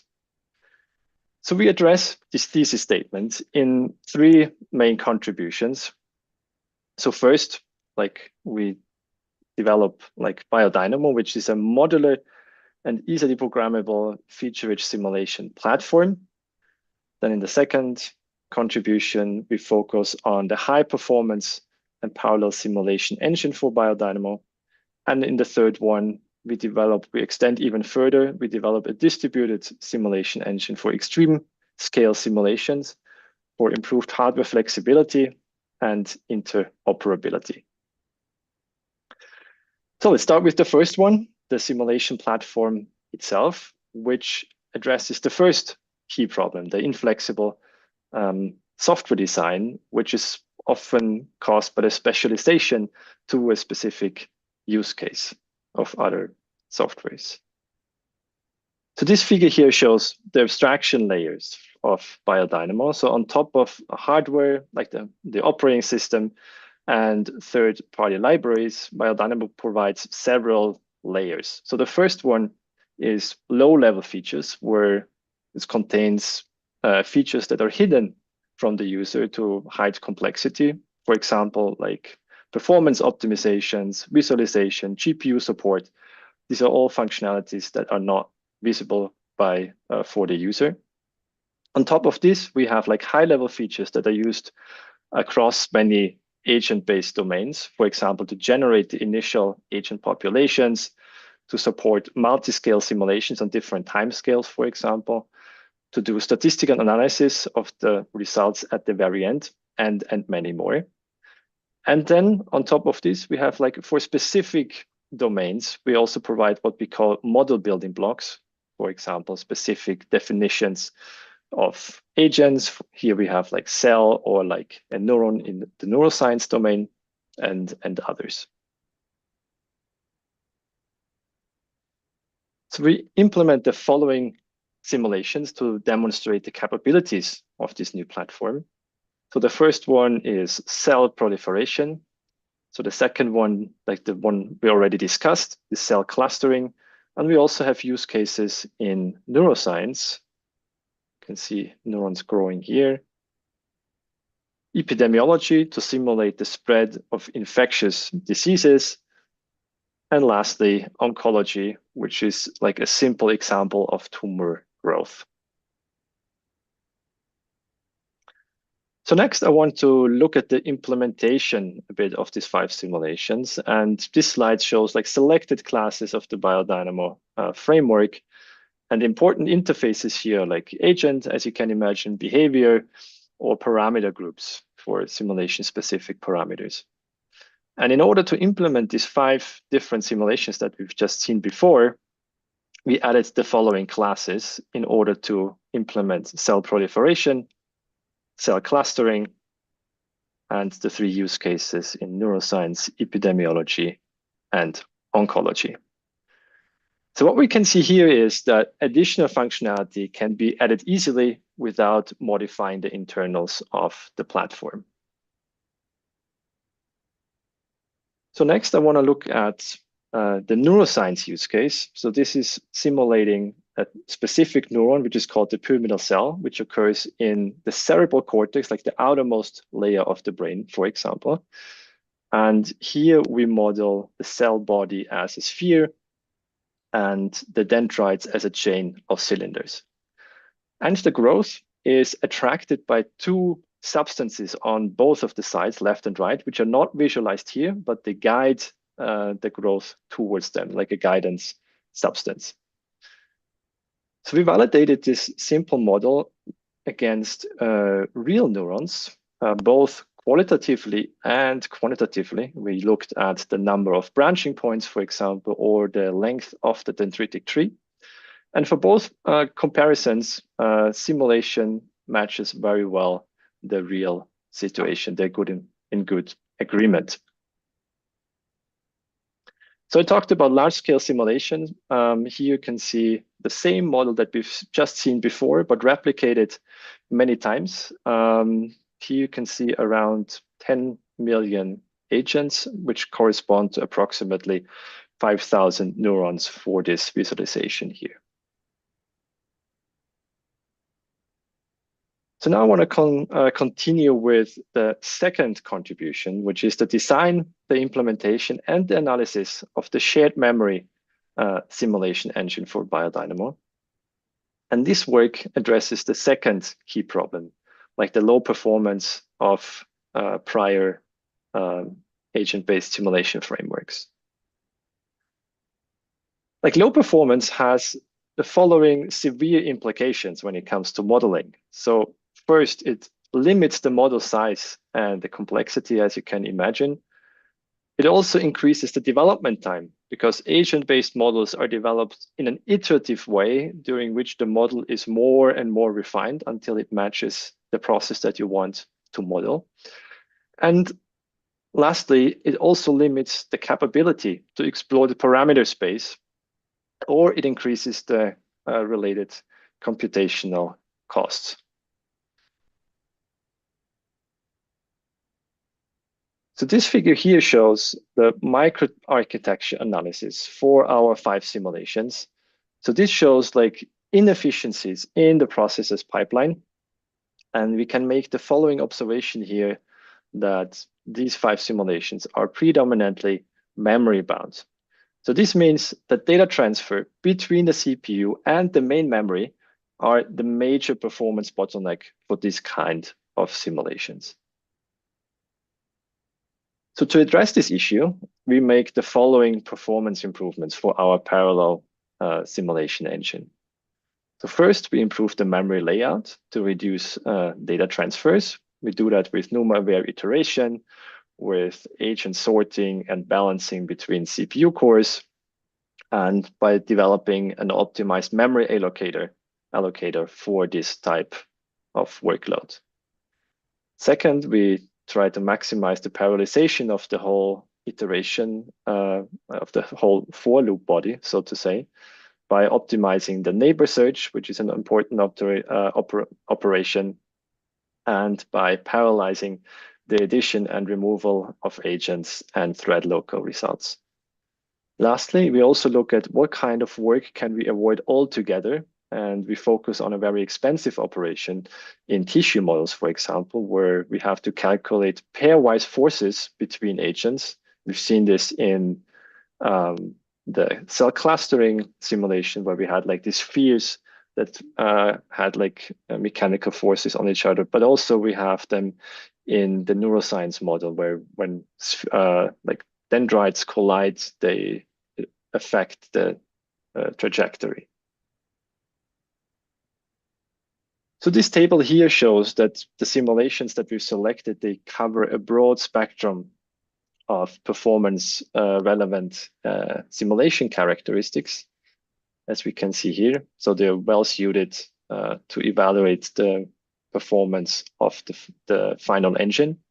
And this is the hardware that we've used for the second contribution. Like we've used servers with 4 Xeon processors, up to 72 physical CPU cores, up to 1 terabyte of memory, and this machine had 4 different NUMA nodes. So let's begin the evaluation with a scaling analysis for the cell proliferation simulation. So the left plot here shows the speed up with respect to a single threaded execution. And the right shows the absolute runtime in milliseconds. So what I'm doing now is to activate the different optimizations step by step to show you the impact on scalability and absolute performance. And what we can see here is that Biodynamo, with all optimizations enabled, scales well across a large number of CPU core counts and also NUMA domains. We also compare Biodynamo with BioSallion, which is another state-of-the-art agent-based framework for tissue models specifically. So we implement their version of cell clustering in Biodynamo, and we use identical model parameters to compare against their performance numbers. And we observe that Biodynamo is 9 times more efficient than prior work, in this case, BioSallion. We also analyze the runtime and memory consumption for different numbers of agents, and we increase from 1,000 agents up to 1 billion agents in the simulation. The left plot shows now the runtime per iteration, and the right one shows the absolute memory consumption. What we can see here is that both of them increase linearly with the model size once it fully utilizes each processor core. So this brings me already to the third contribution, which is the distributed simulation engine to allow for even larger simulations, which we call extreme scale simulation, for improved hardware flexibility and interoperability. Lucas, can I ask one question?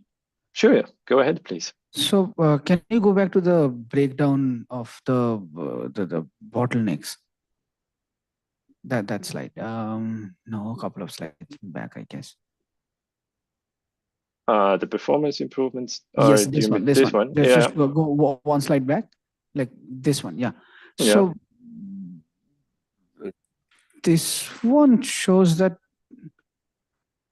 the same amount of memory bound that you're seeing, I guess your core bound plus front-end bound is also not negligible, right?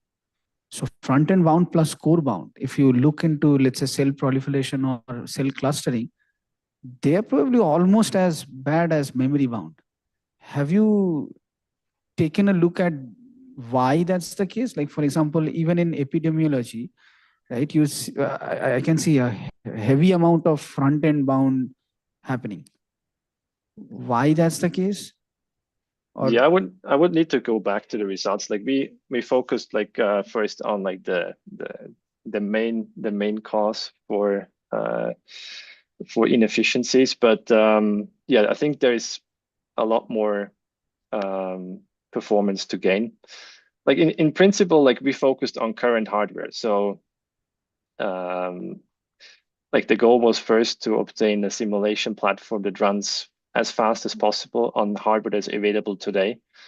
But even with the optimizations that we are seeing, we are still like memory transfers are still an issue. So this is actually part of future work to look at more forward-looking future hardware, like processing and memory systems that like the Safari group is doing a lot of research on, yeah, to address this on a more fundamental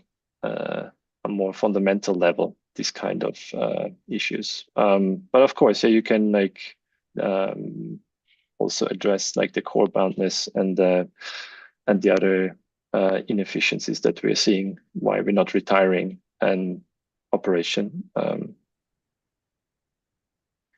Does this answer to a certain extent? It makes sense to look for the memory bound part because, yeah, I mean, we would expect, but in my personal experience also, many of these scientific workloads, right? So they are not, or let's say HPC workloads. I'm not like narrowing down to biodynamo, but many of the HPC simulation workloads, they are not necessarily heavily memory bound in a sense that we are not looking at large amounts of data, but it's just the computation and the way that computations are happening that creates the problem. So I'm also like, you know, we might actually take a look at the front-end bound part because why that's going to be the case, right? Like, for example, epidemiology, right? So that's something that's definitely not showing bad speculation as the problem. So your branch predictor is working fine. Your UOPs are retiring.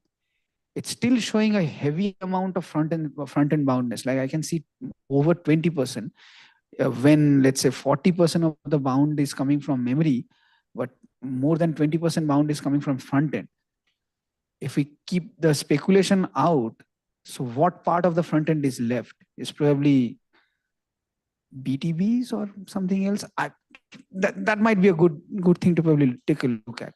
Yeah, it's a good recommendation. Yeah, like in general, like a challenge of this kind of simulations is also like the dynamics, like the neighborhood like of the agents changes constantly.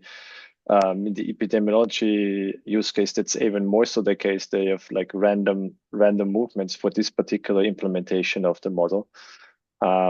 So like trying to like what we performed in the memory optimization is like aligning the neighborhood of an agent closely with each other. Mm-hmm. This has also like limited efficiency if you have like random movement and this neighborhood changes constantly. So that's a challenge. And then you have also, you're drawing a lot of random numbers to define what should happen. So a lot of rules are like stochastic, like for example, that with a certain probability, if there is an infected agent around me with a certain probability, I become infected as well. So you have, this kind of behavior as well. But yeah, thanks for your insights regarding and for your comment regarding the front-end bound part. One more follow-up maybe. So in the memory bound part, I mean, definitely it's a memory latency or the bandwidth that's causing the problem, right? But have you taken or have you seen this thing that where exactly is the latency?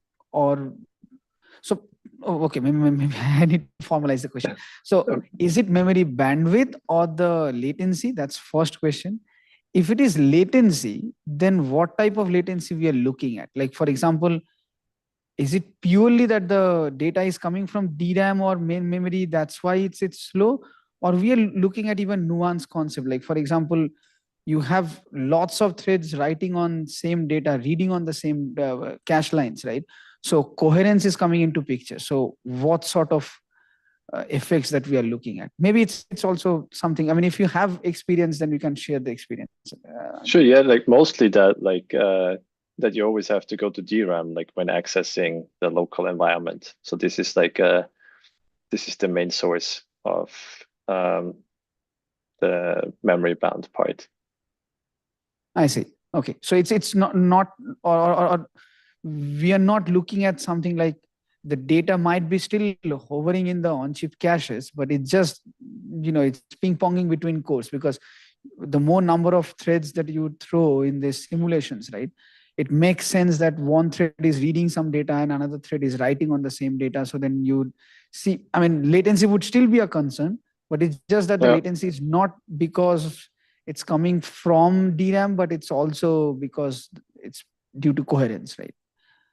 So have you I can't exclude that this is happening to a certain extent, but from the analysis I remember way back, like the NUMA, like also going to a different NUMA, accessing data on a different NUMA domain and getting this over the interconnect was a substantial performance bottleneck, which improved when we implemented these optimizations that target this problem.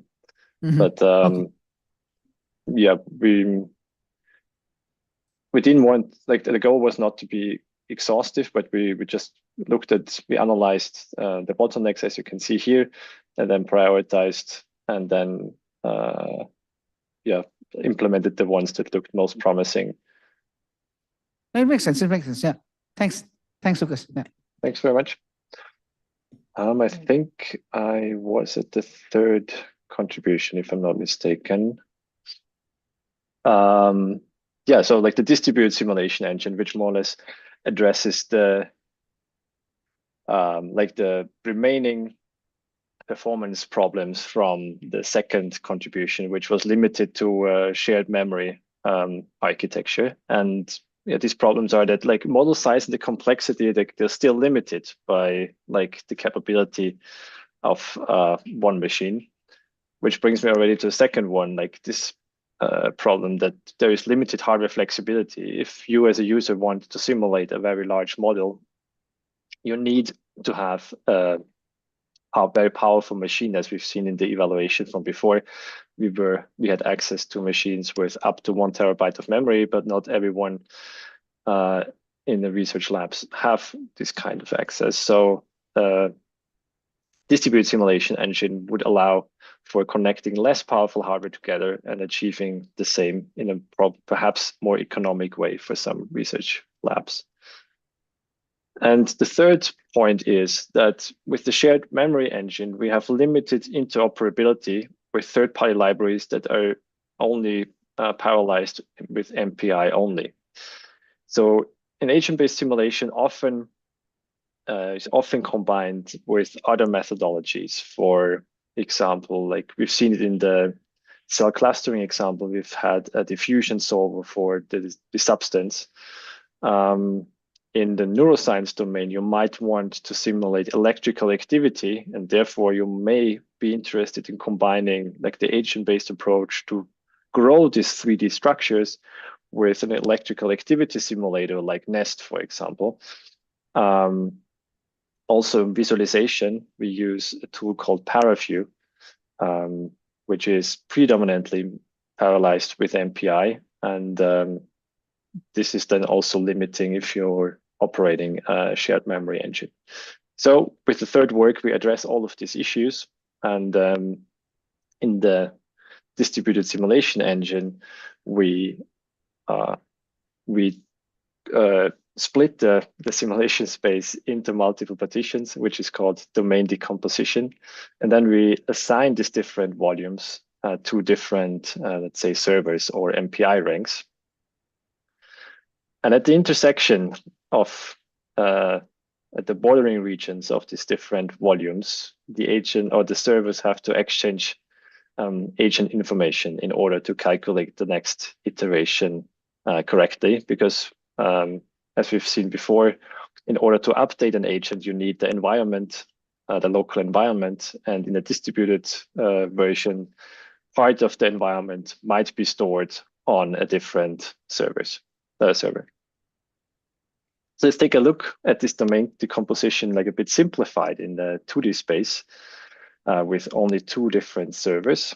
And here we overlay a partitioning grid to partition the simulation space. And we use this to partition it into like the number of servers that we have in the simulation, in this case 2. And every server is authoritative for the agents it has in its area or in its volume in 3D.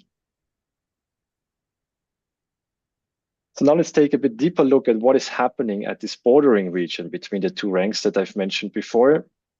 And in order to better visualize that, like which data is available on which server or in which rank, we separate these two partitions.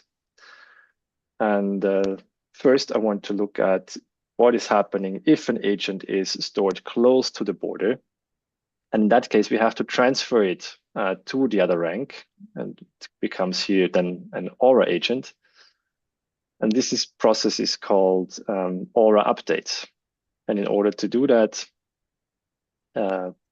we define Aura regions, and every agent in this region is then transferred to the other server as Aura, or it's also called Ghost region. And we also have to do that, of course, in the other direction as well. So the second case that I want to look at is what is happening if an agent is moving out of the volume or the area of a rank. So we have here two example agents sitting here, and let's assume they're moving in the direction to the left. And at some point, they're leaving the authoritative region of rank 1. And then there's two different options, like either rank 1 can determine the new destination position and who is authoritative for it, then we can directly transfer it. Or in the third case, we need a lookup stage first to determine who is the new owner of this kind of agent. So lastly, in order to ensure a balanced execution between ranks, we need to balance also the partitioning. And therefore, we need the ability to send and receive these little areas between ranks, which we call balancing. And what we can observe here is like all these arrows in red here are data transfers between the ranks. And these are a significant bottleneck when it comes to the distributed execution. And this is in order to address these, we came up with a series of performance improvements. So we focus on the serialization mechanism to avoid unnecessary overheads for the agent-based workload. And we also try to minimize, to reduce data transfers using delta encoding, which exploits the iterative nature of agent-based modeling. So here you can see at the bottom, like three consecutive iterations of the cell clustering simulation. And the differences between the different iterations are hardly visible. And it shows that delta encoding and reference messages could improve and reduce the data transfer considerably. So we evaluated our distributed engine on the Dutch national supercomputer called Snellius. So every node at this computer has like 2 AMD general processors with 192 per node. And these nodes are interconnected with InfiniBand interconnect. And on this supercomputer, we executed like an extreme scale simulation where we executed 500 billion agents using 84,000 CPU cores. And this is like a result that we're really proud of because it's a major improvement over the state of the art. And this brings me right to the key takeaways here. Terra Agent is the first agent-based platform that scales to 500 billion agents. It's an 84 times improvement, as I just mentioned, over state of the art. Even without a distributed engine, Biodynamo, we've shown that Biodynamo was 1,000 times faster than state-of-the-art simulators. And these results are the collective results of the optimizations that I've presented in my doctoral thesis as part of Safari. So this concludes the 3 main contributions. First, the simulation platform, the shared memory simulation engine, and the distributed simulation engine. At the end, I want to briefly show a few examples of what other researchers do with Biodynamo and Terra Agent. And it shows that that Biodynamo is capable of simulating much more complex systems that exceeds the complexity of what I've shown you in these benchmark simulations that we've used before. I want to start like with simulation by Tobias Duswald and his colleagues, which looked at vascular tumor growth and the response to drug treatments in 3D. So the treatments involved 2 drugs like doxorubicin and trastuzumab. And Tobias Duswald, they showed that the model qualitatively captures the effects of this therapy while comparing with preclinical data. And they also demonstrated that this model scales to a tumor of 400 cubic millimeters with roughly 100 million agents. And they stated that the performance characteristics of Biodynamo was essential in order to perform these large-scale studies. The second simulation I want to talk about is work from Niccolò Cogno and his colleagues, and they looked at radiation-induced lung fibrosis after radiation treatment. So at the moment in the clinics, the models of when lung tissue degrades, like they are based on phenomenological models, which are based on experience and limited data. And the goal of Niccolò was to build a mechanistic model that also includes patient-specific aspects in order to plan treatments and assess the risk for developing lung fibrosis. And this work was published in Nature and named Top 10 Breakthrough in 2024 by Physics World. So this work is by Jean de Montigny and looks at retinal self-organization. So the cells on the retina in the eye, they have a specific pattern. And this pattern is very essential for the function to see. And Jean investigated like 3 mechanisms that could potentially be responsible for this arising of these patterns during the early development. And they reported that one of these mechanisms, like cell migration, yields the most regular mosaics and therefore provides insights into which processes are likely involved in early development. We've seen already like a neuroscience simulation before, here I want to highlight work by Umar Abubakar and Roman Bauer. So they look at, again, at the cerebral cortex, and the cerebral cortex has different layers, where it's also the question of how do these layers form during development, which processes are relevant, and then how do these neurons interconnect. And they also use our tool like Biodynamo for that.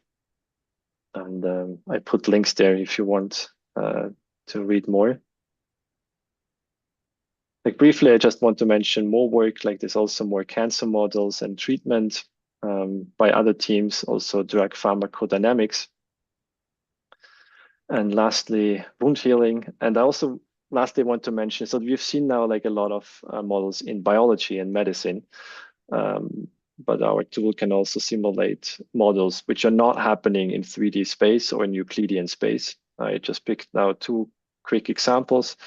So in collaboration with the University of Geneva, we are looking at accelerating an R-based model that simulates the spread of HIV in Malawi.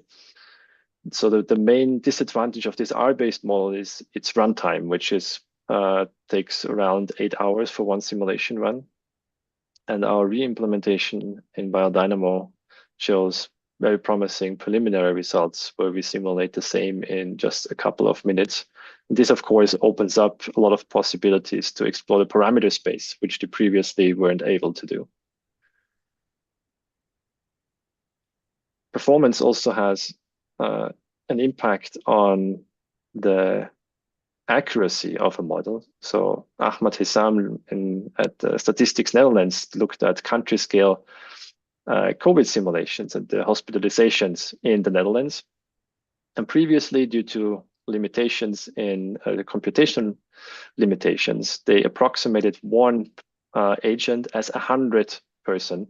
So this is the resolution 1 to 100, where you can see that there is significant error range.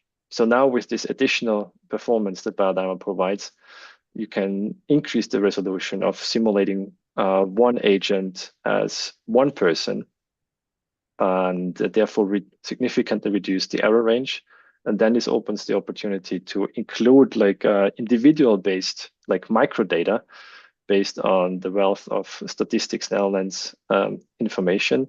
And this then helps to predict hospitalizations on a subnational level that was not possible with the coarse grain model that they had before.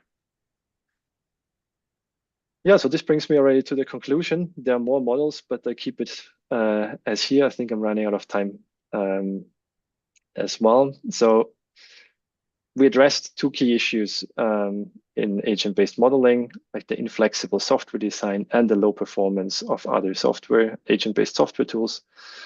And we did that by designing a platform from the ground up to be like high performance, scalable, and modular. And by doing so, we enable larger and more complex simulation, faster iterative development, and more extensive parameter exploration. And secondly, we improve adoption in various fields. So here a quick overview of the main publications from my thesis, and also the other works that I've been involved in during that time. There's a lot of future work, exciting opportunities to further improve the platform, for example, to increase the library of model building blocks to make it even easier to adopt the platform, helping to make it accessible to a wider community, for example, by allowing for different programming languages in addition to C++, then helping to make it bit reproducible, which would aid in debugging dynamic simulations. So at the moment, it's of course like statistical reproducible, but not bit reproducible. And many more, like adding more options for differential equation solvers, like for specific cases where a simple approach does not converge very well and would need a lot of iterations. And on the performance side, we've already had the discussion before that there's more opportunities to improve performance, also to extend the hardware acceleration part, and lastly, to be a bit more forward-looking also on the hardware side, how could we address, how could we make use of processing and memory systems for this kind of workload? So yeah, we've been very happy that this work was also recognized at the Principles and Practice of Parallel Programming conference, and also want to thank a lot of individuals and organizations that supported this work over the years. Without this would have not been possible to develop. And yeah, and with that, brings me to the end of the presentation. Thank you very much for your attention, and yeah, looking forward to your questions. Thank you very much.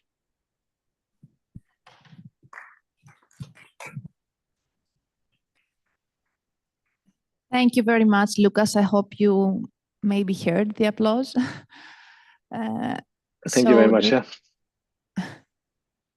Do we have any questions?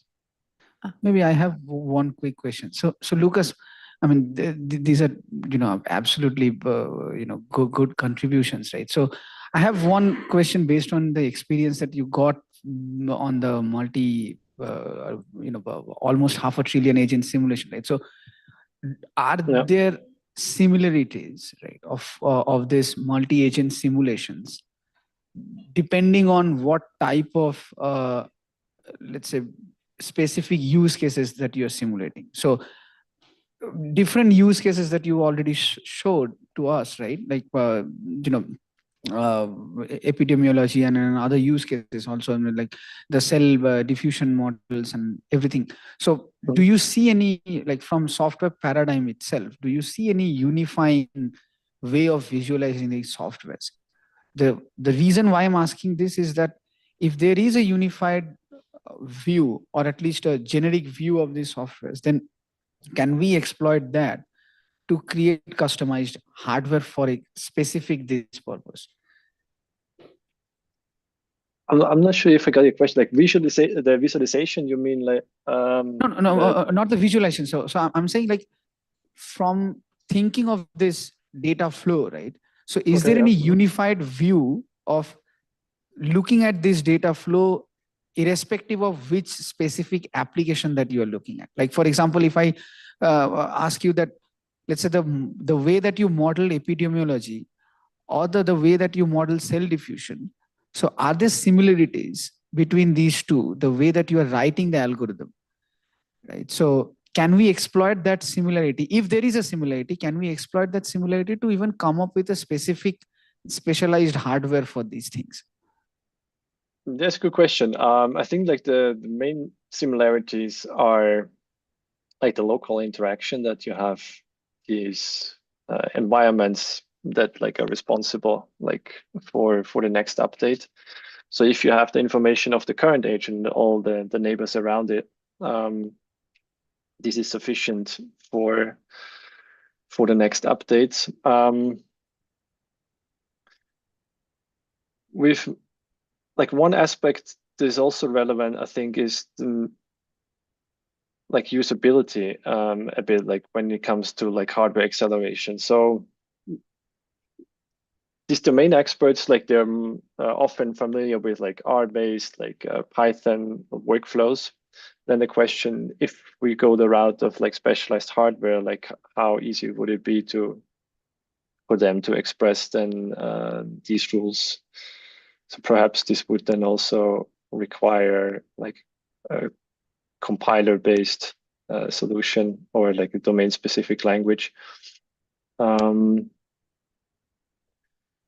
We've done in the past also some experimentation with acceleration on an FPGA, where we like offload specific workload, like specific operations to FPGA hardware, which had like limited success in a way. So the speed up was not as what we expected. It's also then difficult for various behaviors that like use like third-party tools, like how this would then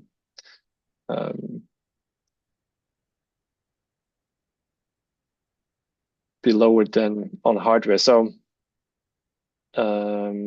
yeah, I think like these are the challenges that I would see for this approach. Does this answer in a way, or no, I mean, it makes sense. It makes sense. I mean, the problems that you specified, right? Like most importantly, how exactly that these domain experts can, even if we come up with a hardware, then how exactly they can program the hardware is obviously a concern, right? And then if that does not happen, then but in a very high level, the way that I'm seeing this, that every individual, let's say, agent can be mapped to individual processing element, and you can add support to every individual processing element, basic operations that you are seeing across the domains, right? And then they're essentially communicating and computing. So it's a communication and computation, paradigm, right? So yeah. Yeah, I mean, that's the reason why I'm asking, like, is there a feasibility, or how do you visualize that if somebody wants to come up with a specialized hardware for these, is the time is there yet, or probably, for multiple reasons, we should not be even looking for that much specialization? But I think your answer definitely makes sense along that line. Yeah.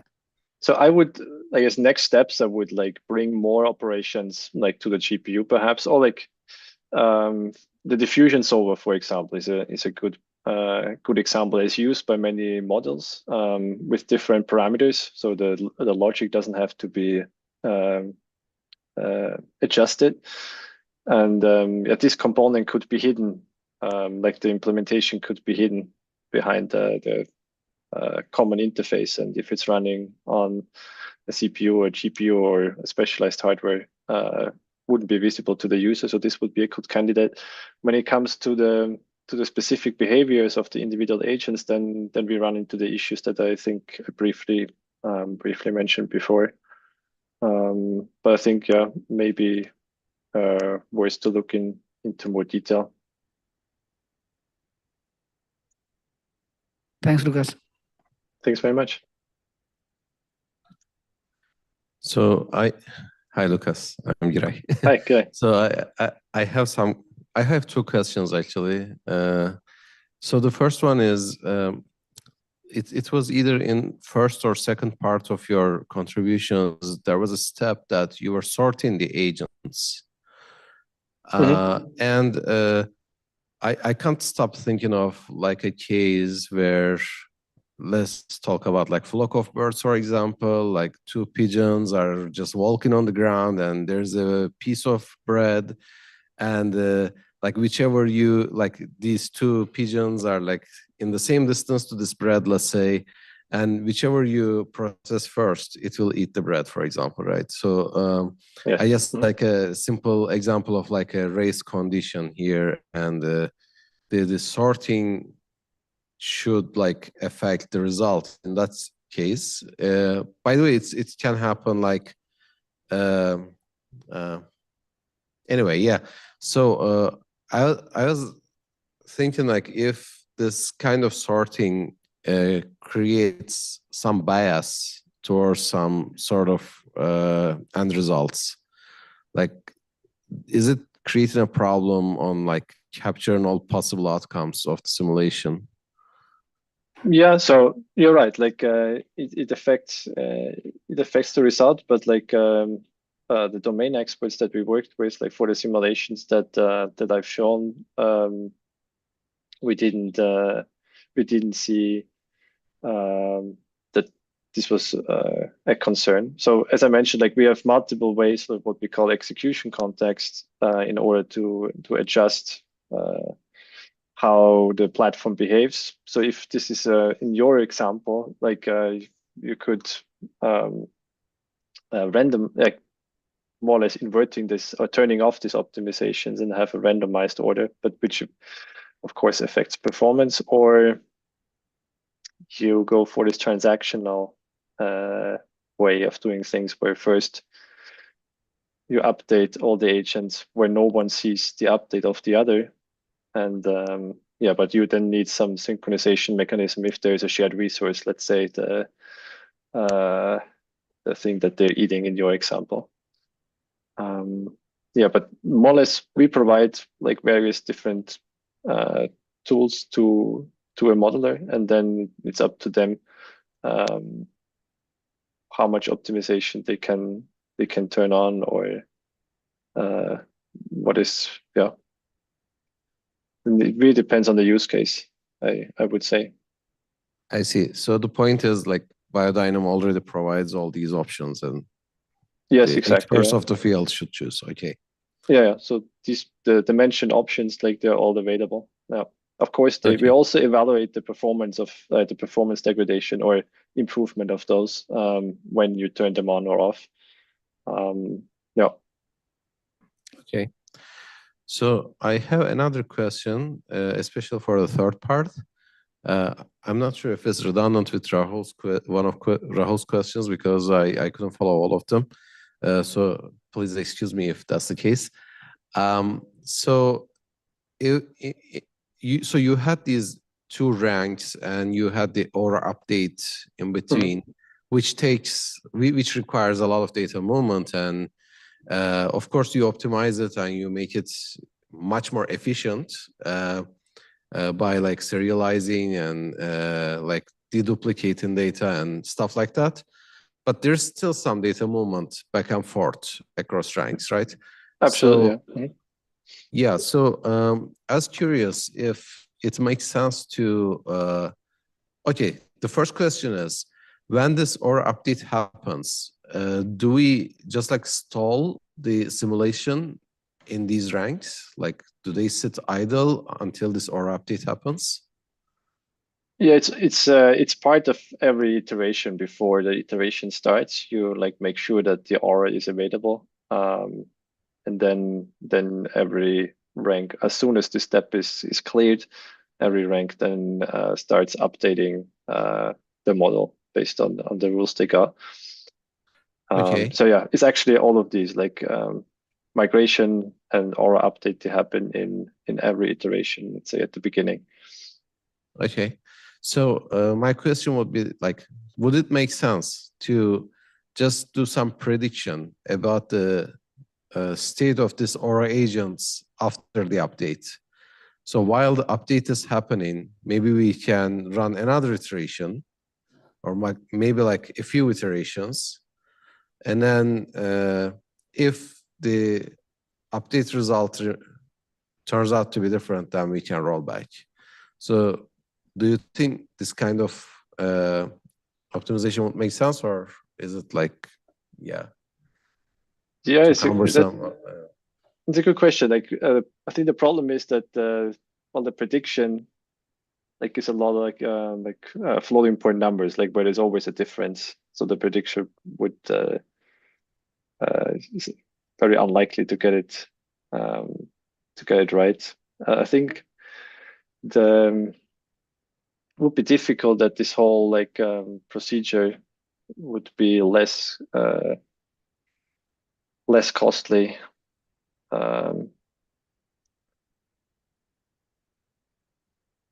than waiting to do the update before. But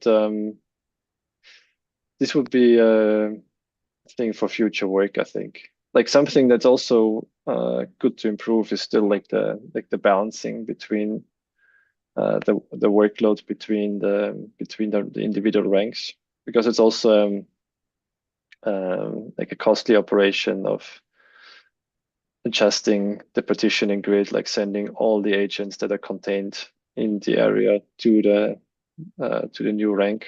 So often then performance improvement is less than all the work required. So like balancing this out is challenging. Yeah, I see. Yeah, I can see the challenge now. Oh, thanks. I don't have any other questions. Are there more questions?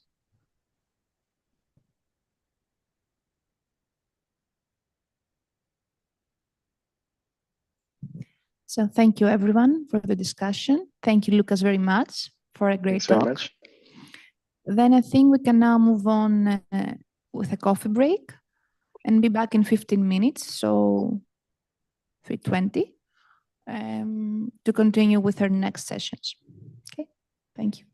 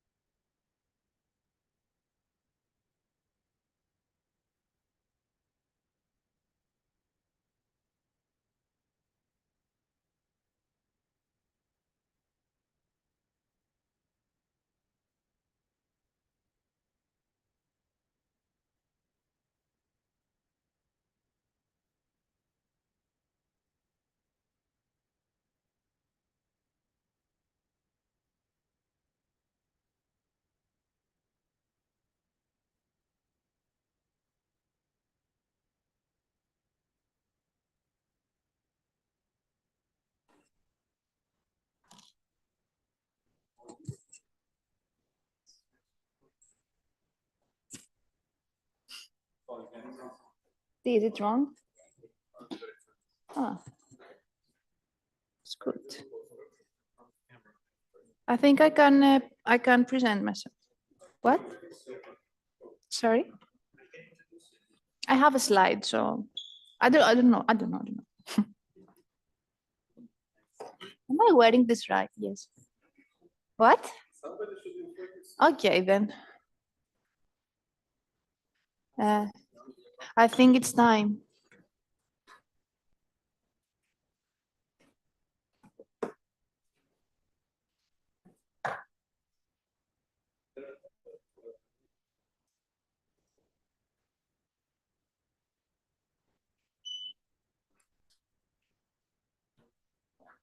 Do you wear this here? I guess yeah. It's fine. This is annoying. Oh, yeah. It's definitely one on my over there.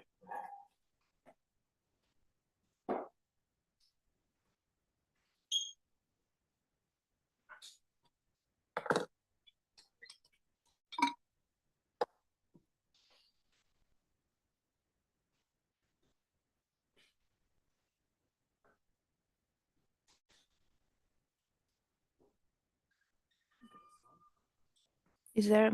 Oh, okay. This is the bio. Okay. Oh.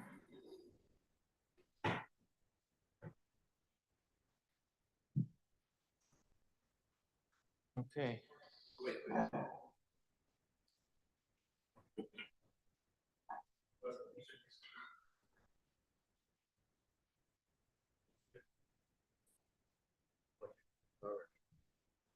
Okay. Then welcome everyone to the last session, I guess, of today's workshop. So we have 2 more slides to cover. We're gonna start with the Mars work. Konstantina is gonna present this work. And it's my pleasure to introduce her. Konstantina, she's a postdoctoral researcher in the software research group at ETH Zurich. He received her PhD in electrical and computer engineering in the National Technical University of Athens. Her research interests lie in the field of computer systems and architecture, heterogeneous computing, and hardware acceleration. And her research has focused on hardware software co-design, efficient high-level synthesis, optimization, and design space exploration, targeting mainly genome analysis applications, as she was involved in many interesting works during her PhD and also during her time also here in Safari. So we're definitely looking forward to hearing more about Mars. Thanks a lot, John, for the introduction. I think you can hear me, right? Okay. Okay, so in this first part of the session, we're going to discuss Mars, which is the first system that is implemented in storage that leverages processing in memory techniques to accelerate raw signal genome analysis. So John pretty much covered my background. So let's move on to describe the outline of this slide set. First, I'm going to go on and present some brief background on genome analysis that has been already covered by most of the part by John in the early morning sessions, but still I think it will be a useful reminder for us to follow the work and the technical contributions easier. Then I'm going to move on with presenting the motivation and the goal of this work. Then I will present the architecture and the key mechanisms that we implement in Mars. And then I will move on to some evaluations regarding mainly performance and energy metrics, and then provide some closing remarks. But first, let's start with the executive summary. So we're going to focus on raw signal genome analysis, which is a very important application in genomics. RSGA, as it is often called, is very important, but it's currently struggling to follow the high throughput sequence generation of data from sequencing technologies, and struggles to keep up with the increasing volume of data and the requirements for real-time analysis. Therefore, there is a very important need to accelerate this workflow. When we do accelerate this workflow, however, we observe that the I/O data movement becomes the actual bottleneck of the end-to-end analysis. Therefore, we have the goal to design a high-performance as well as energy-efficient system that can like can efficiently address both the I/O data movement as well as the computational bottlenecks. The key idea in this work is therefore to create an in-storage processing system that can address these I/O data movement bottlenecks and also leverage the inherent SSD capabilities, parallelization capabilities, so that we can efficiently accelerate all the computational bottlenecks.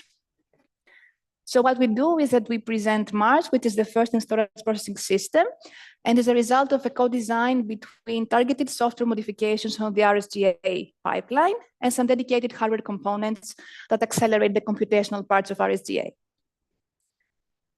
After presenting our specific architectural mechanisms, we see that it has some very promising results, and it manages to provide significant performance benefits as well as energy benefits over state-of-the-art software as well as hardware accelerated versions. So let's start with some background on genome analysis.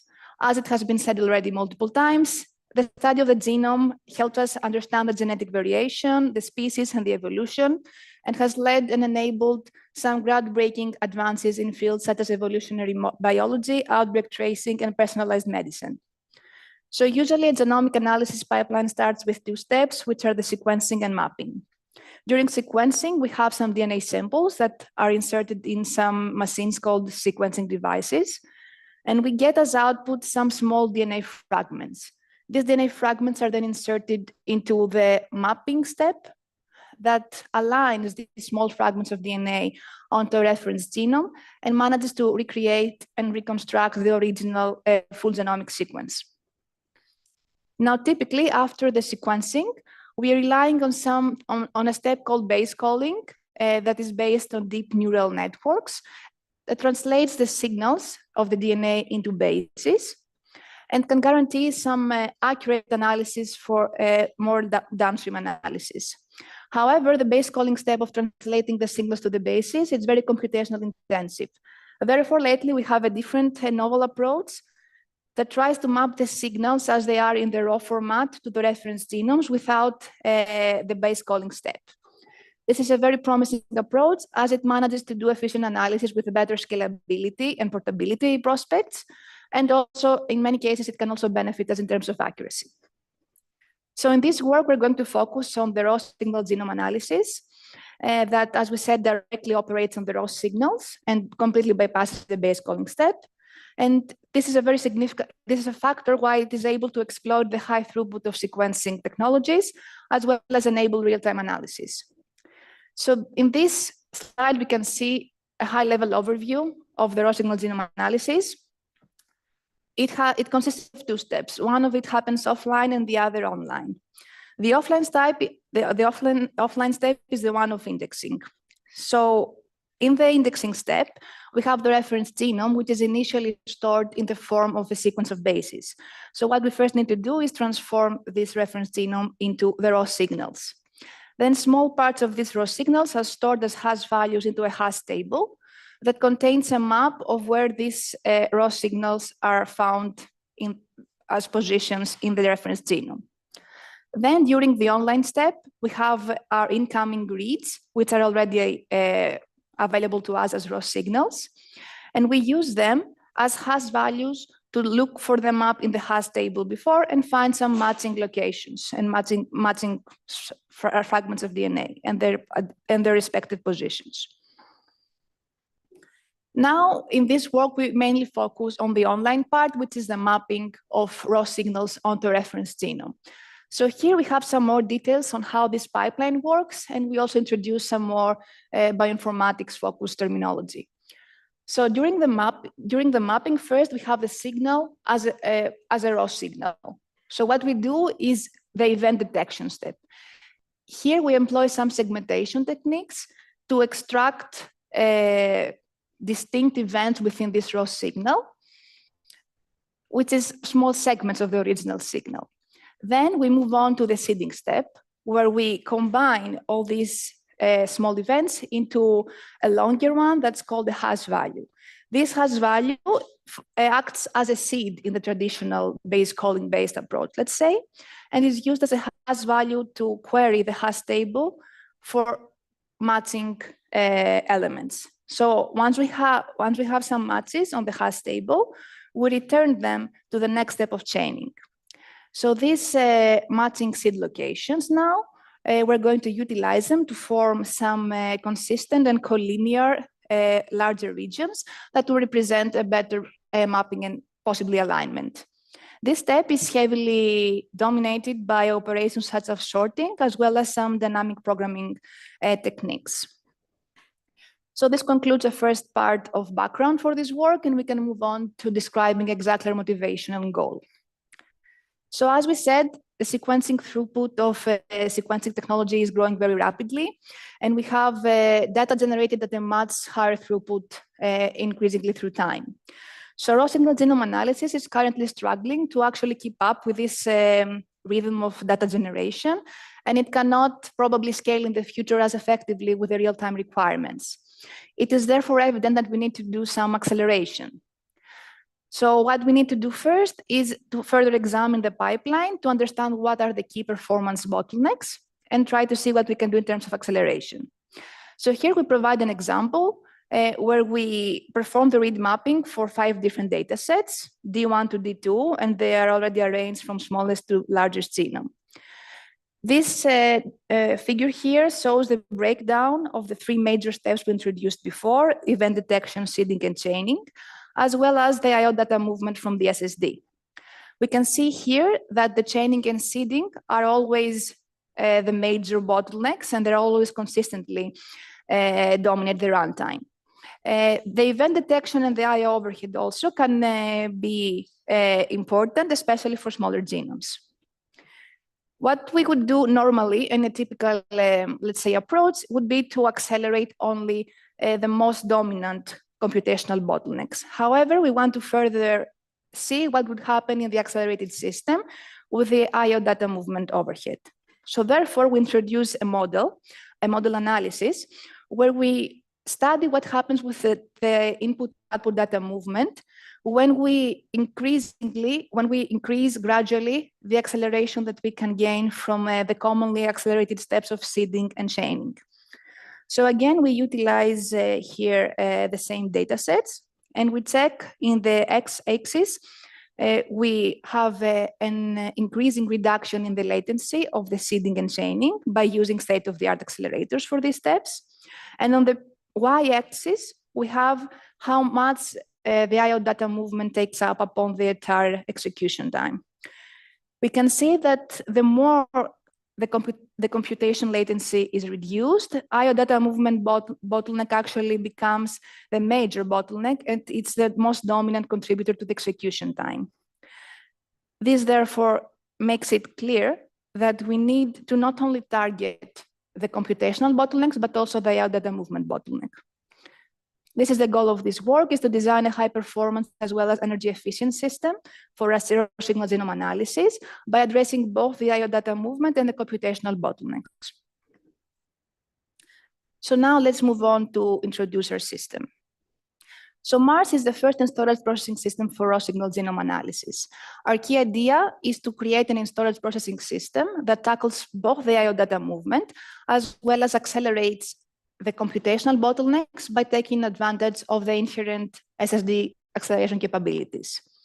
To achieve that, we perform a co-design procedure between targeted software modifications as well as some dedicated hardware components.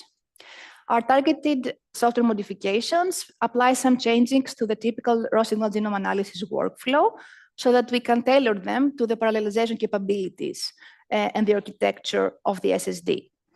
On the other side, for the dedicated hardware components, we create some accelerators for the individual steps of raw signal genome analysis, which employ processing in memory techniques. And we actually combine multiple approaches for this. We use both processing using memory as well as processing near memory by using the SSD internal DRAM.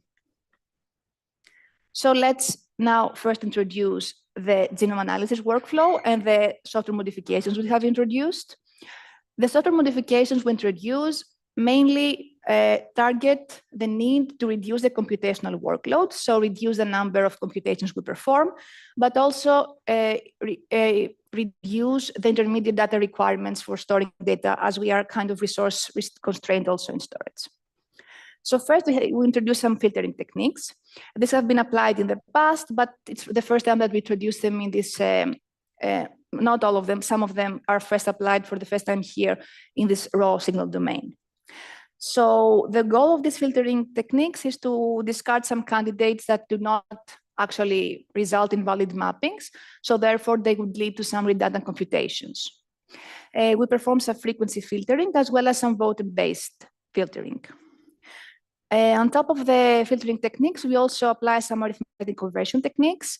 We use fixed point arithmetic, and specifically we use 16 bits instead of floating point in order to reduce the memory footprint and the computational cost of actually making calculations using the floating points. Now, what is challenging in applying these optimizations and these modifications, rather, is to preserve the accuracy and do not have a significant accuracy loss. We managed to do that by placing this filtering in a very strategic and careful positions within the workflow, and also fine-tuning the parameters of the filter, such as some thresholds. Now, we validate this, that we do not actually have any accuracy loss, by comparing how Mars fares in terms of accuracy with the ground truth. The ground truth, in this case, is generated by a typical pipeline that consists first from a base caller, which is Geraldo, and the read mapping tool, Minimap tool, which maps the base called reads. We use, again, the same 5 datasets as we have been using during our motivation. And we evaluate 3 different variants of Mars. The first variant only includes the filtering techniques, and the second one adds the arithmetic conversion tool. We compare this also again to against the state of the art for raw signal genome analysis, which is RawHash 2. And here we have provided a table where we present the precision, the recall, and the F1 score. So what we see first is that in terms of recall and the F1 score, we managed to actually improve these metrics over RawHash 2. Precision is in general on par with RawHash 2 scores, but sometimes it can be less, and in some other datasets it's actually more. What this shows us is that the filtering techniques we have chosen actually are very effective in eliminating any ambiguous candidates and redundant candidate matches, and only focus on most useful parts and candidates again. Next, by focusing only on our 2 variants, we can see that also applying the fixed point arithmetic on top of the filtering modifications, we can see that we have some minimal accuracy loss. And therefore, we can see that the savings and resources that we achieve are actually worth it's actually worth adopting, because the accuracy loss is minimal. So now let's go on to see our architecture. So we have implemented an installed processing system for raw signal genome analysis that operates in 2 different modes. In the conventional mode, the SSD operates and performs the standard SSD operations as we know them. But in the accelerator mode, it executes the RSGA pipeline without needing any host interference. So once the host initiates basically the execution of the RSGA, it does not need to do anything else than coordinating the execution. Now let's see one by one the components. To implement their architecture, we add some components in the SSD controller and some also in the DRAM. So for the SSD controller components, we first have the Mars control unit, which is implemented as a finite state machine that orchestrates the pipeline execution, the control, and the data flow.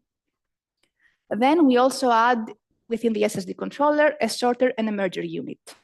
The sorter unit performs very efficiently parallel sorting of small sequences using some dedicated logic. And particularly, we use a bitonic sorter, which is very efficient, and it's known in the literature.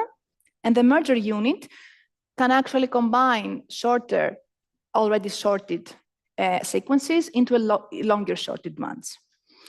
These 2 components are implemented using the processing near DRAM paradigm, as they operate on data that are coming from the internal DRAM. And we managed to implement actually 1 sorter and 1 merger per flash controller. So in this particular architecture, we have 8 pairs of those.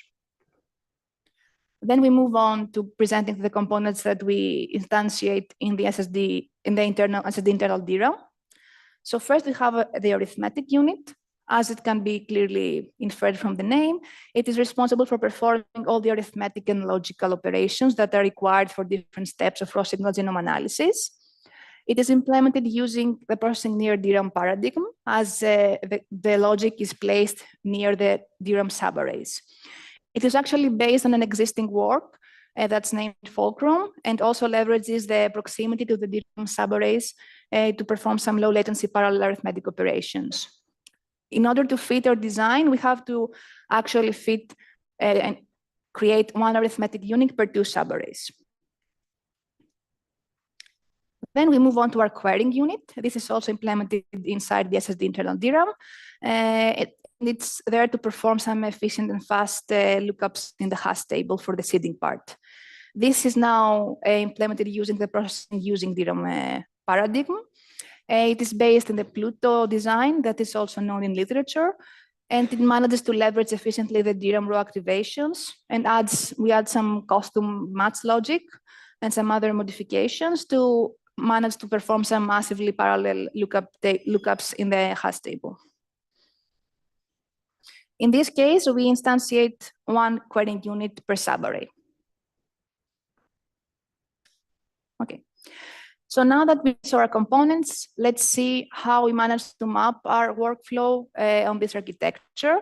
What we first do is that we break down our workflow into some fine-grained tasks that can be easily and straightforwardly mapped to the hardware components. So we managed to describe the RSGA workflow into arithmetic, querying, and sorting operations. We then implement Mars as a pipeline of these tasks, so that each task can be actually mapped to the respective unit. So whenever we have a multiplication, for example, it's going to be mapped to the arithmetic unit.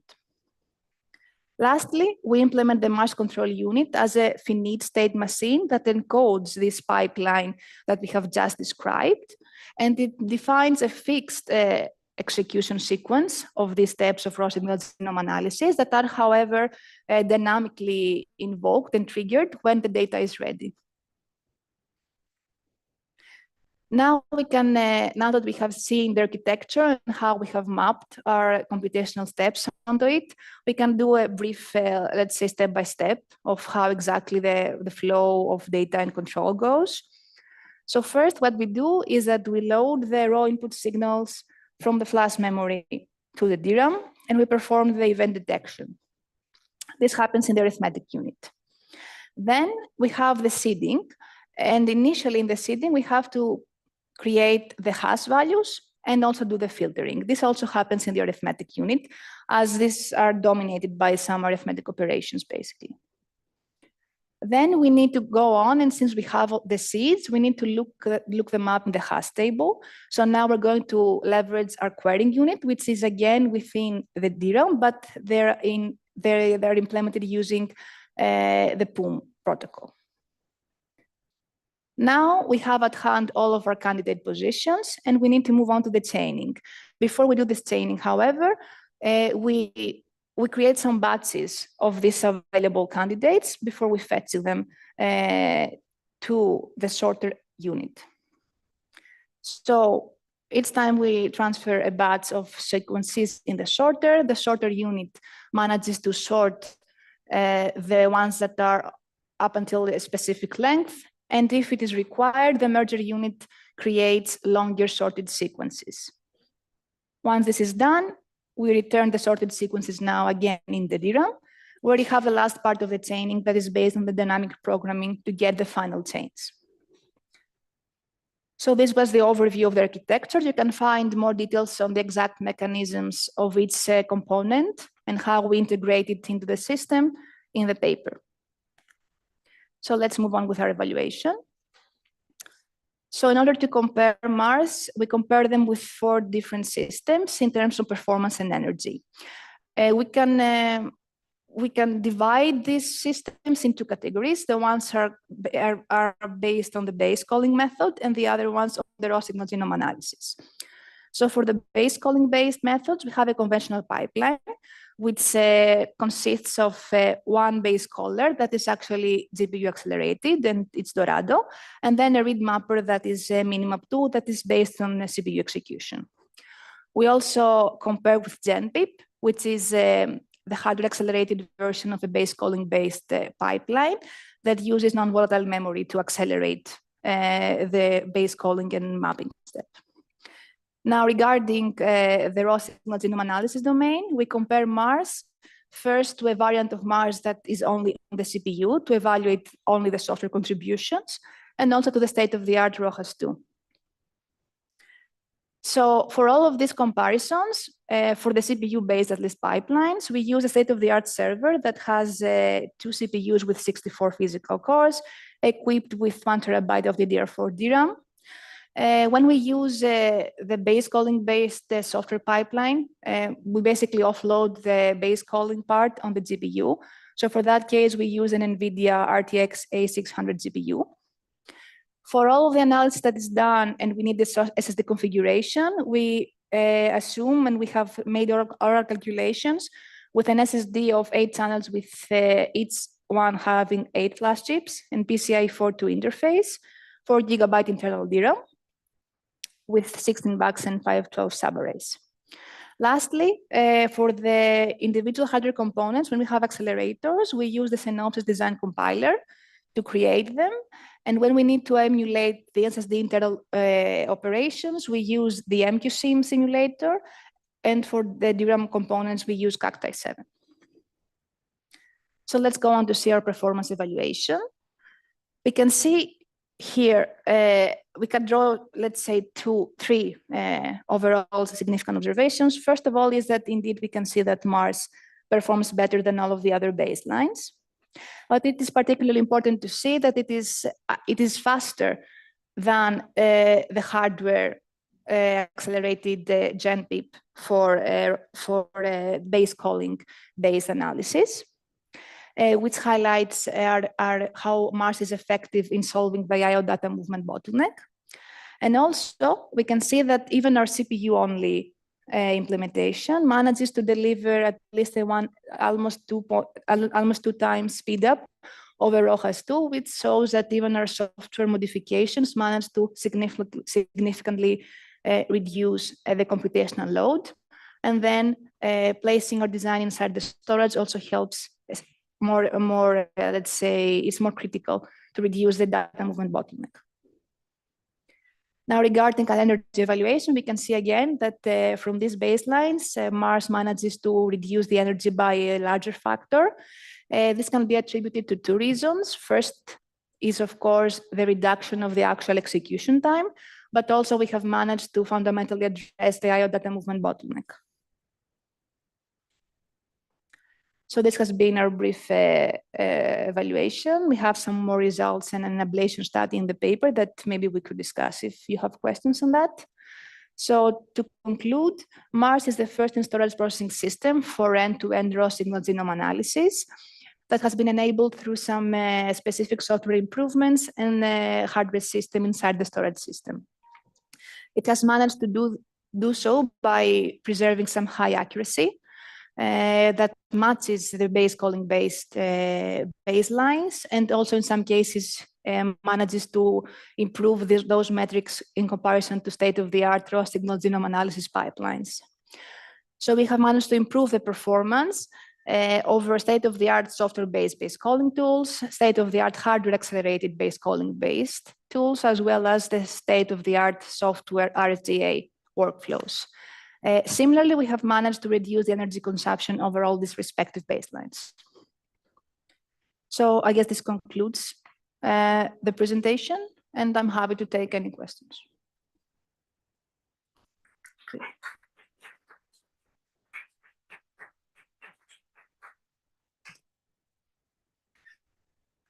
Do we have questions, Konstantina?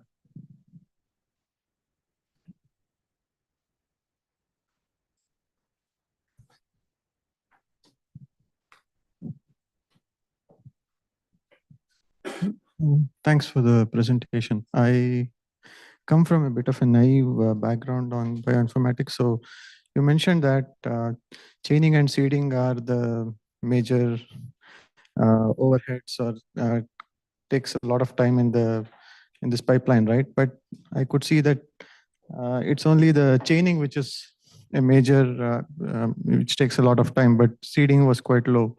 Are these two steps combined all the time, or is it? Yeah, if it's on slide 11. Yes, yeah. If they're combined, so these two steps always, we can see that they are always an important part of the end-to-end execution time. They are very tightly coupled with each other. So the seeding part basically feeds all the data that the chaining needs. So in most hardware accelerated works, the ones that manage to achieve the best end-to-end speedup are the ones that have managed to implement both of them closely in hardware. Basically, when you leave one of them unaccelerated, like the seeding, then you're very bound by AMDA law and you don't get very impressive speedups. So related to that, I have another question. So do we have a kind of a breakdown of where, which step is Mars able to kind of optimize more in these data sets? So this was at some point included in the paper, but it didn't include this figure, and I don't really remember the exact breakdown.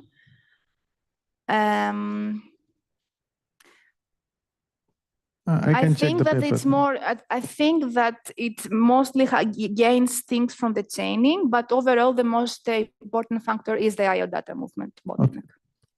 Thank you. You're welcome.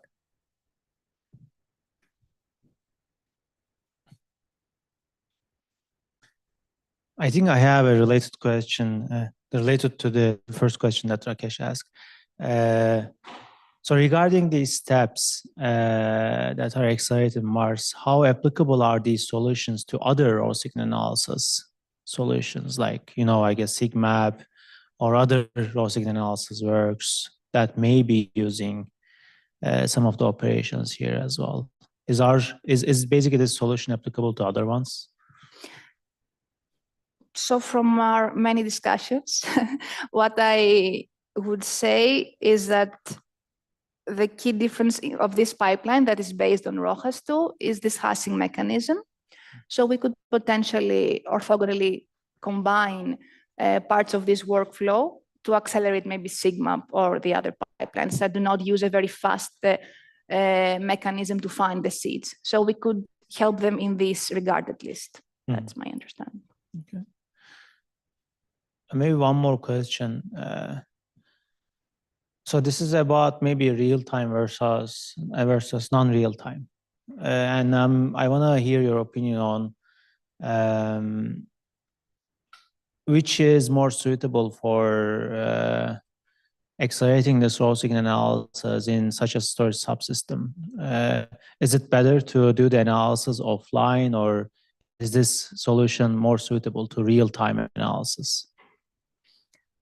So basically, do you want the data to fully stored initially, or is this better for a streaming fashion type of data? To have the data fully what? I'm sorry. Fully stored, fully generated and stored in storage. I guess that I'm not really sure how to answer that, but if we have them fully generated, I guess we exclude the part of pre-processing. That makes it then not real time. So in order to be more fair to using the term real time, we would need to include that part too. So maybe we could have some sort of runtime or adaptive pipeline that, that can maybe decide on the scoring and the quality of the data during the real time, and then proceed with some computations. Did I understand correctly? I'm more curious about real-time versus non-real-time, and if there are applications for non-real-time analysis. Okay, I understand. And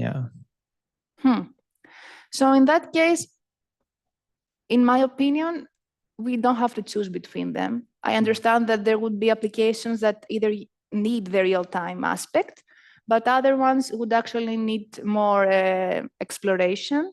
So I think we should create maybe pipelines that can be cooperative and one assists the other somehow. Maybe use the real time to have some sort of a pruning of a design space, and then offline when it's not so critical anymore to do some more time-consuming experiments, maybe to get more insights.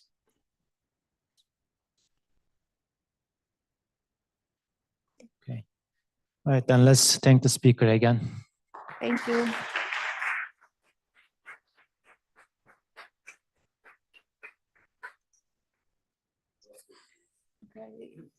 Okay. You don't have to introduce me. Yes, okay. Do you have your slides? I guess I'll need to download.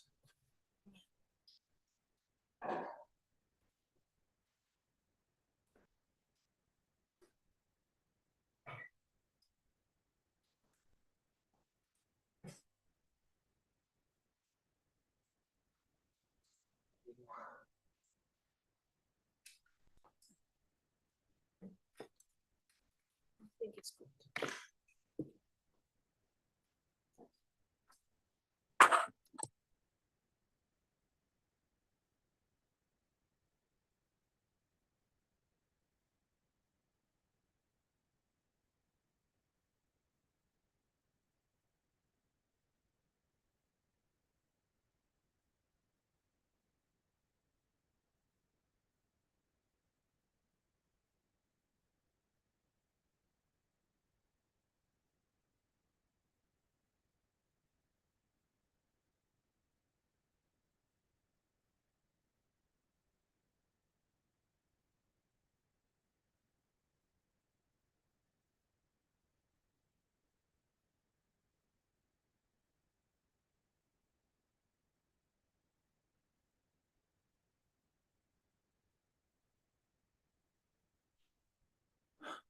Right.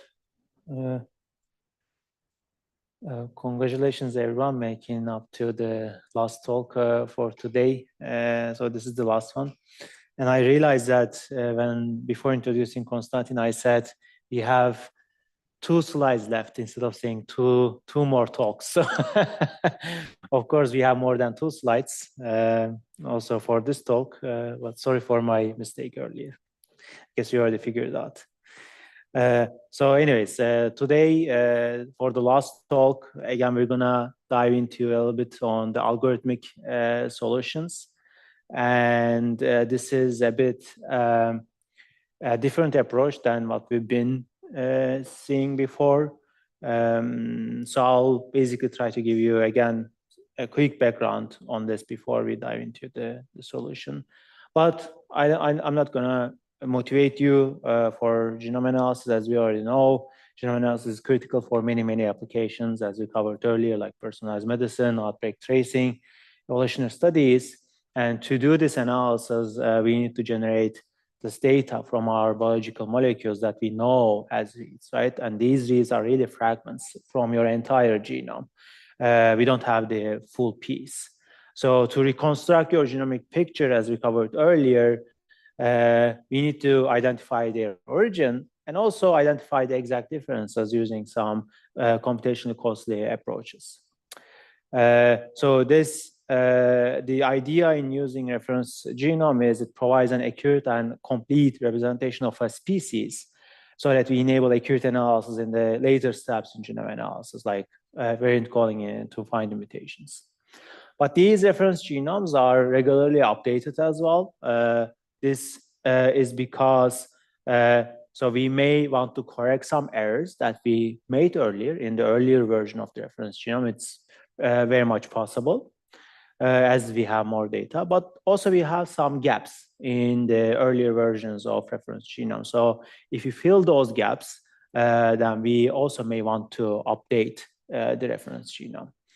So then this means whenever you have a newer reference genome, you can remap them to the updated reference genome so that you get the novel information that we're generating with the new one.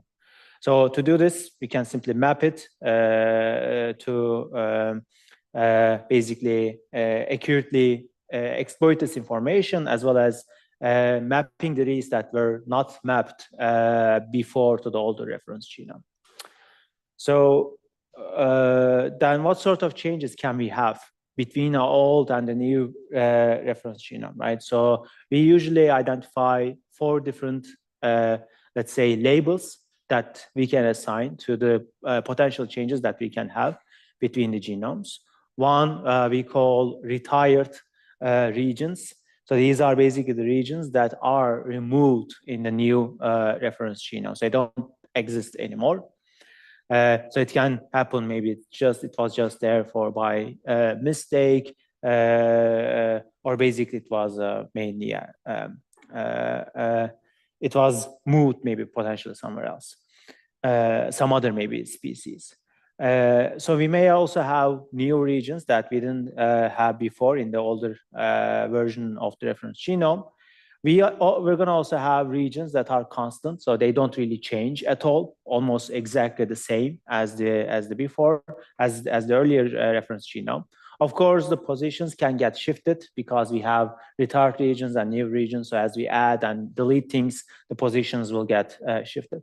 But we also have regions that we call updated regions. So these are the regions that that show slight changes, small changes between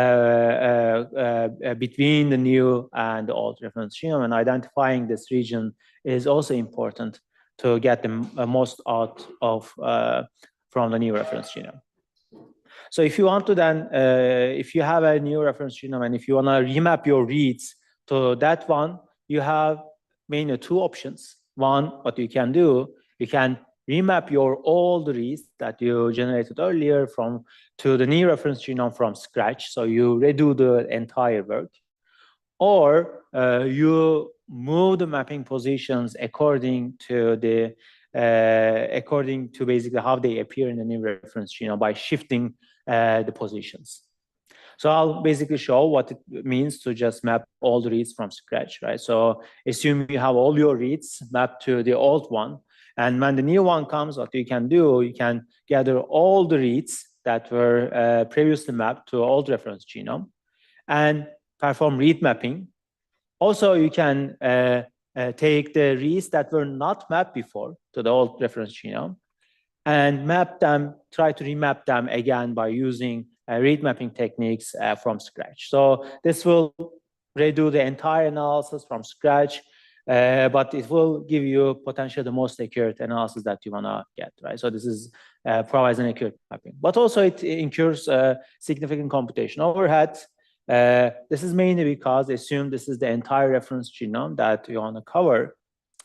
But then on average, what we see is that usually 12% of the portions in new reference genome is different than the old reference genome. So this means if you want to identify the differences for the reads in constant regions, then you're doing redundant work, right? So maybe you just need to do this mapping operation only on the 12% of the part, and for all the other regions, you can just simply shift the position without doing costly analysis. So then this is the issue with mapping the reads from scratch. Then the second solution would be, as I said, we can just simply move the positions to, according to new reference genome, right? So what this means is, assume you have your mapped reads, and we know where the constant regions appear between reference genome. So by maybe just using a simple lookup table, you can just simply shift their positions. And this is a very quick operation. It almost has a negligible cost. So then this means you can do like update the positions very, very quickly. So minimal computation overhead, but then you cannot really move the reads that are in the retired regions because they no longer exist in the reference genome. Then you cannot also utilize the novel regions in the new reference genome because you're not going to have any read that you can move there. So you're really losing information over here. So this provides an inaccurate mapping. So what are the issues, right? So one issue is you cannot really map the read to a new reference genome, or you cannot really move the read to a new reference genome because it appears to be in the deleted region. So you cannot really shift its position. Also, if a read is in the updated region, meaning maybe that region is really not changed too much compared to like essentially old reference genome and new reference genome, but there are still some slight changes. So what this means is that maybe the read that was mapped to an updated region before can get mapped to another region in the new reference genome with a better, let's say, mapping score, because things have changed, although slightly, things have still changed. So then this means maybe we should give that read another chance to get remapped, because it can get mapped to some other region better. So the takeaway here is that a large portion of the mapping information is either lost or inaccurate if you want to use these moving solution as an accurate way to remap your reads to a new reference genome. So there is this computational overhead issue, there is this accuracy issue. So how can we basically achieve the best of both worlds, right? So this is basically our goal in the airlift work. Our goal is to basically accurately and quickly remap all reads by either mapping or moving them from the old reference genome to the new reference genome very accurately and also very quickly. So airlift avoids redundant read mapping for constant regions, so we simply move them. But also we quickly identify these updated regions and basically quickly decide whether they need to be remapped or moved, as well as remapping the reads to a new reference to the new regions in the new reference genome. So this means we basically try to utilize all the new information that we have in the new reference genome to get the best accuracy, while minimizing the computational overhead where we can, for the regions where we can just simply move the read to those constant regions. So then this is the overview of airlift. So what we do for all the reads that were mapped earlier, as well as the reads that were not mapped to old reference genome, we simply basically use airlift to either move their positions or remap them so that we achieve both low computational overhead and accurate mapping. And to achieve this, we have two steps. One is the offline airlift indexing step, where we label the regions between the old and the new reference genome. And in the second part, the airlift mapping, it uses this labeling, uses this indexing to make this moving decision. So the indexing step, the offline step, has mainly has 8 steps. So I'll try to quickly cover by looking at the screen because I cannot see it over there. I hope you can see it though. Maybe, okay. Is it readable? Oh, okay, all right. So then we have 8 steps in the indexing. So the very first step would be we perform, we find exact matching regions by performing some global alignment between the old and the new reference genome. Right? So then this means we identify the constant regions that appears exactly the same. Maybe the positions only changed, but then there will be some regions that we cannot align, right? So then we try to label those regions. So what happens is, for these regions where we do not see any alignment, and these are basically these empty parts over here, right? So we're not seeing any alignment. Here in the blue part, we see some alignment between the old and new, right? So these are exactly appearing, although their positions are shifted. Here we don't see any alignment. So for those regions, what we do, we extract very small subsequences from these regions in the old reference genome and try to map them in the new reference genome. So we're doing this because maybe this part is not really aligning exactly, but maybe some of these small subsequences will still align, will still map to some of the regions in the reference genome. So this will signal us that maybe they don't exactly match, but because of the slight changes, maybe the large portion of these seeds will still map to some regions in the new reference genome. So this will give us that, so there is a region that is highly similar to that particular region because a large portion of the seeds were mapped. So we identify those regions, the updated regions, by doing this seed matching. But then if some of the seeds, some of the subsequences that we're generating here cannot be mapped anywhere still in the new reference genome, then this means maybe this portion, this region, no longer exists in a new reference genome, right? So we can then label those regions as retired regions, and the regions where we can map the seeds as updated regions. And if you have a region in the new reference genome where none of these small subsequences can map to, then this means that this is a completely new region, because even the very small subsequences could not be mapped. But there is still one more catch, which is, so we haven't tested that part on the constant regions, right? So this means we said, okay, maybe this constant region, it exactly appears, right, between the old and the new reference genome. And there will be reads that will be mapped to these constant regions, and then we will decide to, okay, if there's a read mapping to this region, maybe we could just simply say, just move its position according to the shift that we're seeing here, right? But the catch here is that this new region in the new reference genome, it should give a second chance to some of the constant regions in the old reference genome, to the reads basically that map to some of the constant regions in the old reference genome, so they can maybe get mapped to the new region, right? So we try to basically identify some regions in the old reference genome where they show maybe slight similarity to this new area. So this is why we also extract small subsequences from the new region in the new reference genome and then map them to the old one, so that we identify high similarity. If there's a high similarity, then this means the reads mapping there maybe should also consider mapping here by still doing some read mapping operation. So by doing all of these, then this means for the final constant regions, we can just simply move the positions very quickly. But for all the regions, maybe you can decide to do some costly operations. So this is really the indexing step. And apparently I had an animation to show all of these maybe a little bit more nicely.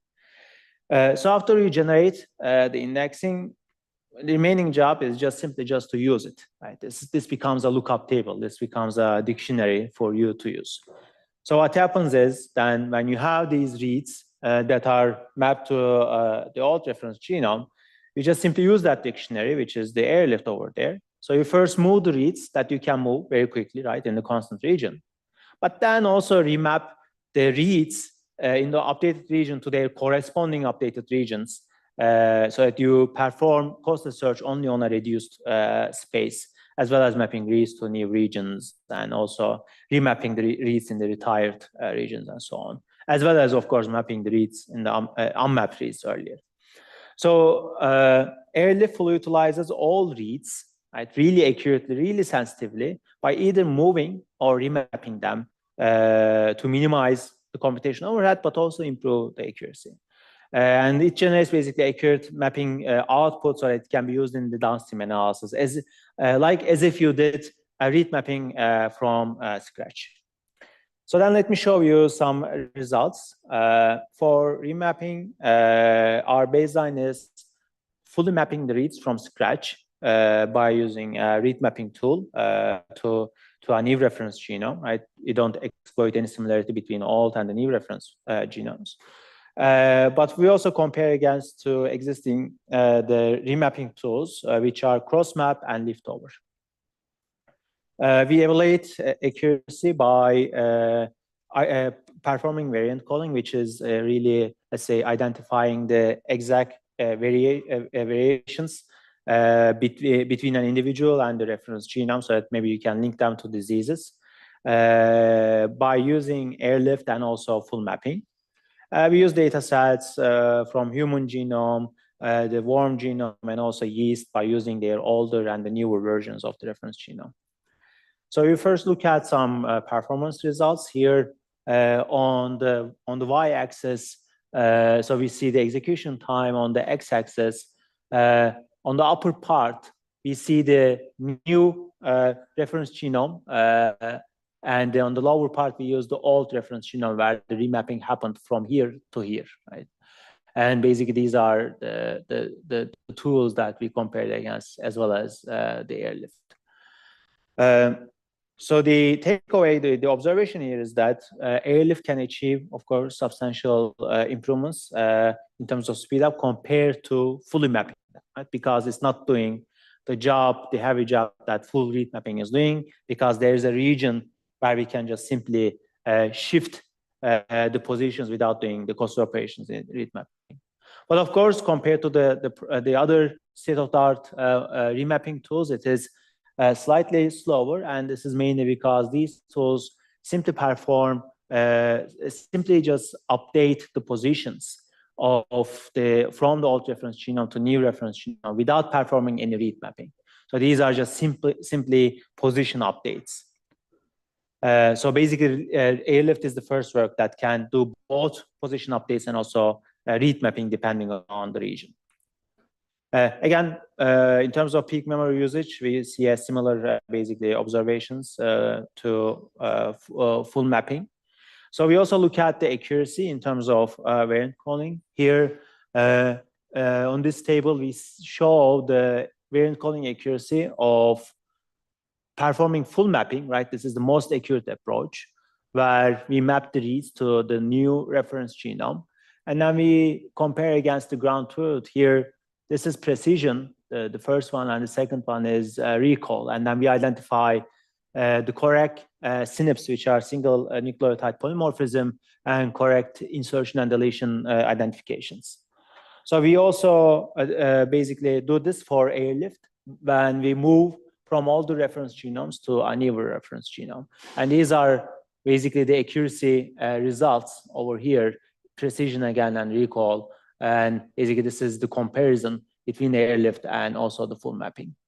We also compare directly against the results that are generated by full mapping. And also we do this for other genomes. So what we observe here is that the accuracy results are almost identical or very comparable to the ones that we would generate by performing full mapping. So this means we can achieve almost identical accuracy as if we're doing read mapping, as if we're doing full mapping, but then we're also substantially improving the performance because we don't do redundant operations on the regions, on the constant regions where they exactly appear between the old and the new reference genome. So to summarize, existing remapping solutions to a new reference genome is either costly or inaccurate. Right, so our goal is was to accurately and quickly remap all these to either by either mapping or moving them from the old to the new one. So we propose an indexing strategy where we accurately label each regions between genomes so that we can perform both fast and also accurate operations. And we see a substantial increase in terms of the performance compared to full mapping while achieving comparable accuracy. So airlift is published in IEEE TCBB, sorry, ACM IEEE TCBB journal. It was also presented in APBC in 2023. And this source course is fully available. And with this, I'm finished. Thanks.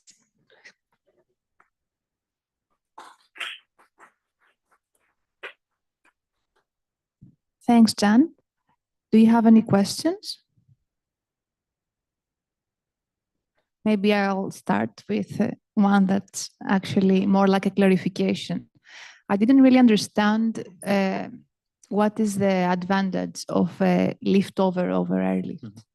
So you said that the difference is in the ability to perform read mapping. And I was confused if liftover does the remapping like without relying on read mapping, or if airlift has some, let's say, dual like capability of do both things or something like that. Mm-hmm. So let me show you this. I guess this is probably the other way. So what liftover does is it identifies the constant region, which is the exact regions, the exact matching regions between two genomes, right? And then what's the difference, right? And what's the difference between two genomes? It's basically the positions that they appear, right?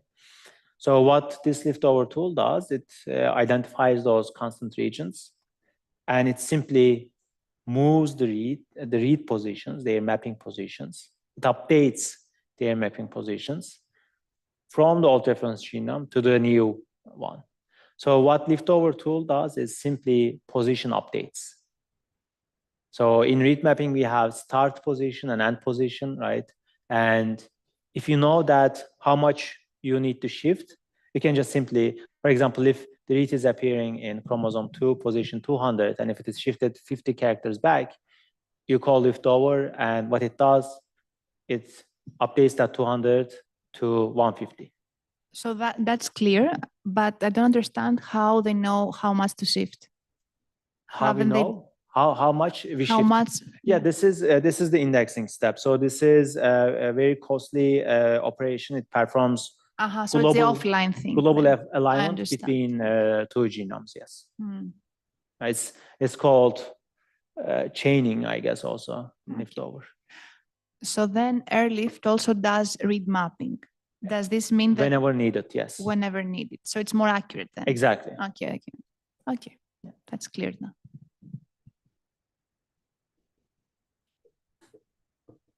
Other questions? Okay, something else also came in mind, but I'm not sure if they're connected or if this can be applied.